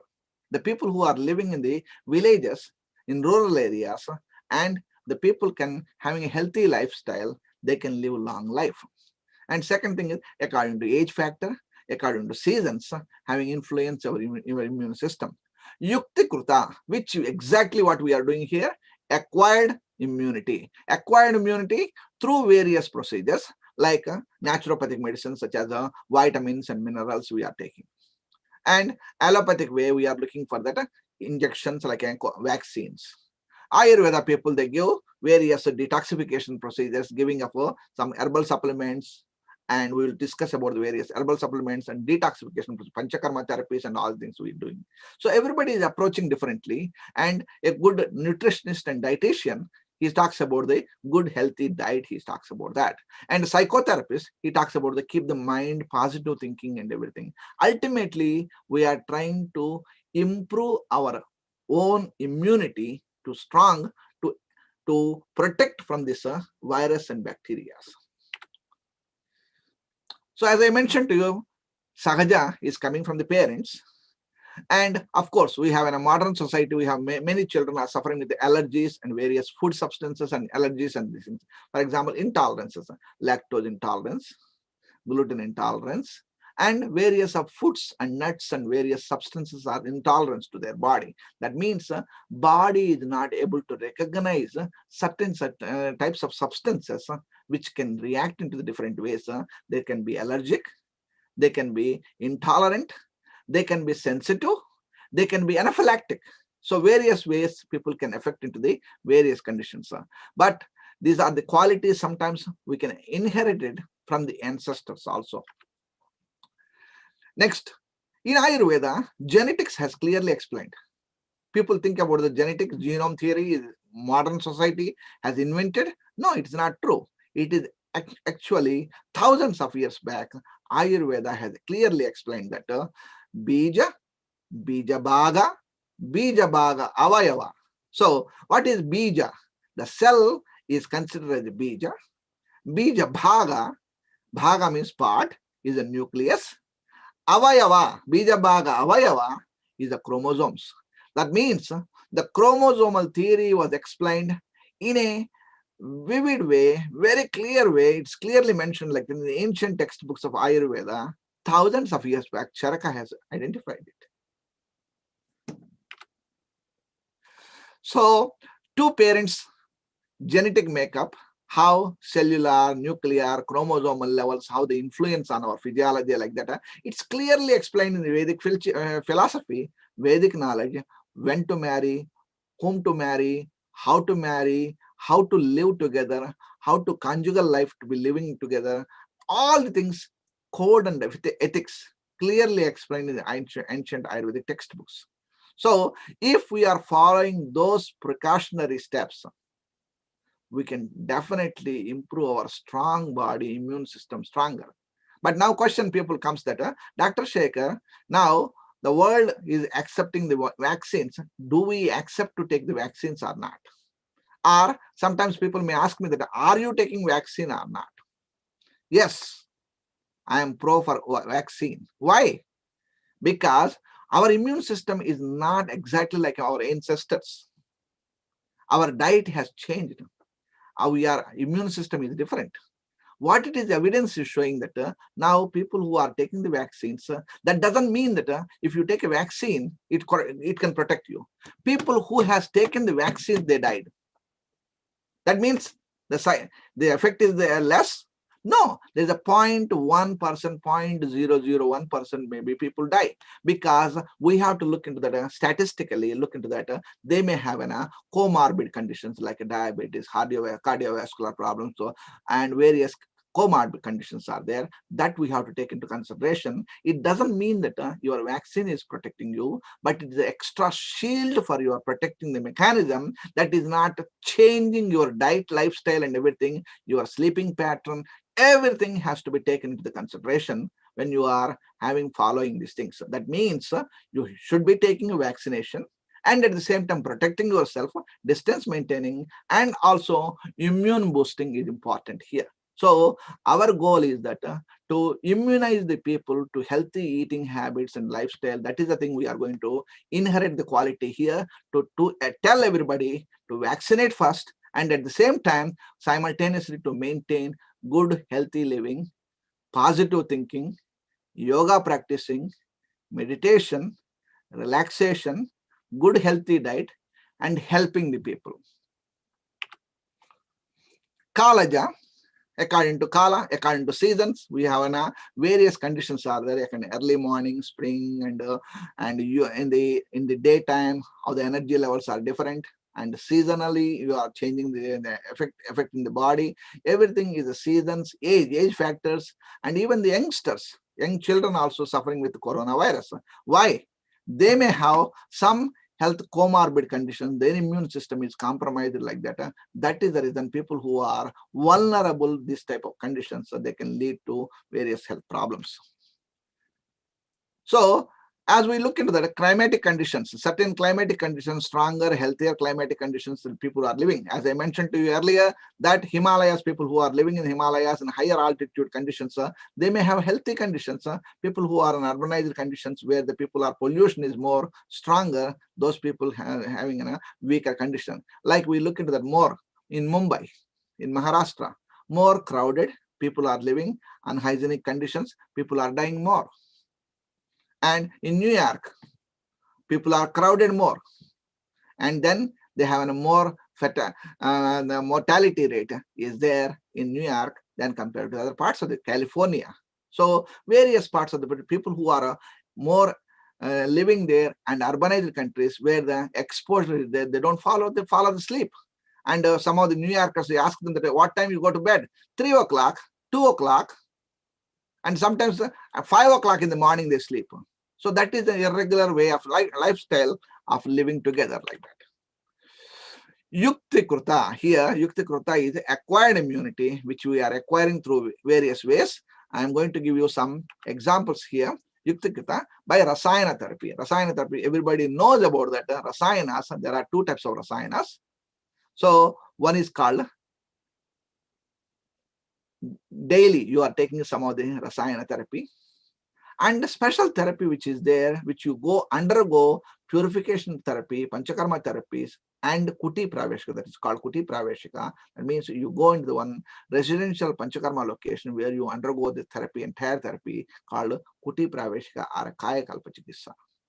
Another thing is that achara rasayana, which is behavioral rasayana, is also having influence of these things, respecting of the others and donating and all the positive thinking. Sadvrutta means behavioral therapies and all these things explained in Ayurveda that also enhances your longevity of life and your strong mind. Strong mind, even serious diseases can not be faced properly, and you will feel more stronger and stronger.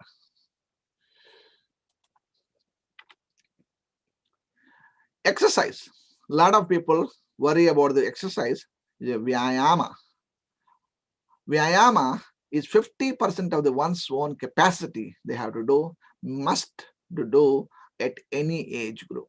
All age group of people, not necessarily that the children, pregnant women, and older people, not necessarily that everybody has to do according to their body capacity. Of 50% of the body capacity they have to do everyday basis, 7 days a week. They have to do exercise, whether it's yoga, meditation, relaxation, jogging, running, bicycling, or mountaineering, anything they can do it. Satmya, suitability, wholesome foods, which definitely enhance your longevity of life, immunity building. And these are the various factors. Your immune system can be compromised, like a uterine health of the mother. That is the reason we have a special programs we teach them, mother and health child care programs, a certification programs we teach them there how to take care of the mother while she is pregnant or she is planning to have a pregnancy, what type of diet and lifestyle and everything has to do. That is a seat of the problem, because when you have offsprings are very strong, healthy, and they are very robust, and they don't have diseases. A lot of times I tell them that 9 months you take care, you have a 90-year strong, healthy baby. If you take 9 months very, very healthy, meditation, relaxation, and mother, as a mother, if you take care 9 months very well, and 90 years, the baby offspring will be very healthy. And nutrition during the time of birth, during the time of pregnancy, nutrition after birth, what type of nourishment food we are giving to the kids, and constitution, of course, Vata, Pitta, Kapha. Vata people are tendency to have weaker body constitution. The Kapha tendency people are having a stronger body constitution. And mind is also, again, it's having 3 types of there, and weaker mind, stronger mind, medium mind, like the various minds are there set. How to improve our mind psychology, Ayurveda highly recommends about the Manasya Shastra is a mind psychology, is clearly explained. And of course, Bhagavad Gita is one of the textbook which we can read. And karma, your own karma is there, which is ancestrally you are holding that karma. Karma is like a bank balance. Meditation for spiritual growth. These are the things also very, very important for maintaining of things like that. A lot of diseases, even if you are stressed out, if you sit meditation, blood pressure, various conditions. There's a lot of studies are done on meditation. Meditation having a positive effect on your health. People, they don't have time. Meditation. That is the reason a lot of my patients who are the doctors who come to see me, when you are scheduling a patient, you book it, you write it in your book. Same way, you write your meditation time in your calendar, in your book, every day. A must to do it. This all the discussion they happen, uterine health and nutrition, constitution, mind, and karma. Is a karma theory. A lot of people about karma and dharma, and this is the words commonly we use it in the society. And healthy genetic makeup and everything is happening. This is the karmic effects are influencing on your health. So it's not necessary that everybody has to suffering in the same way like that. Sometimes parents are alive, children are dead. Sometimes wife is alive, husband is died. Husband is alive, wife is died. So this is the all stories are happening there in the society. We can see that that is the karma theory having some strong influence is there. It's a big vast subject. I can talk about hours together about the karma theory. Then meditation having a stronger effect on your health, positive thinking and self-awareness and immunity boosting. So I'm going to give some recipe for all of you. And this is the interesting recipe, and we use in our Panchakarma Therapy Center also here. Immune boosting home remedy, organic ginger 1 part, organic lemon juice or lime juice 2 parts, organic raw honey, uncooked raw honey 3 parts. You combine together, mix well, take 1 teaspoon, 1 to 2 teaspoons before the meal, and it enhances the immunity. What is happening kindling here? It kindling your digestive system. So Agni, Vaishwanara, Jataragni is enhancing. So your entire physiological health, mental health is based on your Agni. So this is the one best recipe. You can follow it. 1, 2, 3 parts of the ginger, lemon, honey, nectar, which is a very powerful remedy to improve, boost your immune system. This is the one thing you can do it, take it home. So we have a wonderful fatigue formula, which is the Ashwagandha, Estimadu, Vidarikanda, Kapikachu, and Shilajit, and cardamom and cinnamon. This is the powder. I regularly take it since more than 2 years. I'm regularly taking before going to bed, and you can take 1 teaspoon with warm milk, and it is really good, relaxing. Ashwagandha, it is adaptogenic quality. It improves your relaxation for the mind and body, and Estimadu, licorice powder is very good for soothing for the lungs and the things. Vidarikanda, muscular development. Kapikachu, nervous system, anxiety, and Shilajit is adaptogenic qualities. Various herbs also there. And this is the personally I use following these things. And since COVID issue has happened, more than 170 webinars I did it since COVID affected in the world. And we have done a lot of webinars and educating programs, educational programs. More than 7,000 people, they have taken these courses. 7,000 people, they have taken various courses in the short courses and bigger courses like that. But remember that simple thing is that carry a thermos of hot water, ginger tea or herbal tea. Some you have to drink all the time, sipping of the tea. This is the thing, is herbal tea or hot water sipping. It's a really must to do it every day, and it will maintain this thing. This is the simple things which we have put together.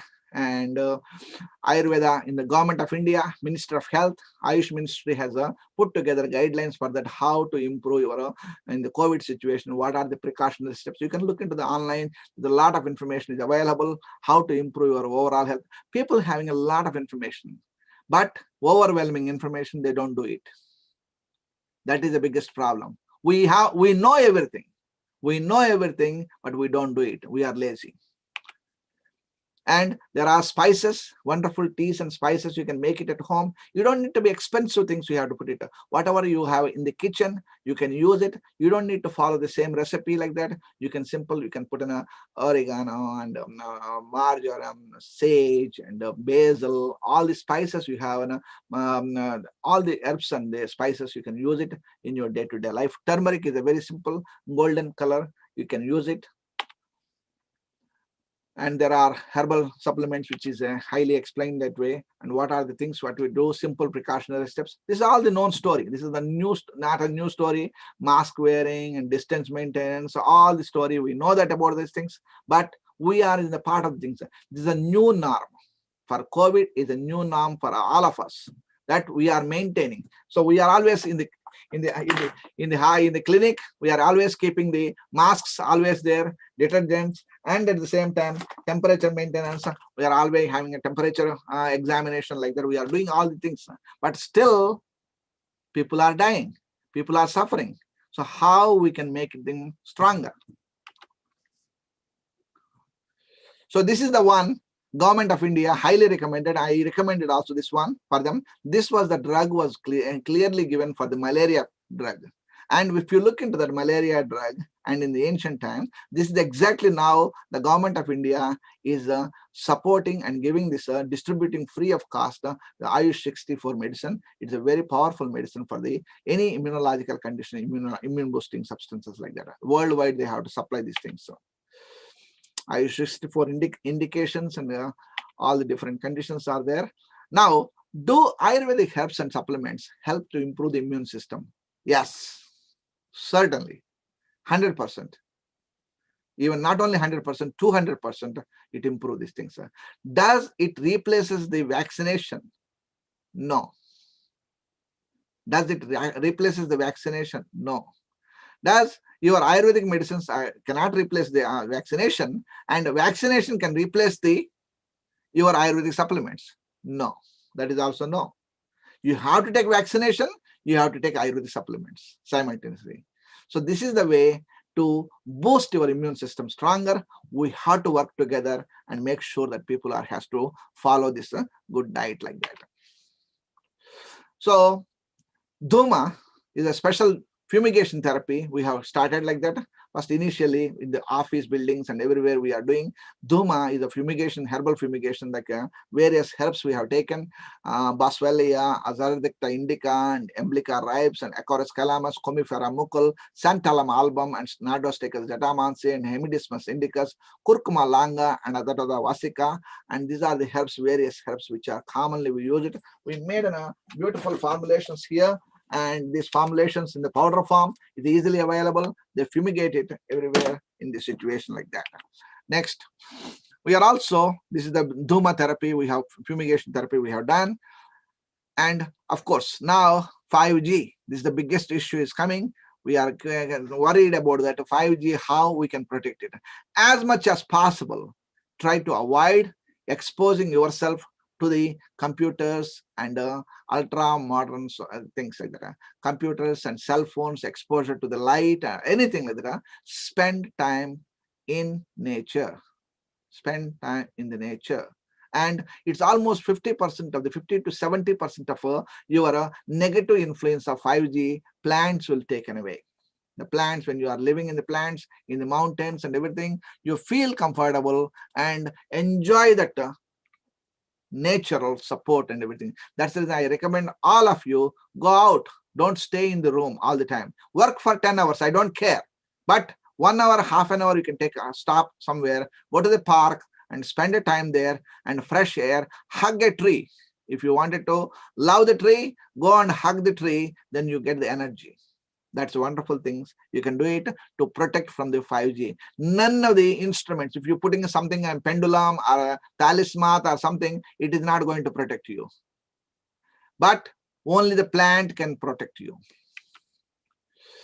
There's the immunomodulator herbs are there in Ayurveda thousands of years back, and this is a scientific studies are done. Indian medicinal plants group has done. There's a medicinal plants having a lot of these things are there. Gunja, Abrus pectoris, Bilva, Eagle marmelos, Andrographis paniculata is good for Kalamega, Asparagus racemosus in the Shatavari, Azarakta indica neem, and also we have Boswellia serrata, Shallaki, and Centella asiatica, Brahmi, and Euphorbia hitta, Dugdika has had showing immunomodulator effect is there. There are plenty of immunomodulating effects are there. And of course, there are plenty of plants are there. We have studied this research books which have shown that the scientific studies are done on this and scientifically proven. There are some common herbs. You don't need to get any worry about the herbs and spices. So curcuma langa, which is the top one, turmeric, and garlic, mango, tulsi, amalaki, castor oil, tamarind, ginger. There are things which are commonly used. These are the diseases we are suffering now. I'm not worried about the COVID-19. I'm worried about the autoimmune disorders. More and more people are suffering with the, I see in my America, I'm a patient, a lot of people having suffering with the autoimmune diseases, chronic conditions. These are the hundreds of cases, and I'm seeing the autoimmune conditions, which is very prone to these people who are getting, say, COVID-19. So of course, Amalaki is the first Amalaki Vayasthapananam, the best herb, which is available in the home. You can buy it in the stores, you can freeze it, you can keep it, you can make every day one amla, you can eat it, fresh amla, or you can make a chutney, you can make a pickles. Any way you can do it, you can make a dessert. And when I'm cooking all the spices and everything, and I put amla fruit also in my desserts. That is an enhancement of your vitamin C. But can we replace the vitamin C with the amla? No. Sorry. We cannot replace your home to hotel. Staying in the hotel is different. Living in the home is different. So that's exactly, so that's the way you look into that. Amla is not a replacement of the vitamin C. I'm taking vitamin C, Dr. Shekhar, then I don't need to take amla. No, you have to take amla along with vitamin C. No problem. This is a wonderful fruit. You see the enjoyment, how the radiance is coming. You enjoy this fruit. There's a lot of research studies are done on this amalaki. Even the DNA damage is happening. Those conditions also, it's powerful. And turmeric is the next one, is a commonly used. Turmeric is a root. A lot of people think about this, the bark or something, but it is a root. It's like ginger family, gingiberase family, and it is good for the flu and various conditions. And even the strep throat and those conditions also, I recommend my patients that always they take turmeric and salt water, gargling, and strep throat is gone in 3 days. And cold and cough conditions or respiratory conditions, and boost the immune system and reduce the inflammation. Like a lot of studies are done. University of Pennsylvania, there is a study was done on the turmeric and boswellia, anti-inflammatory effect of in University of Pennsylvania. We studied there, and which has shown very good results on the inflammatory conditions like that. Turmeric root, this is the thing. And turmeric inhibitory effect of the HIV-1 viruses. It is very good. And also ginger. Gingiberol is the one of the component in that analgesic effect. Human respiratory syncytial viruses like that in the various HRSV conditions and seasonal allergies. And Ayurveda highly recommended that ginger is considered Vishwa Bheshaja. Vishwa Bheshaja means the world medicine. World medicine. Everywhere it grows easily. So one has to take ginger in day-to-day life. So what I recommend for that, even amlaki is not available, don't worry about that. Turmeric is available, ginger is available, cumin, coriander, fennel, ginger, all the spices you can start to incorporate in your diet, then it will definitely improve your immune system stronger. There's a lot of studies are there, people can go through that, and PubMed is a publication from the government of US, and there you have publications are there, PubMed. And there's a lot of Dr. Shekharji, we have a few minutes left. Yes. I think, yeah, thank you. Welcome. So Calmeg, and there's a lot of study, Andrographis paniculata, particularly Lyme disease conditions, we give this medication for the supplement. It's very powerful. And dengue fever, very common in India. Now dengue fever is very powerful. To give the Calmeg is very good. And Tulsi is very easy to available. Holy basil And if it is a holy basil is not available, you can use a regular basil. It's also having a very basilicum. It's very good for the improving your overall health. And research on this sanctum, awesome sanctum, ashwagandha, Withania somnifera. Ashwagandha is a top seller in America. Top seller in America. I use 100 pounds of ashwagandha powder in month. 100 pounds in 1 month. So that much of powder, we use it regularly in our practice. It's a very good results, adaptogenic quality, and people who see the wonderful results in the ashwagandha powder. And guduchi is another herb which is very powerful. It also balances all three doshas, tenospora, cardifolia. It is very good for the cardiovascular conditions also and emotional balancing conditions. And we have created a formulation called golden milk for immunity. Golden milk for immunity. It's a very powerful. We have given this formula for a lot of patients, and they said that after taking this powder, they felt so good. And it's having a turmeric, ashwagandha, shatavari, kapikachu, and vidari kanda, estimadu, and dates, coconut milk powder, cardamom powder, ginger, black pepper, and nutmeg. It's a very compound preparation, very powerful medicine, which can be used for the day-to-day life. So these are the common immune boosting things. We have created a kit for the improving our overall health. Now 5,000 people, they wanted to improve their immune system. They already listed the people there who wants to improve the immune system. They said that we wanted to have it. This is the things we are preparing, these things, lung and sinus formula to improve their overall health of the individual, and also immune boosting, the formulations we use in our formula and these things. And this is the organization. I recommend all of you, please join with these things. Free membership, all of you to join, all the health professionals or healthcare providers, and even general public also, they can join Association of Ayurvedic Professions of North America, a global organization and formed in the United States. I'm the founder and president of the organization, and 88,342 members from the 134 countries. This is the list is there. You can go to the website called AAPNA, aapna.org. Thank you very much for giving us such a great opportunity for me. Thank you. If you have any questions, I will be happy to answer these questions. Thank you very much. Thank you, Dr. Hani. Thank you, Shekharji. Oh my God, so much wonderful information. I know we have such less time. We want to hear more and more about this. These are fantastic tonics and fantastic powders and, combinations of these herbs that you provide, Yes. which is really great. So we don't have to go out there looking for different types of gingers and things. You put it all into one powder. So it's so wonderful by the looks of it. We had one question here. There was quite a lot of questions that came through, Dr. Shekharji. It is Dr. Shekharji.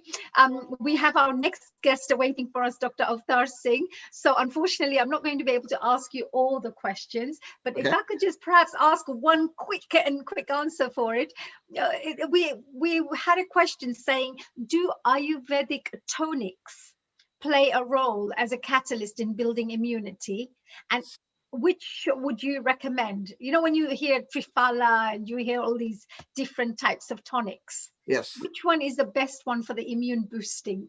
For example, simple things, simple formula, Triphala, as you mentioned that if you take regularly Triphala without failure, you can live 100 years. Oh, really? Is it that strong? Wow. You look very good, I have to say. You must be doing something right. That's a unique formula, which is the ancestors has created. We don't need to modify anything. Triphala, 3 types of fruits, balances all 3 doshas. Oh, okay, That's right. it. Simple, 3 types of fruits, but a pure quality, if you're able to make it, but must to take it every day. Take it every day. And that's regularly, and then you will maintain good health. Oh, wow. Well, I just wanted to say, Dr. Shekharji, the amount of information that you gave to us, so kind, you're gifting the world with such brilliant knowledge and also natural ways of boosting up the immune system. I mean, no side effects. This is absolutely brilliant. So thank you for sharing your gift with the rest of the world. And I just wanted to say, I hope we can invite you back again in the future to tell us even more about the work that you're doing and to keep educating educating the audiences out there and us as well at the Healing Our Earth. So thank you. And I just wanted to wish you the best of luck for today. And it's Mother's Day in some parts of the world. So happy Mother's Day to you, your wife, and everybody. Thank you. Thank you. A very big global namaste to you. Thank you, Shekharji. Thank you, Neilji, and all of them, and Avatarji, Dr. Avatar, Dr. Joshi, Dr. Suresh Swarnapuri, all of my friends who are here, and I'm so lucky to have taking part of this group, and definitely will be happy to support your organizations and everything. And we are here with you. We are all working together with one mission. Thank you. Yes, absolutely. Thank you so much. We really appreciate that. Of course, our aim is to boost wellness, health, wellness for the whole of the world. And what you're offering is such a precious thing for everybody out there. And one last time, I just wanted to mention to everybody the membership that Dr. Shekharji spoke about, which was at www.apna.org. That is AAPNA.org. So do become a member, and you'll be able to find out, I'm sure, many more really amazing things. Thank you. So a global namaste to you, dear Shekharji, and a global namaste. We move on to our next guest. Now, our next guest, of course, Dr. Avtar Singh. He's absolutely amazing. We are so proud to have him here. He himself, I'll just give you a quick little brief introduction. He is going to be talking to us about Ayurveda and immunity. Dr. Avtar Singh studied Ayurveda in Punjab, India, since 1974, and he's been continuously practicing Ayurveda in India and in the UK since 1983. He treats clients suffering from chronic ailments. He also pioneered Ayurveda on a UK Sunrise, which most of us would have heard about, so which is fantastic. He did a lot of work between 2005 and 2010 to educate the whole audiences everywhere. And Dr. Avtar Singh also was awarded with the prestigious Ayurveda Ratan Award by the All-Party Parliamentary Group on Indian Traditional Sciences in the Houses of Commons. That was in 2018. So congratulations for that. You're well deserved as well for the wonderful work you're doing. And of course, his outstanding contribution he has created and made in the world of research in the industry of Ayurveda. I wouldn't really say industry, actually. It's a field, it's a science. So we are very, very, very happy and honored to have Dr. Avtar Singh here with us. So a big global namaste to you, dear Avtarji. Global namaste to everyone, and very thanks to you and also Neilji and all my friends, and which one they already spoken. They done very good job, and they explain about the immunity very well, very, very well, I can say. I'm doing practice from last 55 years, and my grandfather was traditional Siddha Ayurveda practitioners. Generations we do. I learned that one, modern and Siddha Ayurveda, and some of Unani. My father was master of in the Unani, and he teach so many, nearly 100 students that time. In that time, there was no any university. The system was Gurukul system when I learned that one.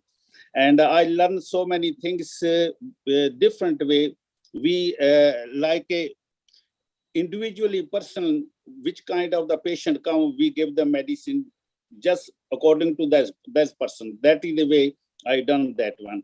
And so many things I know only the 15 minutes. I tried to finish that one. No problem. That's fine. I mean, we would love to hear so much more, with the time restriction. Otherwise, we would love to talk. I can speak on. Bhamraji asked me what you want to speak. I say, let them ask them what they want. I speak that one. No problems. No. I'm sure we'll be able to get a chance to invite you back again and have much more of you, for next time. But please do share. I mean, this is great. The Gurukul side as well. That your father was such an exponent in this field. Making practically all the rasa sign and Aushadhi is making. I learned that one. That's my skill. That one. Then in the UK, they done me post-graduation here, and India, Ved Visharad and everything. And after that one, actually, why I become too much interested in the Ayurveda medicine, when my mother died with the cancer, 1969, when I become very angry with my father, I say, you are the best doctor. So many doctors you teach. Why my mother died? A very young age, 19-year-old that time. And then he explained to me, I say, why not you give the panch karma to her? You say panch karma can clear everything from the body. And he say, because she is too weak. We can't give panch karma. When they find the cancer, it's too late to give any medicine. That time cancer was not very common, 50 years ago. And there I go to the researches after that one. So I design so many formulas on that one. And also I designed the one formula we used on the chronic cancer patient, which one they was on the deathbed. And the hospital said they can't cure it, that one. We cure with that one in the UK. And cancer, kidney people are on the dialysis. Their creatinine come back. And I designed the panch karma. We call everybody, my friends, Dr. Joshi and everything. I call them Sarvaroga cleansing. Anything age of 2 or 1 or 100-year-old, you can give that one. And that one is no need to very big problem to do it, that vomiting, anything. They work very slowly and clean the whole body up to the skin. That kind of, I made the medicine. It's not registered at the moment, but we individually doing that one. Like Bijuji explained very much on the panch karma, that is our traditional system. In the Ayurveda, is the main thing. Any big problem in the body come, we can't do anything until we clean the old things from the bin. Like the house, and the people are now too busy. They can make up their body. They can do everything for the outside the body, but internal system, reason of the air is polluted, water is not pure, and food are also toxified. And so that is the reason is people are from last 50 years is more sick than before. 50 years ago, don't have any immunity problem. We never seen in our practice. I start working with my father age of 13, 14, and we never seen any diabetic people, only people come some mild problem. Now is between 50 to 60%, I always say, the people's immunity is toxified. The people are sick on that one. And why? Because reason our food, our living, that all is making problem for the body. And secondly, in the Ayurveda, they said in the twice a year, in the autumn or spring, you have to detoxify your body. This is Ayurvedic main rule. But people don't have time for that one. If they are like doing now every day, they jumpstart their system. Like a car is, they're not changing the battery. They're not thinking why the battery is down. What is the reason battery is down? They're taking everyday minerals, and they are very clever pharmaceutical company. They say food supplement. They can't cure it. I seen the patient come to me when the cancer patients, so many cancer patients I cured here. Or last stage, some of them, the doctor said they have to change the liver, transplant the liver and kidney. The same liver is working, same kidney is working. One of my patient in the Dubai, I done the treatment at the American hospital. We have all the reports. They say, no, we have to transplant the liver. We have to change the kidney. And liver was multi-cyst on the liver. They are all active. They can't give the chemotherapy, can't give the radiotherapy, because all liver is the problem. And kidney have the 5 cysts on the kidney, and 2 was active. The one they removed, and person is still living from 2 years, and many people here in the UK. So what I done, I give the Sarvaroga cleansing, and plus I individually made the medicine for them. They are living now, and now is from last 1 year. Dr. Joshi is a very good friend of mine. Also, he's very educated, and we work together. And we discussed last March in the 2020 when these problems came. we always discuss on the every problem. We working together on the diabetes now, researching on that one, and from last 2-3 years, and we done 3-4 cases. They're all metformin is finished now. They're not taking any metformin, and thyroid gland they have the problem. We done that one, and with the COVID. That is actually amazing, Dr. Avtarji. I mean, you're speaking as if it's just so normal for you, but this is amazing work that you're doing, you know, because no side effects, you're helping people's wellness. You know, like the liver, no transplants having to be done, curing cancer. These are really, really very important things. And diabetes you just spoke about. This is like a really huge problem right now. Only 3-4 people came to us. All 3-4 people are get the benefit. Even one person, one diabetic 20-year-old underactive thyroid. Now he can't sit down on his all bones are become degenerate spine. He can't sit down on that chair with more than 10 minutes. Now he's sitting more than 2-3 hours and he's sleeping well. No any from last 3 months. No any metformin he taking, and his sugar level coming 5.9, 6.3, 6.2, 6.5. That is maximum. And you have the same thing, because you mentioned about the bones of this gentleman. So, you know, at first he was having degenerative bones. Can you rebuild bones as well? You can make the bones and muscles strong again? What is the problem in the bone? Once the bone is, you know, like rubbing each other, then they become the problem. You can't change the bone after age of 15, 20. Maximum after that one, you can't do anything. But what I done, I have the patient, which one have their disc was punctured. This hospital says they have to put the bolt inside. I also do the marma therapy, especially marma therapy, just pressure point and medicine. And I done the people who can't walk, and they no need to anymore that one. What we done, we make the build the repair inside. That's who's the main my medicine. I take the toxin out from there, information out from the body with that Sarvaroga cleansing. I give the name of that medicine, Sarvaroga cleansing, and everybody can take it. They can work. No need to anything hard job. That kind of medicine I made so many other formulas. Like for the COVID, I designed actually this one designed before the COVID. I have the before this one. Long time I using this one for my people have the sore throat, everything. Then one patient came 2 years ago with the diabetes, TB. And then I modified that my formula because he got the fever is not coming down.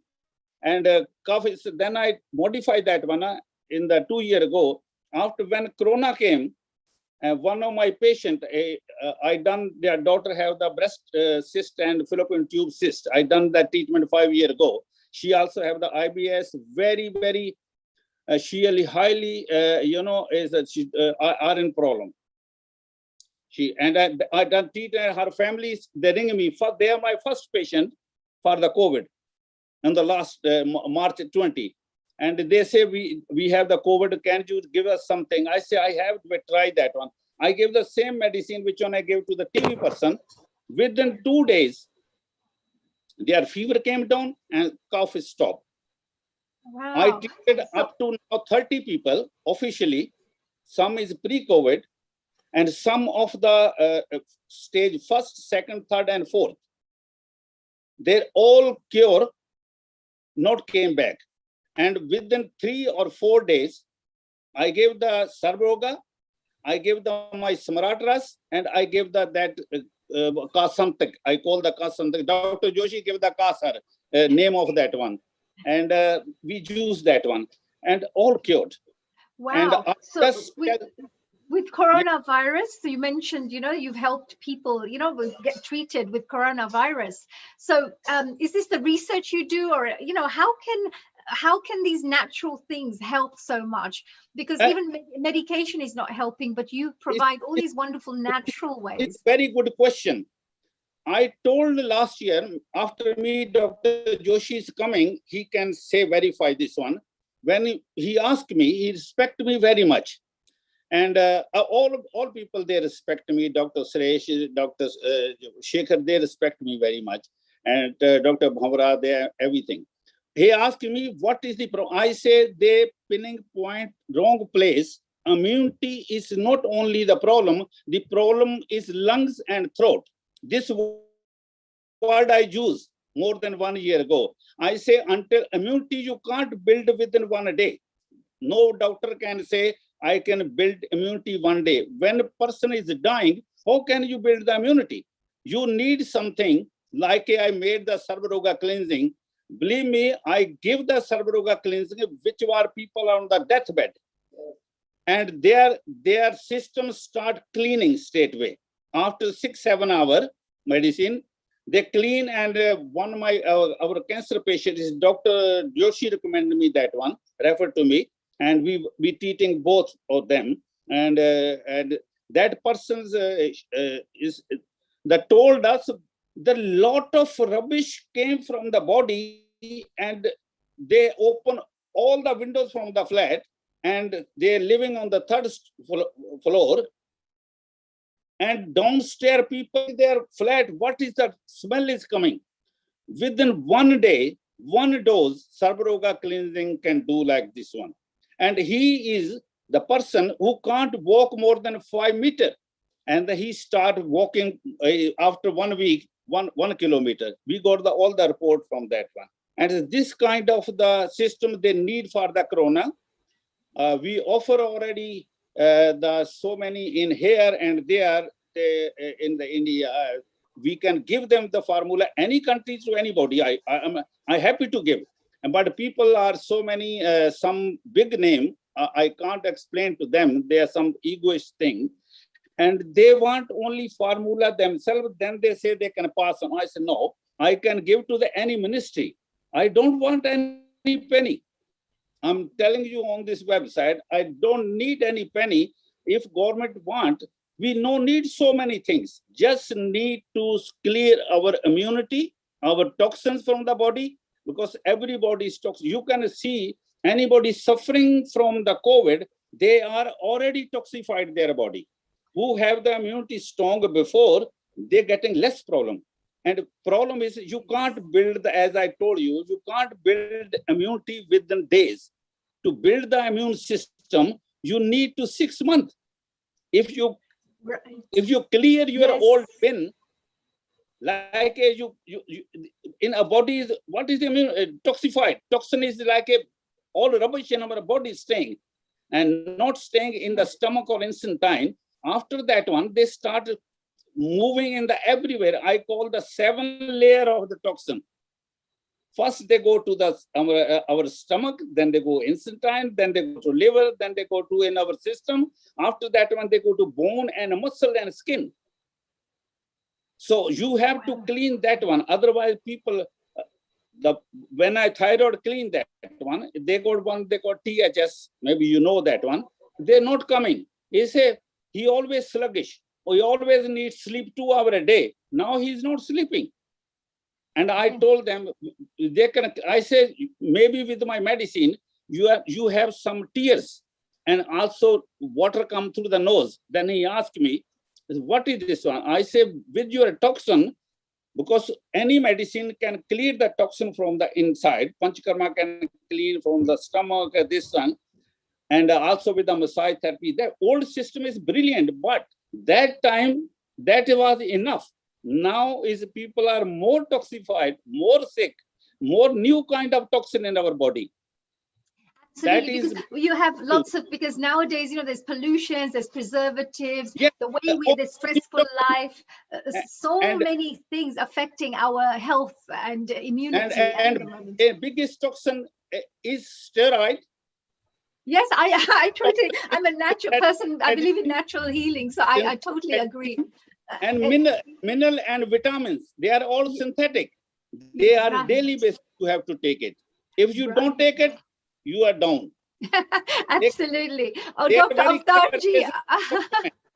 Absolutely. You know, you've been absolutely so amazing. And also, I just wanted to say, whilst we're chatting, you know, thank you for introducing Dr. Avtarji and Dr. Joshiji, because you're inviting such amazing guests for us so that our audiences, the Healing Our Earth, and the whole global audiences who are tuning in right now are being able to educate themselves, giving them a chance, a gift, which is like a chance and an opportunity to do something during this pandemic.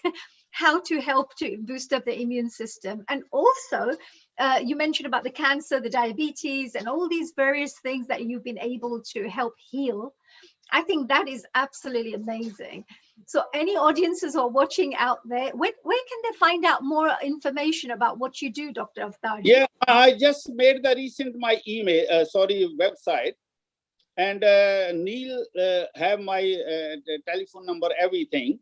And anybody, any practitioner, because as a researcher, I made this different formula. It's all Ayurveda basis, but all made by myself after so much research on that one. And they are working very well. If any other practitioner, anybody want, we can share the treatment. On the even the COVID, I say treatment, because you can't give the same thing to everybody, because everybody have the different Vata Pitta. You had so much very brilliant people that teach us. Okay. Yes. Okay. In the, they explain. I don't want to explain and waste the time. Absolutely. And no, what I you made shared the 4 with times. us. Yeah, what you shared with us And has been very helpful. Beat this group. Yeah. And this one, I don't think so. We need very, very big thing to spend a lot of billion pound on that one. And up to 30 people came, all 30 cure or no have side effects. Wow, that's amazing. No one, you know, big congratulations, Avtarji. You know, big congratulations. Thank you Seriously, very much. this is really great work, and I speak from the bottom of my heart. And I'm sure the whole of the Healing Our Earth, because we believe in health and wellness. We believe you're doing great job.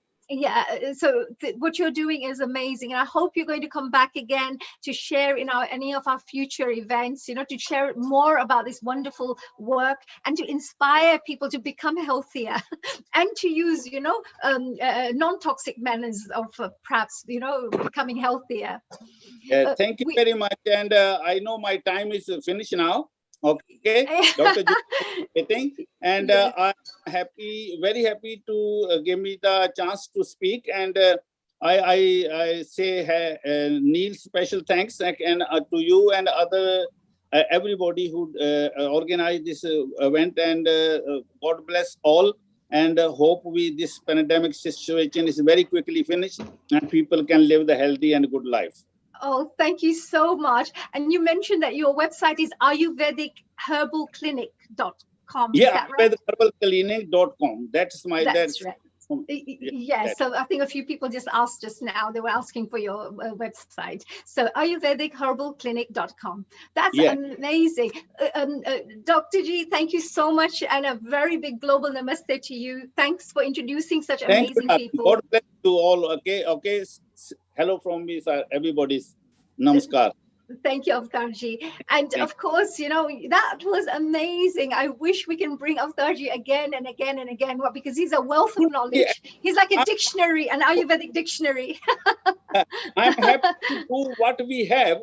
I want to show the world Ayurveda can do anything. Yes. This is my main mission, to provide, to promote the Ayurveda to everybody, because I design new things so many years I'm researching on that one, and I'm enjoying that one. I want to everybody think about this one. We are not the same. Principle you can't change, but now what we have to think about that one, to how to cure that one. Absolutely. No, we are with you all the way, and we're with you all the 100% of the way. So we're behind you all the way. So anytime we will share these messages to our audiences globally, because I feel that they should get these wonderful messages. And you keep doing the great work that you're doing. And God bless you, and keep working and transforming lives positively. Thank you, Dr. Avtarji. Thank you. God bless you. Thanks. So we are now moving on to our next guest. And of course, you know, I wish we could keep Dr. Avtarji for another 2 hours here, but we have another amazing guest who's joining us. His name is Dr. Venkata Joshi, and he's going to be again speaking to us about Ayurveda and the COVID-19 pandemic that we're going through. Now, Dr. Venkata, he's a PhD in Ayurveda from Gujarat, and he also studied at the Gujarat Ayurveda University, Jamnagar in India. He started teaching at the College of Ayurveda, and is mainly being affiliated to universities in London. And of course, he's also taught in Croatia and in France. So he's quite a multicultural Ayurvedic specialist. Dr. Joshi is also consultant at the Gentle Birth Method in Tooting Bec, which is here in London. I think they also run another branch in St. John's Wood here in the UK. Dr. Joshi is also a board member of the British Ayurvedic Medical Council and has regular workshops on Ayurveda in Germany, Austria, Spain, etc. So he's, well, like I mentioned, international Ayurvedic specialist. He was facilitated by All Party Parliamentary Group on Indian Traditional Sciences and conferred with the prestigious Ayurveda Ratna Award in Houses of Parliament in 2016. We are so proud to have Dr. Venkata. A very big global namaste to you. Namaste to you all. On behalf of Healing Our Earth, Dr. Hani Kalaria, Il Kumarji, and can you please enable me for sharing the PowerPoint? Thank you. Absolutely, we will do so. So Dr. Venkata will be, of course, sharing a wonderful presentation. We have about 15 minutes here, and I think Dr. Venkata is going to share some amazing knowledge with the rest of us. Ancient wisdom, which is really, very important information. Thanks to all, and welcome to this different session, what it was already being done by several people talking about the immune system and its enhancement. I am Dr. Venkata Joshi, as you can see through.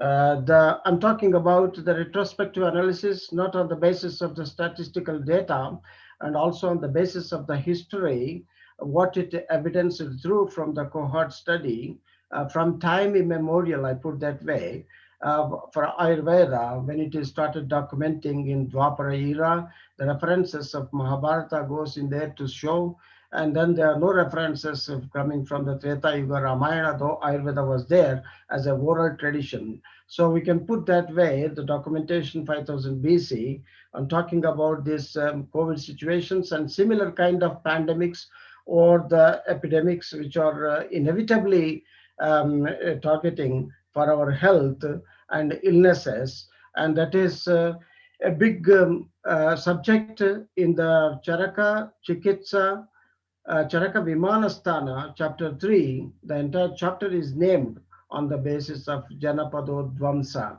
And Jana Padas, or this Desha, Nagara, Nigama, Jana, all the names are being given in the ancient history to see how these pandemics have resulted from time to time. And that is the today's fact is tomorrow's fiction, and yesterday's fiction is today's fact. And there's a linear journey into the circle of events taking place as a time immemorial to recognize the causes for such a kind of calamities are well explained when we look into these studies which are being phases under the references below, suggesting that the dreadful mutations of these viruses are limiting our scope of getting better faster, and that is an imminent truth based on the causes what we are trying to retrospectively analyze on the basis of the history what we find through in the Charaka Samhita.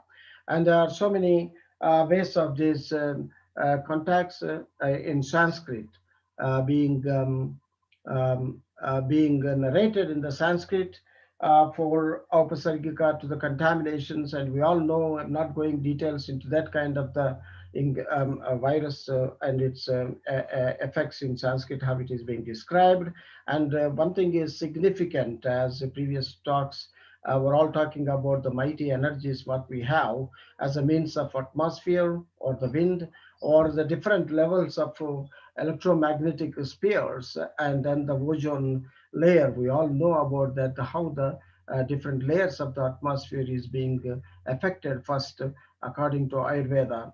Jalat, Vatat, Vatat, Jalam, Jalat, Desham, Deshat, Kalam, Swabhavataha, as a sequence is being explained to understand what it is happening recently, with the evidences being developed from the studies recently onto the solar spots. As previous talks, we can understand how significantly the sun as a source of important global environment and climate changing. And that climate changing is clearly being put up as a means of the cause in the Janapadodvamsa chapters, and which is evidently can be seen the changes occurring in the star groups and the 27 constellations, where we are now on the process of the journey, starting from the climate formations with the spinning of the earth to the level of contaminants what we are facing through now, right into the pollution, and that is being extending severity being enhanced when it goes into the water level. And Dr. Ravishankar Polishetty Ravishankar, who is my colleague from Polyscientific Ayurveda, was talking about the dreadful reality if this virus start mutating and getting into the water, and it is inevitably the people will be dying like insects. And that is his predictions. It's not my predictions based on these studies. He's a modern doctor since 2 decades studying Ayurveda. And these are the events we place to the sequences, what it is explained in Charaka Samhita from the climatic, the momentum, as we said, the Vata, because it is the Vata dosha, which is reflecting from the macrocosm, as you understood, from the into the body physiology, as a means of changes occurring with these electromagnetic energies under the influence of the sunspots and bringing the monsoon variations. That is called Nakshatra, Graha, Gana, Chandra, Saurya, Anila, Analanam, Disha. All these names are being given in beautiful narrations in the Charaka Vimanasthana chapter 3. If anybody would like to study this chapter, is the most significant to see how the changes did occur and are occurring eventually as a global scenario, which it was 100 years ago, the similar scenario, in spite of our technology, in spite of our health system, in spite of our therapeutic measures and diagnostic tools, and we are helpless at some stage when these Janapadodvamsa, the natural calamities, are hitting timely, and because of these variations occurring through. And if we study these variations and the causes, looking under how these climatic changes, which are occurring as a first primary changes, when we look into that, and then the sequence is a catastrophic events taking place with the sunspots being altering the different levels of the atmosphere and entering into the water to precipitate into a stronger form of the calamities, and when it reaches to the earth and then see subsequently the space which is moving into the time through the 27 stellar groups, and that is where the predictions are being made on the basis of astronomy. So astronomy is also well included into the Ayurveda to assess these changes, how they are occurring. And what is the cause when we are looking for these natural calamities according to Charaka Samhita is the first word which he uses for the Janapadodvamsa, or mass epidemic death, pandemic deaths, and with the diseases or natural disasters or viruses and so on, and you can say tsunamis or earthquakes or the wars, and so many things you put into that level of the natural disaster, which are inevitably going to target from time to time, is well narrated. And the reasons for that is mentioned as adharma. And that is what is dharma and adharma, we have to understand with the conditions. It is well, say, for example, as I can give a simple example of our canines, which are not big enough like the canines of this meat-eating carnivorous. And then with the dharma in the cave men, Neanderthal kind of the cavemen, where they didn't know how to cook the meat, or they didn't know how the fire can be, the samskaras were not there, and they were meant to eat this raw meat. And when we are grown up culturally and we can have taste better, and we have lots of taste variations and beautiful Ahara, from Ayurveda point of view, then we are not meant for using that kind of dharma, what it was theirs in the cavemen, which it did in the past. So understand that subtle variations, what is dharma to the context is righteousness. The righteousness is the respect to the truthful nature. So when you observe closely the nature, the truth is unfolding from it, and then understand that events taking place on the basis of the truth to respect the nature, and then that is the following it of the dharma. And this dharma can be like a hierarchy running in the family, what my father did, or grandfather did, or it is being understood on the basis of my consciousness, which rises to that this is suitable to me. And many people turn for learning Ayurveda out of their spontaneous changes, visiting to India and having treatments are fascinating. That Costopolo talking about that, how he bonded to India as a being cultural from the Greece. That is an evidence of what it is dharma, by honest, by truthfulness, and it unfolds in individual lives when you are touching to the heart level from the somatic level. The physical level, sensory, mind, and spiritual journey as a consequence, life in Ayurveda is being understood for its truthfulness. That truthfulness, when it is missing, and that is the known as asat karma. Asat karma. Sat is the truth, and karma is the deeds and actions, mental actions, verbal actions, physical actions. We are responsible, not individual life on our own families, and then we are responsible social beings. And that is what is good for me, and what is good by me to the society, and what is the good what I can get through from the social being. And everything is a reciprocity. We have to understand about the truthful acts, and which are the honesty. And you put your hand on your chest, and that is honesty. And if you mistake, you put your hands, oh my God. And that is what we don't want. We don't want the mental tricks, and we want a true honest.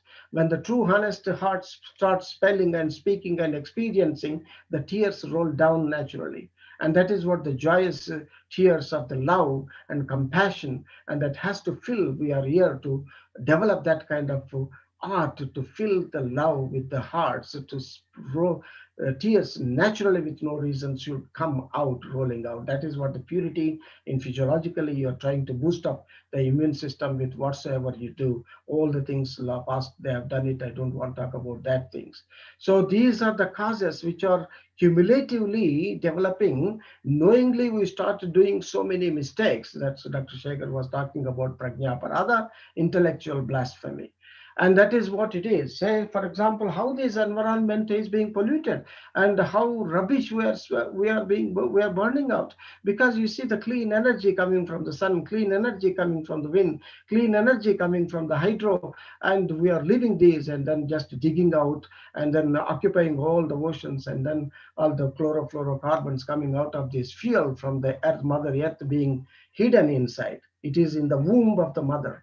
And today, Mother's Day, and you're digging out from the mother's womb and for your own selfishness. This is what intellectual blasphemy, and that is what adharma means. So it is the finance, artha. We are missing out the dharma, the first aspect of the pursuit for the well-being in the life, and we are only measuring our well-being with the finance, fiscal policies, artha. Then anartha is inevitable. That is the reason why Ayurveda says about what is dharma and how best should we follow, and what is the truth and what is the righteous way of our living. And then understand this prajnaparada, mental, intellectual blasphemy and mistakes we did, and learn from the mistakes. So what are the things which we learn from the mistakes since decades together? And there's a suffering is the same. Then what they say, for example, the mental health is hidden with the mano vegas, as Ayurveda tells about the 9 aspects of the mental negativities. Lobha, shoka, bhaya, krodha, mana vegar, vidarayet, nirlajja, irsha, atiragascha, vidyascha, manava.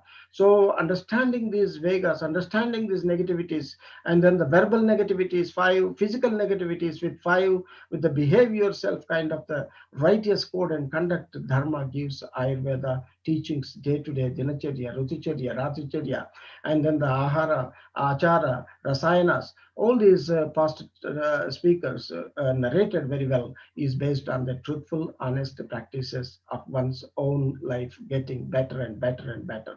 So we think better, we act better, we speak better, we behave better, and the mental, verbal, physical integrity into the intellectualness is being raised and raised with the sattva, and that is an evidence to the balance of the sun's energy not being spilled out with the ozone to the radiation, but it is the warmthness and light. and the intellectualness, the digestion, everything is depending on the solar control. So Mother Earth is controlling by spinning and making these electromagnetic spheres, and which is convenient for us. We don't want to disrupt that. And to enhance that kind of the other dimensions of the energy coming is yajnas and yagas.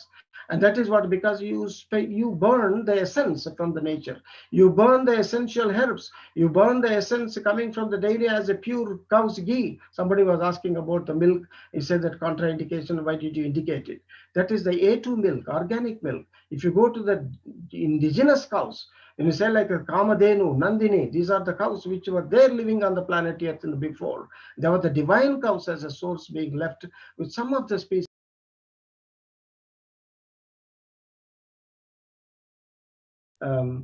The cows which are, the cows which are Punganur or the Gir cows or the organic A2 cows milk, and that is what the ghee.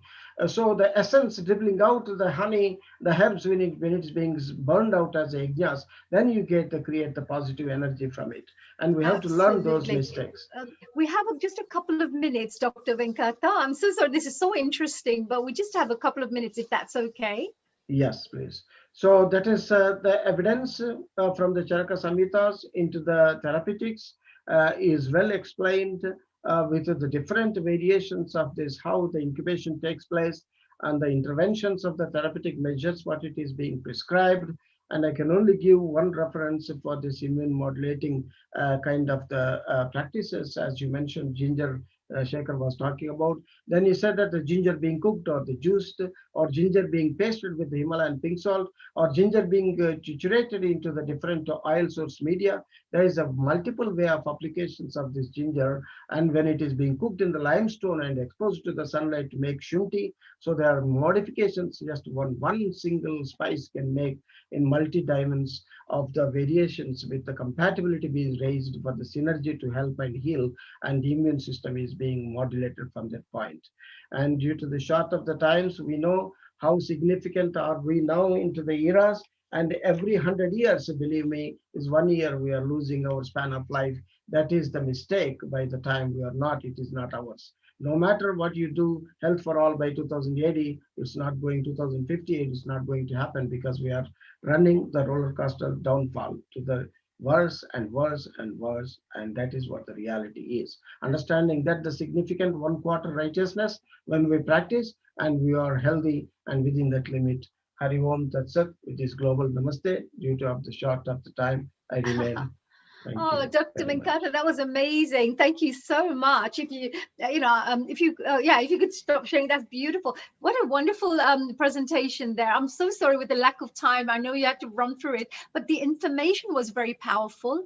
And what the knowledge that you're sharing with everybody is very important for the mind, body, soul to be connected, because you talked about the Dharma, because even the thoughts, whatever thoughts we're having, actually thoughts are energy. So you're creating consciousness, you're creating a reality from your thoughts. So I can see how important that is as well in terms of healing. Thank you, Dr. Venkata. Thank you very much. And thank you for sharing the website as well, which is www.aaauk.org. So just in case those of you who have been asking about the website, but you can go and visit our Healing Our Earth site as well, and you'll be able to find all the websites and contact details there too, just in case if you missed out on that one. So we, of course, are going to very shortly go to a really amazing duo that we're going to be speaking to. But meanwhile, Dr. Venkata, I hope we get you back on again next time to speak to us a little bit more about your presentation. And whilst speaking here, I just wanted to clarify, I wanted to say a very big thank you to Amarjit Singh Bhamra, who introduced Dr. Avtar Singh and Dr. Joshi to us for this. We really thoroughly enjoyed these presentations and wanted to say a very big thank you to Amarjit ji. Thank you again. A global namaste to you. Now we go on to these amazing, amazing duo. Oh my gosh, you're going to love listening to these two. I've known both of this wonderful husband-wife duo for a very long time, and they're both super, super talented. super knowledgeable, and a super human beings. That's what I will say.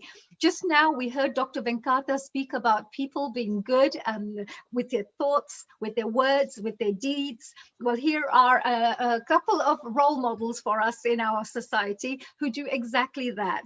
So let me introduce you to Ravi and Sushma Banot. I've known them for quite some time, so I am quite aware of the great work they're doing. And they're going to be speaking to us about the simple ways of how Ayurveda can help our immunity. Ravi and Sushma Banot are authors of 4 books. Yes, not just 1, not 2, not 3, 4 books on Ayurveda. And they're regarded as pioneers in Ayurveda in the UK. And through their college, which is called the Ayurveda Institute of Europe, they've trained over 6,000 therapists. And they also, by the way, manufacture Cool Herbals, which is a health and beauty products. Ravi Banot also coined the Nutri-Grow hair retention plan. So all the men out there who are perhaps interested in perhaps working on their hair, then you know that you need to go and speak to Ravi, because he's got this little secret technique here he's going to share with us. Their Cool Slim plan is also a very innovative way to slim. And what they do is they use the K values rather than calorie counting. Well, I'm not going to tell you anymore. Let's just ask these wonderful duos to come on board and speak to us. A global namaste to you, Sushma and Ravi ji. How are you? Namaste ji. Wow, I really needed to have a longer script for you guys, because both of you do amazing work for the community. You make people better, you make people healthier, and you create so much positive energy wherever you go. How have you been enjoying today so far? Fantastic. First of all, thank you so much for giving us the privilege of being on the show. Thank you, Neil, Kumar, Honey, and we are grateful we have people like Dr. Avtar Singh, Dr. Joshi, who are giants in the Ayurvedic field in the UK.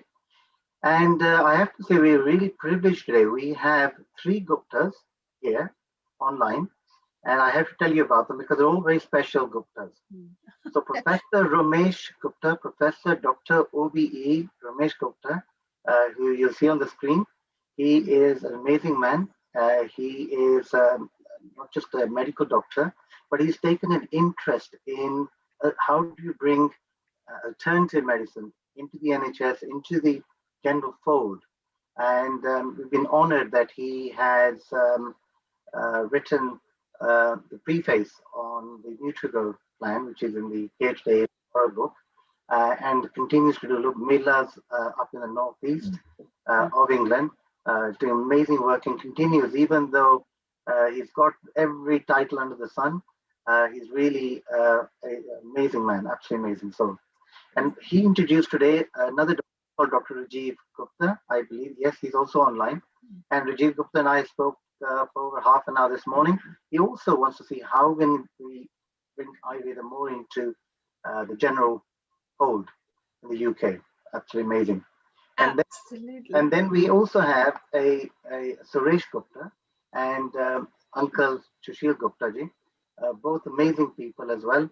And can I just say that in America, where Suresh ji lives in Florida, they're doing a lot in Ayurveda and yoga.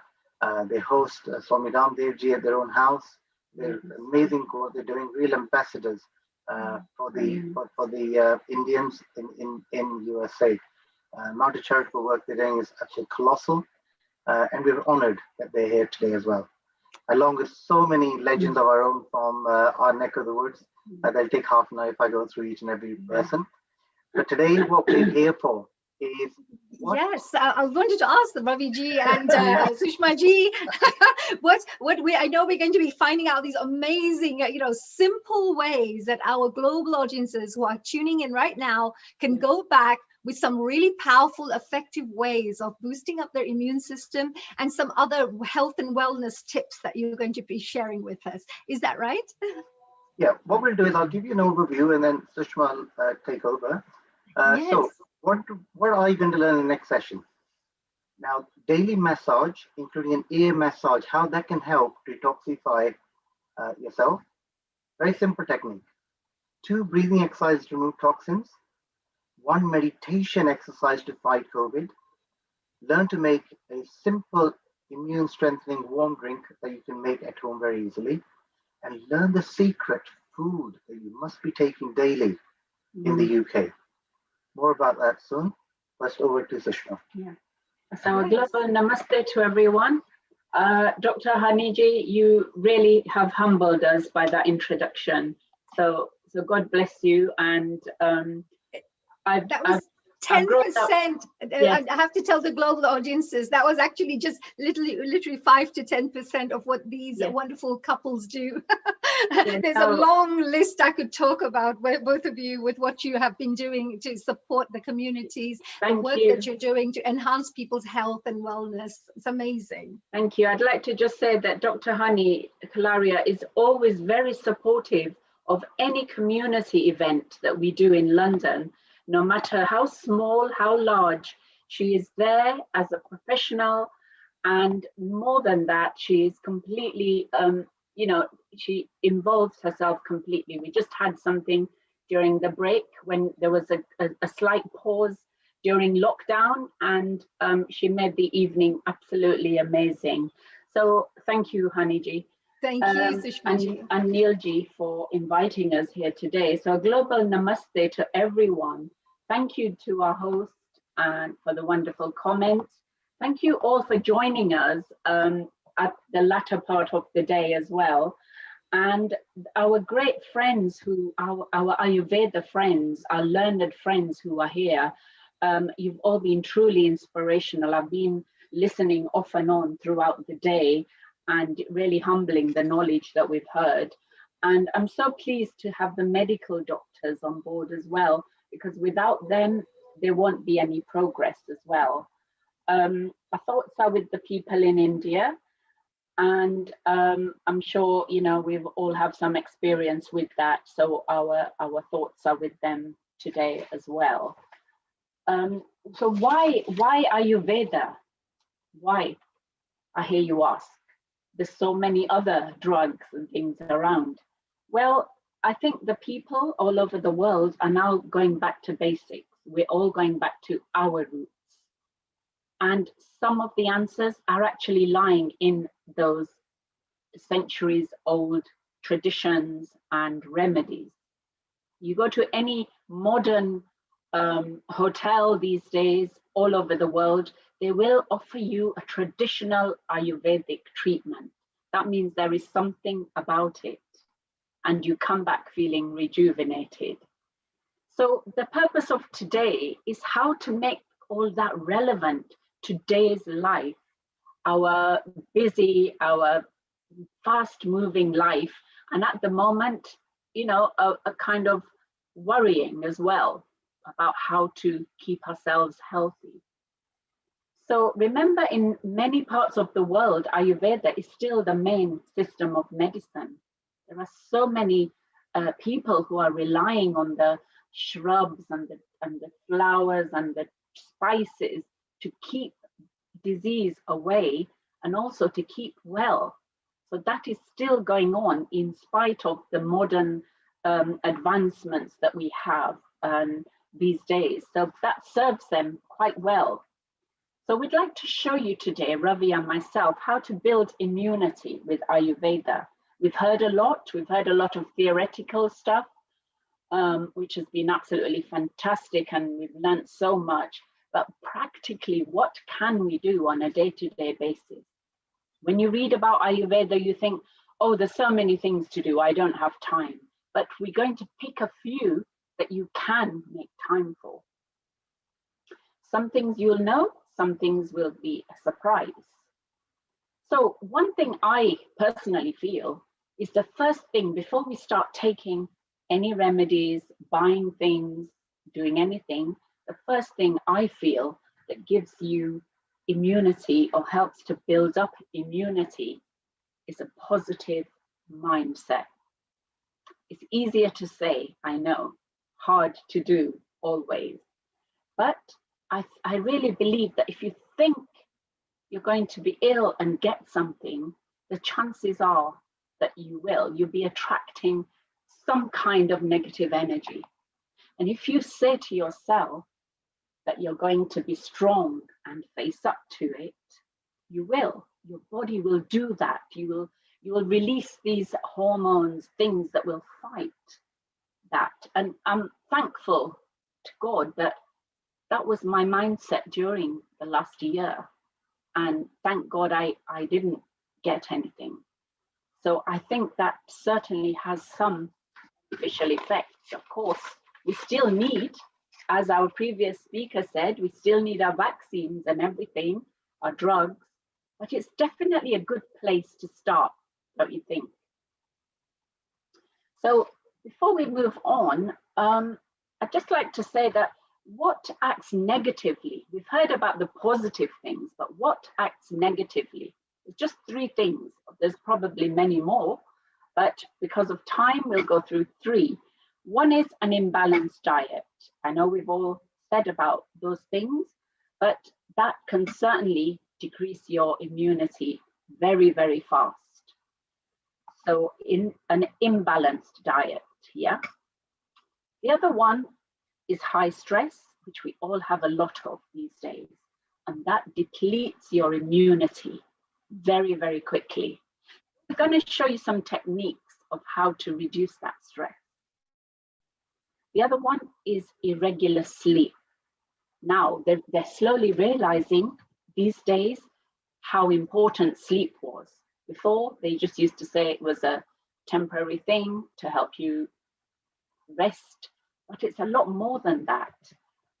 Irregular sleep not only causes all sorts of illnesses and makes you prone to those, but it also affects your immune system very, very much, in fact. Lack of sleep, going to sleep late, not having enough hours to sleep will slowly make you feel weak. How many of you probably agree when we haven't had a good night's sleep, we're not able to function well at all. And the whole day is a bit of a blur and we don't kind of feel well at all. But a good sleep, we're ready for anything. So the other thing is dehydration. So we must keep dehydrated. That will also, dehydration can also affect your immune system. Those are the things that can deplete our immune system. But the things that can help is a well-balanced diet with the 6 tastes. We do a kaffir spice mix that is like a powder you can put on anything that will help you to have all those 6 tastes. Regular yoga practice, we'll be doing a couple of exercises in pranayam. We've gone through the spices. Detoxification. There's different ways you may not have thought of how you can detoxify the body. And also consumption of these Ayurvedic herbs that we have been speaking about regularly. The other thing that's becoming quite important these days is honey, along with some of the herbs that I'll be mentioning. Honey, especially a local honey, has got excellent enzymes in it, which activates your immune system. So invest in a really good quality local honey if you can. Of course, if you're diabetic, you need to be careful and how to, incorporate that into your allowance. Ginger protects you. It prevents cell proliferation, which is cell growth. And we'll be coming across an immune boosting recipe very, very soon. Tulsi or holy basil is something that stimulates our immune system. Many of us have a tulsi tree. Just pick a few leaves and drop them into your normal tea or make a tea with some boiling water and sip that slowly. Brahmi is a very soothing, the root and the oil. I use a lot of that in my practice and just massaging it onto your third eye invokes all sorts of factors in the body. One of them is increasing immunity. Amla juice is great to have in the morning. It's recommended more. Sushma, if you can hear me, if you are trying to share screen, then we've got a fixed slide, the first one, the secrets of Ayurveda. We are not seeing your slides. Yeah, we'll be sharing shortly. Okay, thank you. Go ahead. That's fine for the moment. Thank you.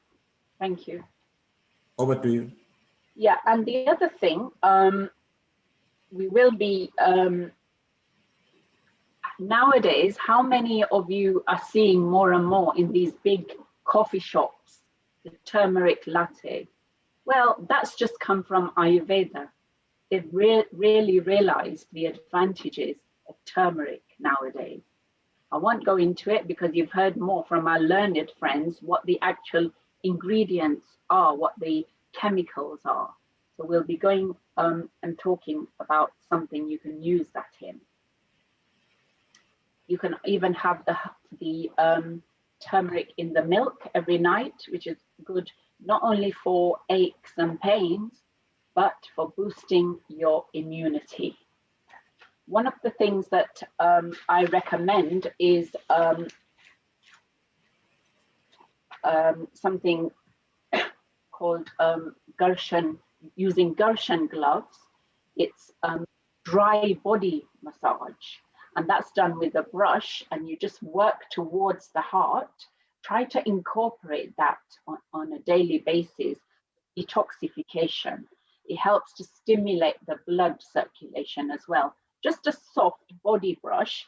You can always email me if you want to know where to get that from. So just contact me, but working towards the body, that is really helpful as well.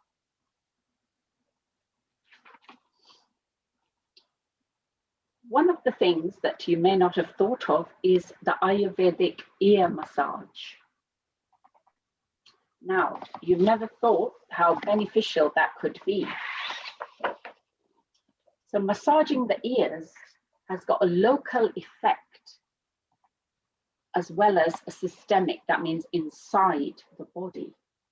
It's not only soothing, but it's actually got many advantages. So it energizes your kidneys. Remember the kidneys, how important they are to get rid of the waste and improve immunity that way. It improves the blood circulation, relieves tension, and by doing that, releases toxins and boosts your immune system. It also soothes and promotes sleep, which we've already said is very important. So one of the ways that you can do this is by working on, if you can see the screen, there are there's murmur points on the ear. And the Karnamula is behind the ear. Karnapala is at the top, the upper part of the ear. Karnapali is here on the ear lobe, just at the bottom. And by working on those, you can get those effects. It's also very soothing, but a very simple massage to do. It's ideal if you can do it on someone, but you can also do it on yourself. So you hold the earlobe and you massage with a rolling motion, moving along the outer part of the ear, from the earlobe at the base to the point at the top.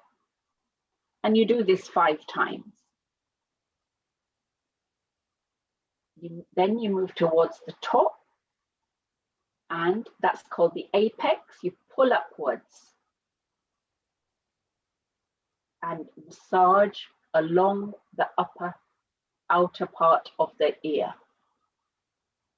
Behind the ear, we have the Karna Mula, and that is a point, a murmur point. Remember the murmur points attached to what we call the nadis.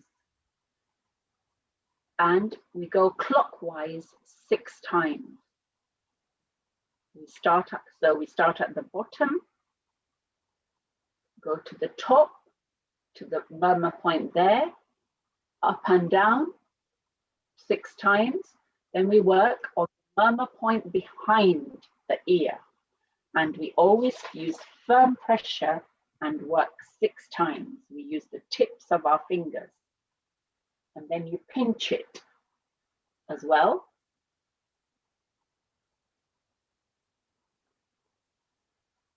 And we finish off by just a flick of the ear.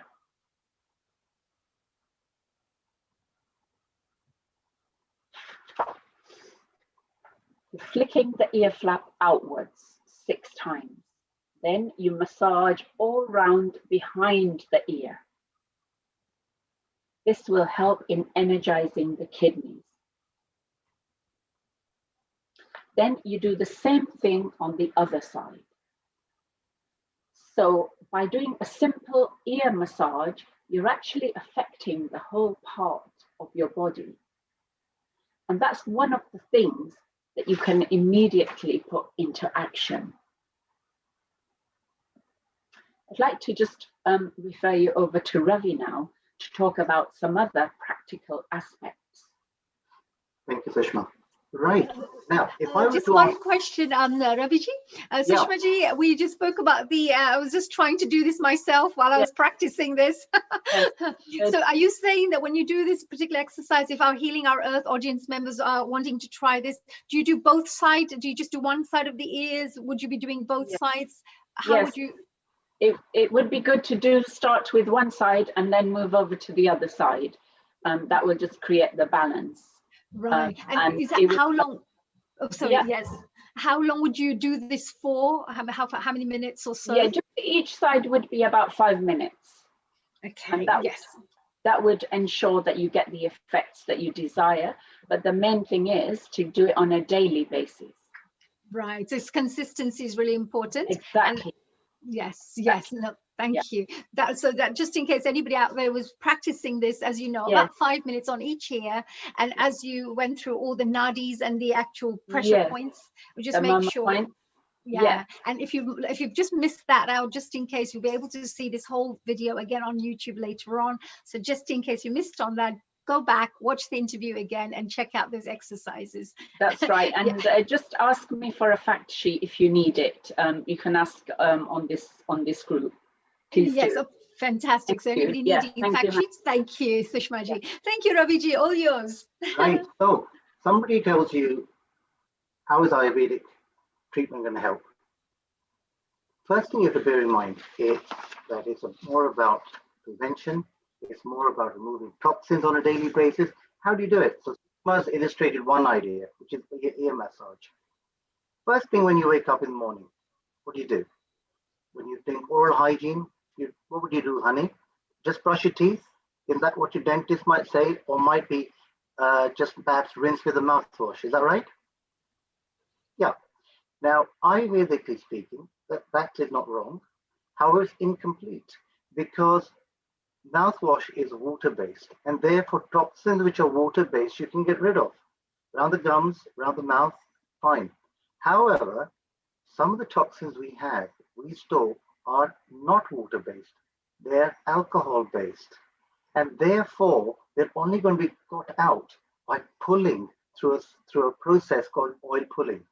It's something you're not going to learn at school or at college or even from your dentist, because that's not how they tackle treatment or removing of toxins. So it's important, very simple technique. When you brush your teeth, then with a scraper, scrape your tongue, or if you haven't got a scraper, with a brush the back of your tongue. And when you go, that's when you reach toxins which are in the large colon, which is the largest place where we store toxins. You want to remove. Very difficult to remove from there, but it's a simple technique you can do by that simple method I just said. Then you have a mouthwash, maybe a sesame mouthwash, which is oil pulling. So it's a sesame oil, not sesame water based. You gargle with that. You leave it in the mouth for between 5 minutes and 20 minutes, ideally 20 minutes. That seems a long time, right? But what you're doing is you're just swirling around the mouth. So you can brushing, shaving, you can have a shower like I do, come out, and you still got it in your mouth. And then you spit out, put it on a tissue and throw it away. It's a very simple technique of removing toxins which you would not normally do. It's number one. Number two, when you have done your yoga exercises, which may be the physical ones, there are some simple breathing exercises which are very important to do to remove toxins again. Because it's the toxins which are the waste products of what you call ama in Sanskrit, which you're trying to remove to get best health.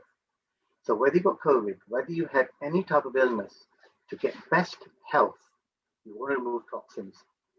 And there are 5 ways. That's what, when we treat, we've heard so much today about Ayurvedic treatment, which tends to be what's called Panch Karma. Panch means 5, Karma means ways. 5 ways of removing toxins. That's ultimately what you're trying to do. So, number 1 is through massage. Number 2 is through the mouth, which I just illustrated. Number 3 is through the nostrils. How are you going to get through the nostrils? Simple technique. Most of you probably already know this, but if you don't, I'll just give you 2 simple techniques.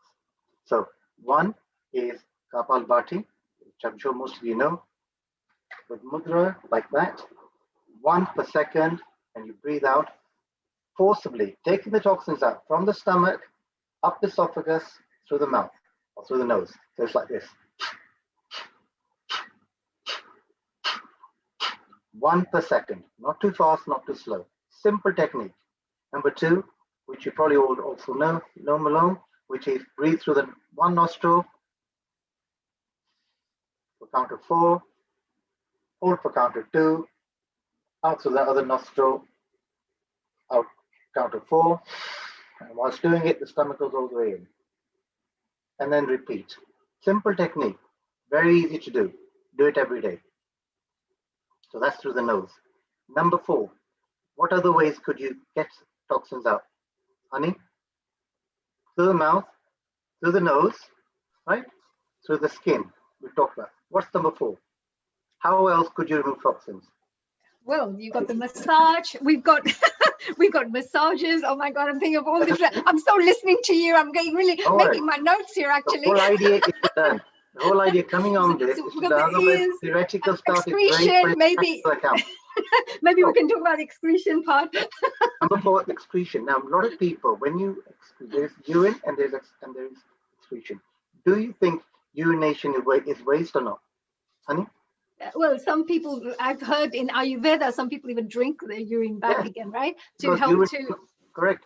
Ama, or it goes out through the waste product which the body does not need, which is through the stools. And that is why massage helps, and so do certain herbs. Typically, Triphala is one that we'd advocate you have once a week. It's 2 capsules. It's a way of clearing the system. So that is number 4, which again, massages also help in moving toxins through the gut, through the small intestine, large intestine, and out. There's also the skin. Is there the skin as well? Skin is, of course, with massage, right? That's with the massage, all the toxins come out through the massage. That's and may I ask, you mentioned about, the pulling, because some people do this through coconut oil, or I mean, is it, can you use a particular type of oil, or sesame oil is the one you? No, there are specific ones which are better, and they tend to be more that Ayurvedic research has shown that sesame oil, mustard oil, these 2 particularly have been very useful. Right. And how, when you're doing this, because you mentioned between 5 to 20 minutes, try to, as you were swirling it around the mouth, it of course pulls all the toxins out. What is actually happening? How are you pulling? What toxins are being pulled out at that time? Yeah, it's a very good question. Because what you're doing is when you're swirling around, we have various murmur points on the tongue, thousands. They're connected to various organs. And the idea is that from the large intestine, we want those coming out. And by massaging as you are with your mouth, when you're swirling the mouthwash, it's helping connecting to the large intestine to moving the toxins out. Right, that's very powerful, very nice. You're also stimulating the taste buds so that when you're actually eating, whatever you're eating, you're actually absorbing better, digestion's improved, you're actually tasting the food better. Right. So this is so powerful. This is very, very powerful. This is what they don't teach you in school, or dentists don't approach this. Absolutely. It's just and so all the audience members are watching right now. We just went through, of course, with Sushma ji, with the ear massage. We're now going through very simple techniques that you can do at home that will really help to boost up your immune system and clear all the toxins from your body as well. And now we're talking about the pulling. I normally used to do it with coconut, and I find that even your teeth become very shiny and clean as well at the same time. So anybody, wanting to have additional benefits, there you go. Increases the digestive power as well. So increases Agni in the body. So everything is digested better and works better.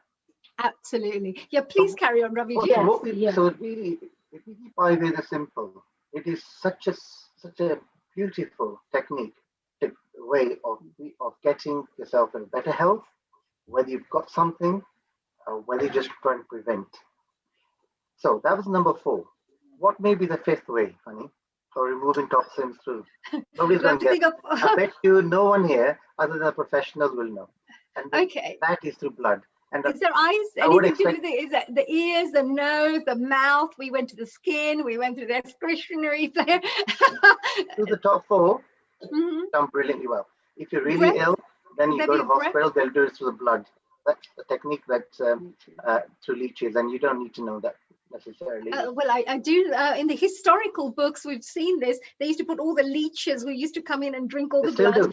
All the Japanese, the Japanese also actually they do the hot bowls around your spine, and then they make sure all the blood pools up. And for some reason, all the dark one comes up on the top.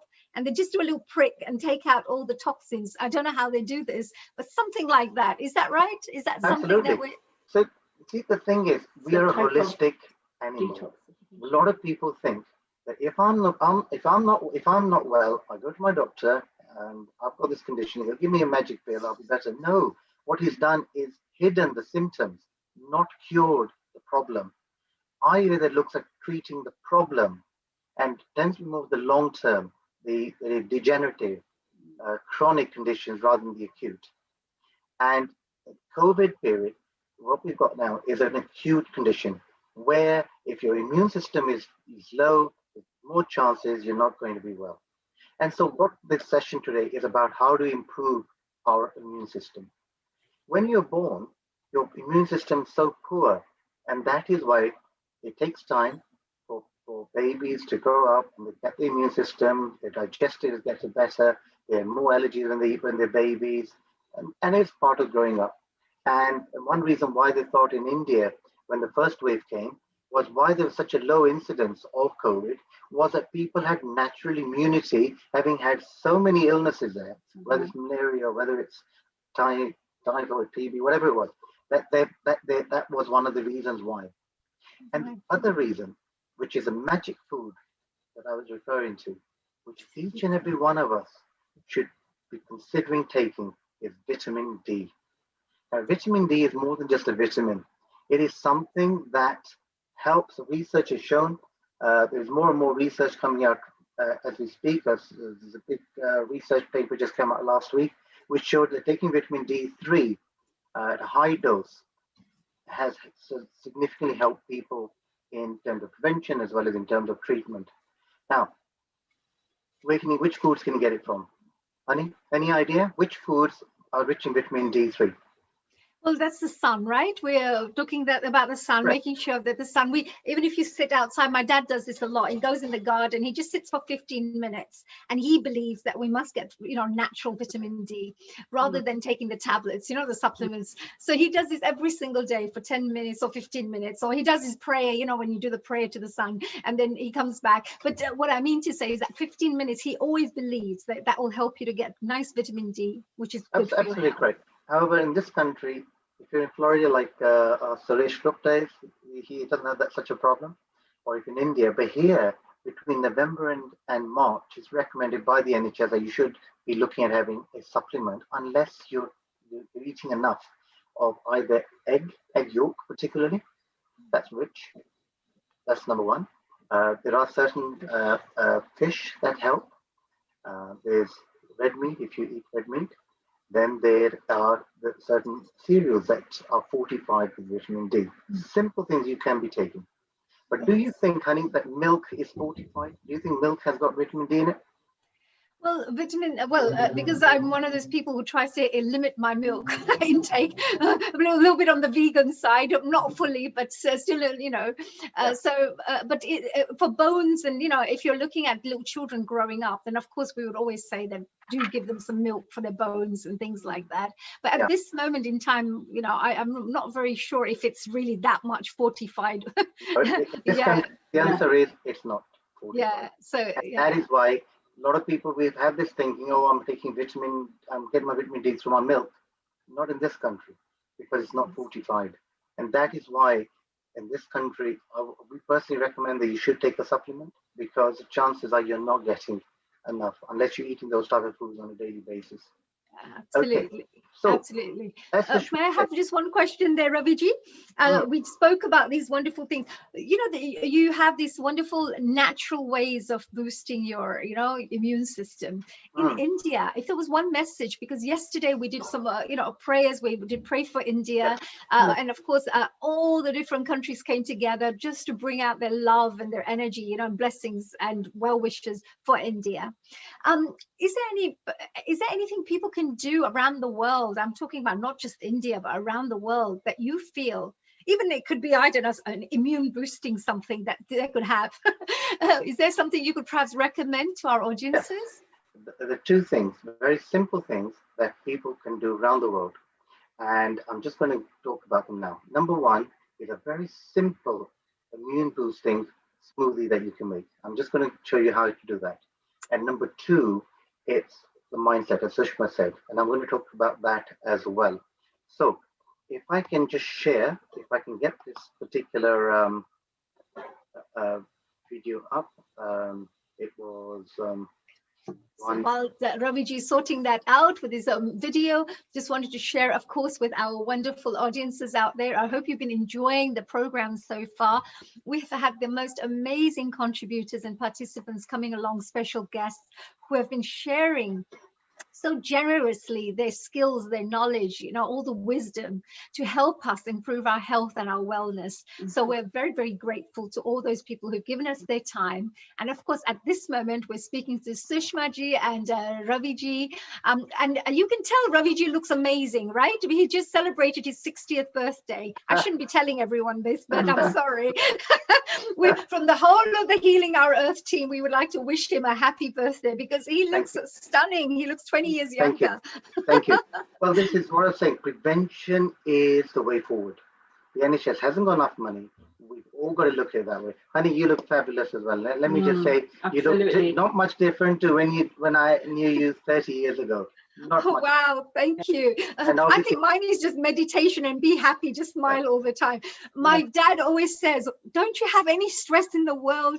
And I say to my dad, Dad, most people are trying to get rid of their stress. Why are you asking me to stress about something when I'm not stressed? A lot of people think stress is a bad thing. Stress is only a bad thing if you can't cope with it. Otherwise, stress is what made us pass exams. When the night before the exam, you realized you had not done enough work, it was the stress that got you over the line, because you started doing things at a faster pace because you knew you had to do that, right? So stress in itself is not bad, but a lot of people don't know how to cope with it, and that is where the issue is. And so how do you deal with that is a very simple technique, which is the mindset. And the mindset, as we've heard from a lot of our previous speakers, it's first, in Ayurveda, we say everything happens twice. First, it happens in our mind, then in reality. Simple proof. You want to go from here to Manchester. You have to think first how to get there, right? Then you'll get there. So similarly, if you are already negatively thinking, oh, everyone's getting this, and this is where reading the press too much, seeing the coverage, particularly at the moment in India, if that's not, even if you're well, that is probably going to make you even more unwell, because there's so much negativity going on.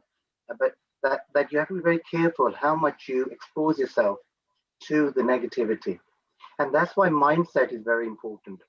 And we're going to just we'll do a simple technique on the mindset. I was going to show you a video how to make a very simple concoction.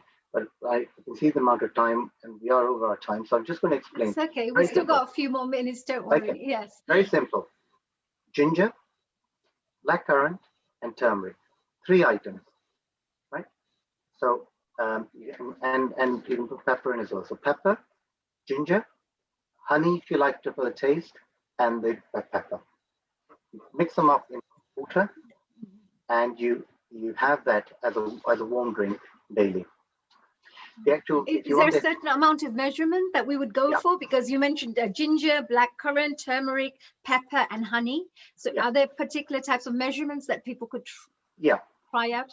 Yes, there are. What we'll do is we'll just put it on here, because rather than speaking it, it might be easy just writing it down. What we should be looking at is having this on a daily basis. Just something very simple you can do. And when you're going to have tea, have ginger tea rather than normal tea. Yes, Very simple thing to do. Absolutely. I'm a firm believer of that, Ravi ji. I am a firm believer, because I won't have any tea without ginger. Meaning, of course, I have normal tea as well. But I will always, if I'm making my own tea, ginger is something I definitely. Ravi ji is giving you the best ever tip there. If you're listening to this, if you're making your tea, just add some ginger to it every single day. It will make a huge difference. Yeah. Even if you have masala tea, just add some ginger. Very simple to do. If you have sugar, replace it by honey. If you have when you have your salad, make sure, as Sushma may have hinted, is have the spices, the 6 spices, because we have 6 tastes that we need all 6. And this is where the Western diet is falling, and that's why obesity is on the increase in the Western hemisphere, because we're not getting the 6 tastes, and therefore all the taste buds are not being satisfied, and therefore there's a craving for eating more McDonald's and more KFCs and such like. So that is a very simple technique. And if you look at people who are on a simple Indian diet, they generally are not obese. That's the reason, because they're getting the 6 tastes. But, but when we look at yogis, for example, just a question that's come up here. If we're looking at yogis, they always say stay very simple diets, don't have spices, don't have this. But, you're suggesting from our side, we should actually try out all those. Is that right? Yeah. According to your research. If you look at in Indian cuisine, Turkey, or Japanese or Chinese, it tends to be quite spicy, because it could taste like the garlic and the onions, which quite often are missing in the Western diet. And even though you don't need much of it, but you still do need. And that is why, that is one of the differences between this particular program that we've come up with, Full Sim Plan, which is done through salons, and very simple to do at home. So that is doing a lot of research. We've just worked out a whole load of K values on loads of foods. It's a different way of looking at food. Rather than looking at calories, calories only tells you how much energy is in the food. It doesn't tell you how easy it is to digest the food, what toxins it's leaving behind. That's what K value tells you as well. And this is what Ayurvedic knowledge our ancestors figured out centuries ago. It was hidden away where the British Empire, most universities were closed down in India, but now they're opening up. Research is starting again. So there's some exciting research coming out, and we'll be sharing with you shortly. However, on the so what one just I'm very conscious of time. We are running behind. It's okay, no problems. Just finish it. We've got about 5-10 minutes to finish off. No problems. So what I'm going to do is a simple technique on how do you get the mindset right. Mind can play real games with you, and it's so easy to become negative, and then start thinking, because everyone's got it, you're going to get this as well. So when we do this process, if you can all focus on what we're just going to do now, and just imagine, just focus on what is it you want, not what you don't want. And most people, you'll find, don't know what they want in our life. They don't know what the purpose of their life is. So if you don't know what you want, how are you going to get it? So you need to know what you want. And this is a simple technique. If we can do it, if you can all follow it, it's a very simple technique of meditation. Here goes. Sit nice and relaxed with your back straight eyes shut, focusing on the third eye in between your two eyes. No, and it is watching inside. Imagine there's a bright light coming from this third eye, and you're looking at the eye. Past this eye, the third eye, is looking inside.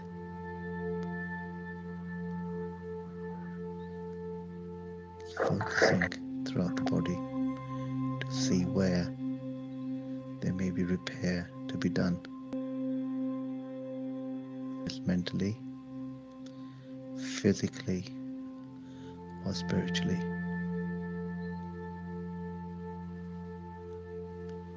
It's mending whatever needs to be mended. All you're doing is focusing on this third eye.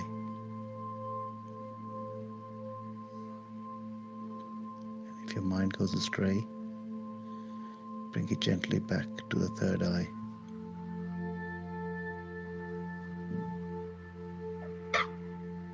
Relax,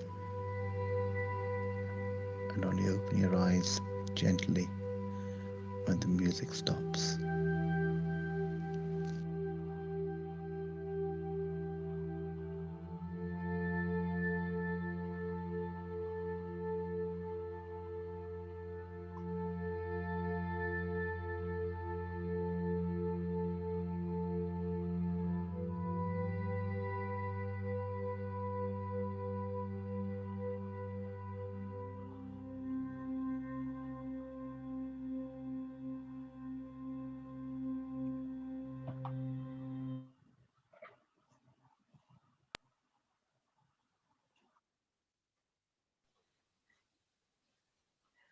Wow, that was a little relaxing, wasn't it?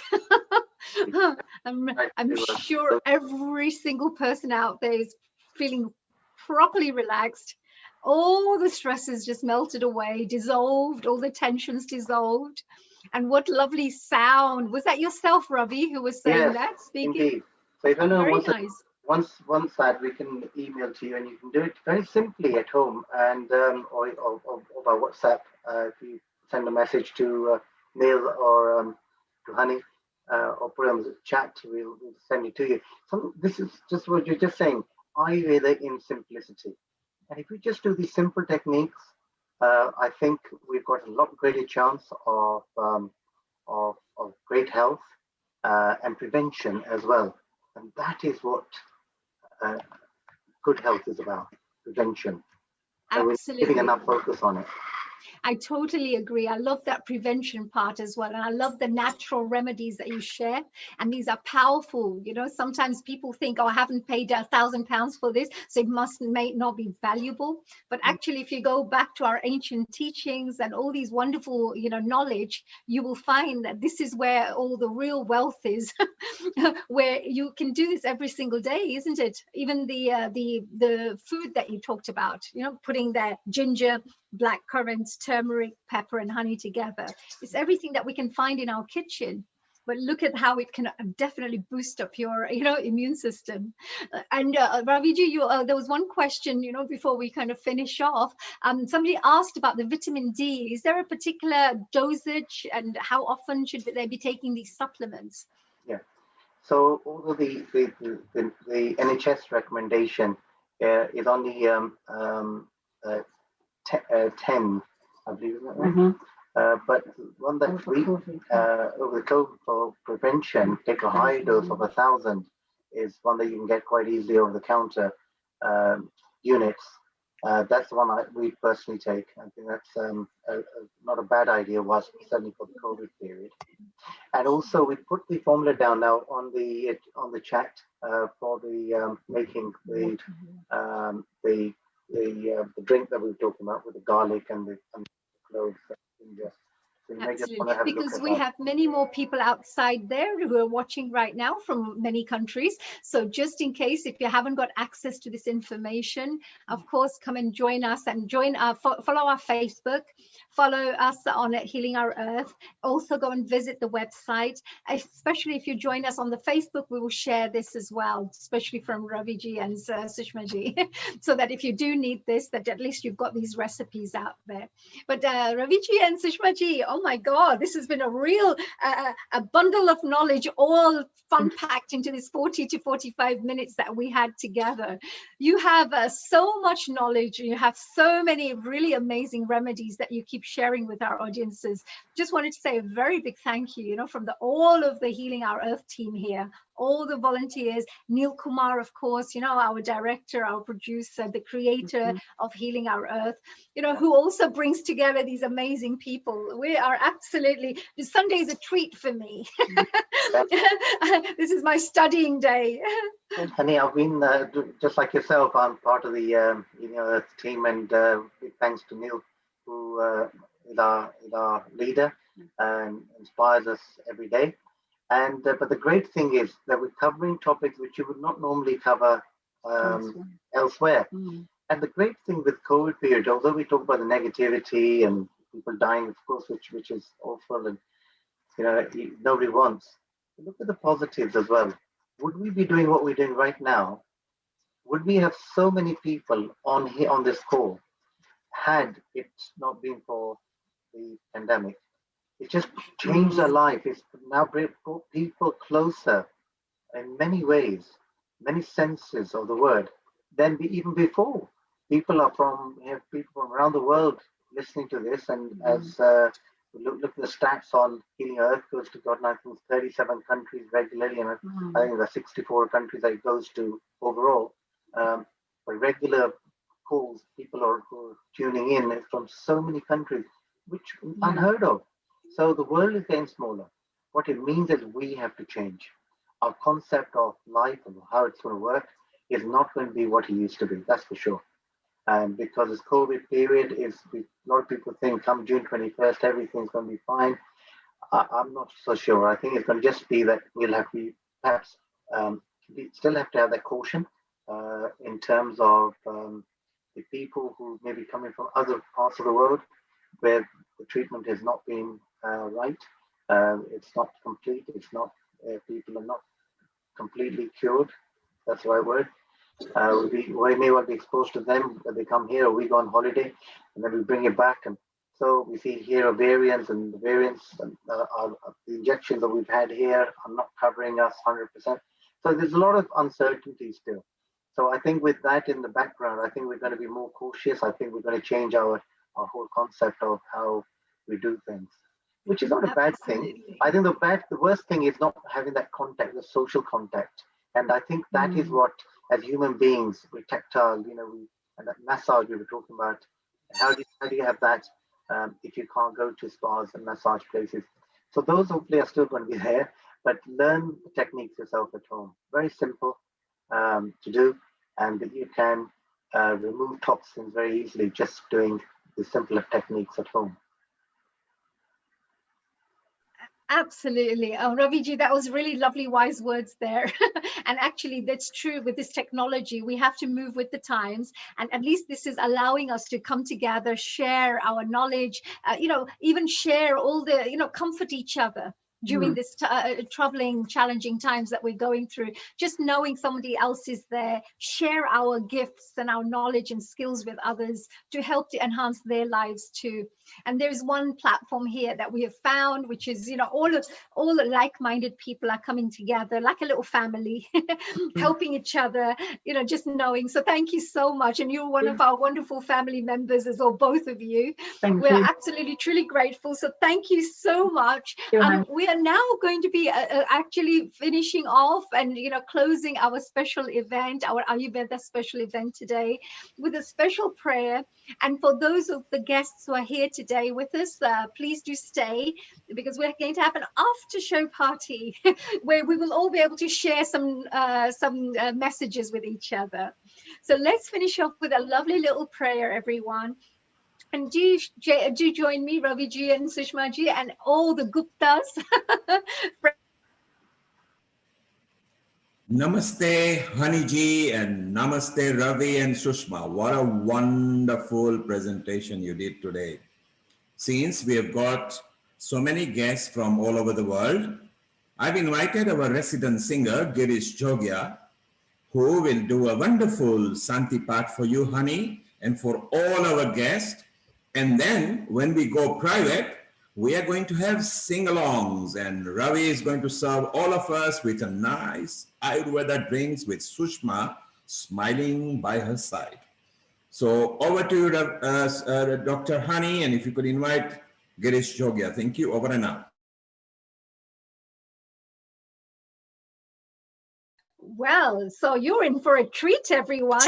And Neil is full of surprises all the time. And we have got our Girishji who's going to be joining us very soon. So instead of me doing the Shanti Path and to finish off with a prayer, let's ask and request our dear Girishji to join us with his beautiful voice and share this lovely, divine, sacred chant with us. So dear Girishji, welcome to Healing Our Earth. Thank you for joining us here again. Thank you. Thank you so much, Dr. Honey. Lovely to see you, my lovely sister, and the rest of our. Your smile brings us, so much energy, and always looking forward to seeing you. Always looking forward to seeing you. Thank you, Girish. And I'm always looking forward to listening to your songs. Always, always. It's just beautiful. So we're all waiting for this beautiful Shanti part so we can close our special Ayurveda event today with Girishji's Madhura voice. Thank you. Thank you. Thank you so much for your kindness and for your lovely words. Really appreciate, truly appreciate from bottom of my heart. Om Shanti. God bless you. I always pray to God to keep your smile forever. Thank you. Thank you. Thank you so much. Here we go. So you can all close your eyes. Let the divinity come to you. Surrender yourself. Relax. And let us join in this beautiful prayer. Om Shanti.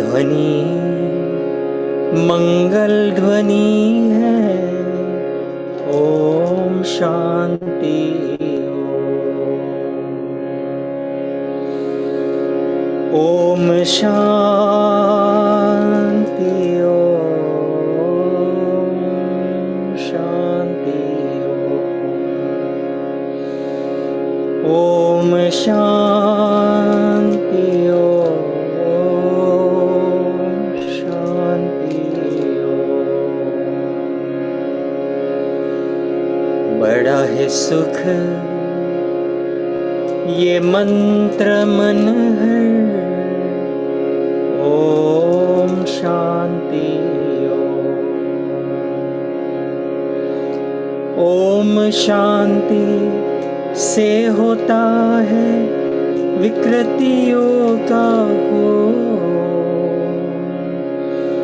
Om Shanti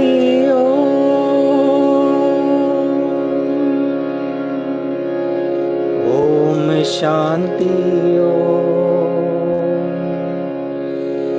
Om Shanti Om Shanti Om Shanti Om Shanti Om Shanti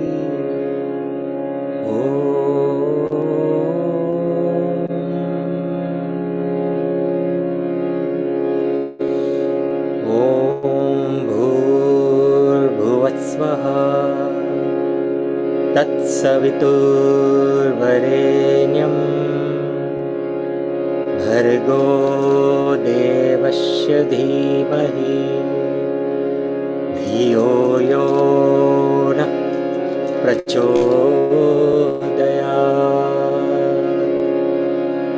ॐ भूर्भुवस्वः तत्सवितुर्वरेण्यं भर्गो देवस्य धीमहि धियो यो नः प्रचोदयात्। ॐ भूर्भुवस्वः तत्सवितुर्वरेण्यं भर्गो देवस्य धीमहि धियो यो नः प्रचोदयात्। हरि ओम। शांति शांति शांति।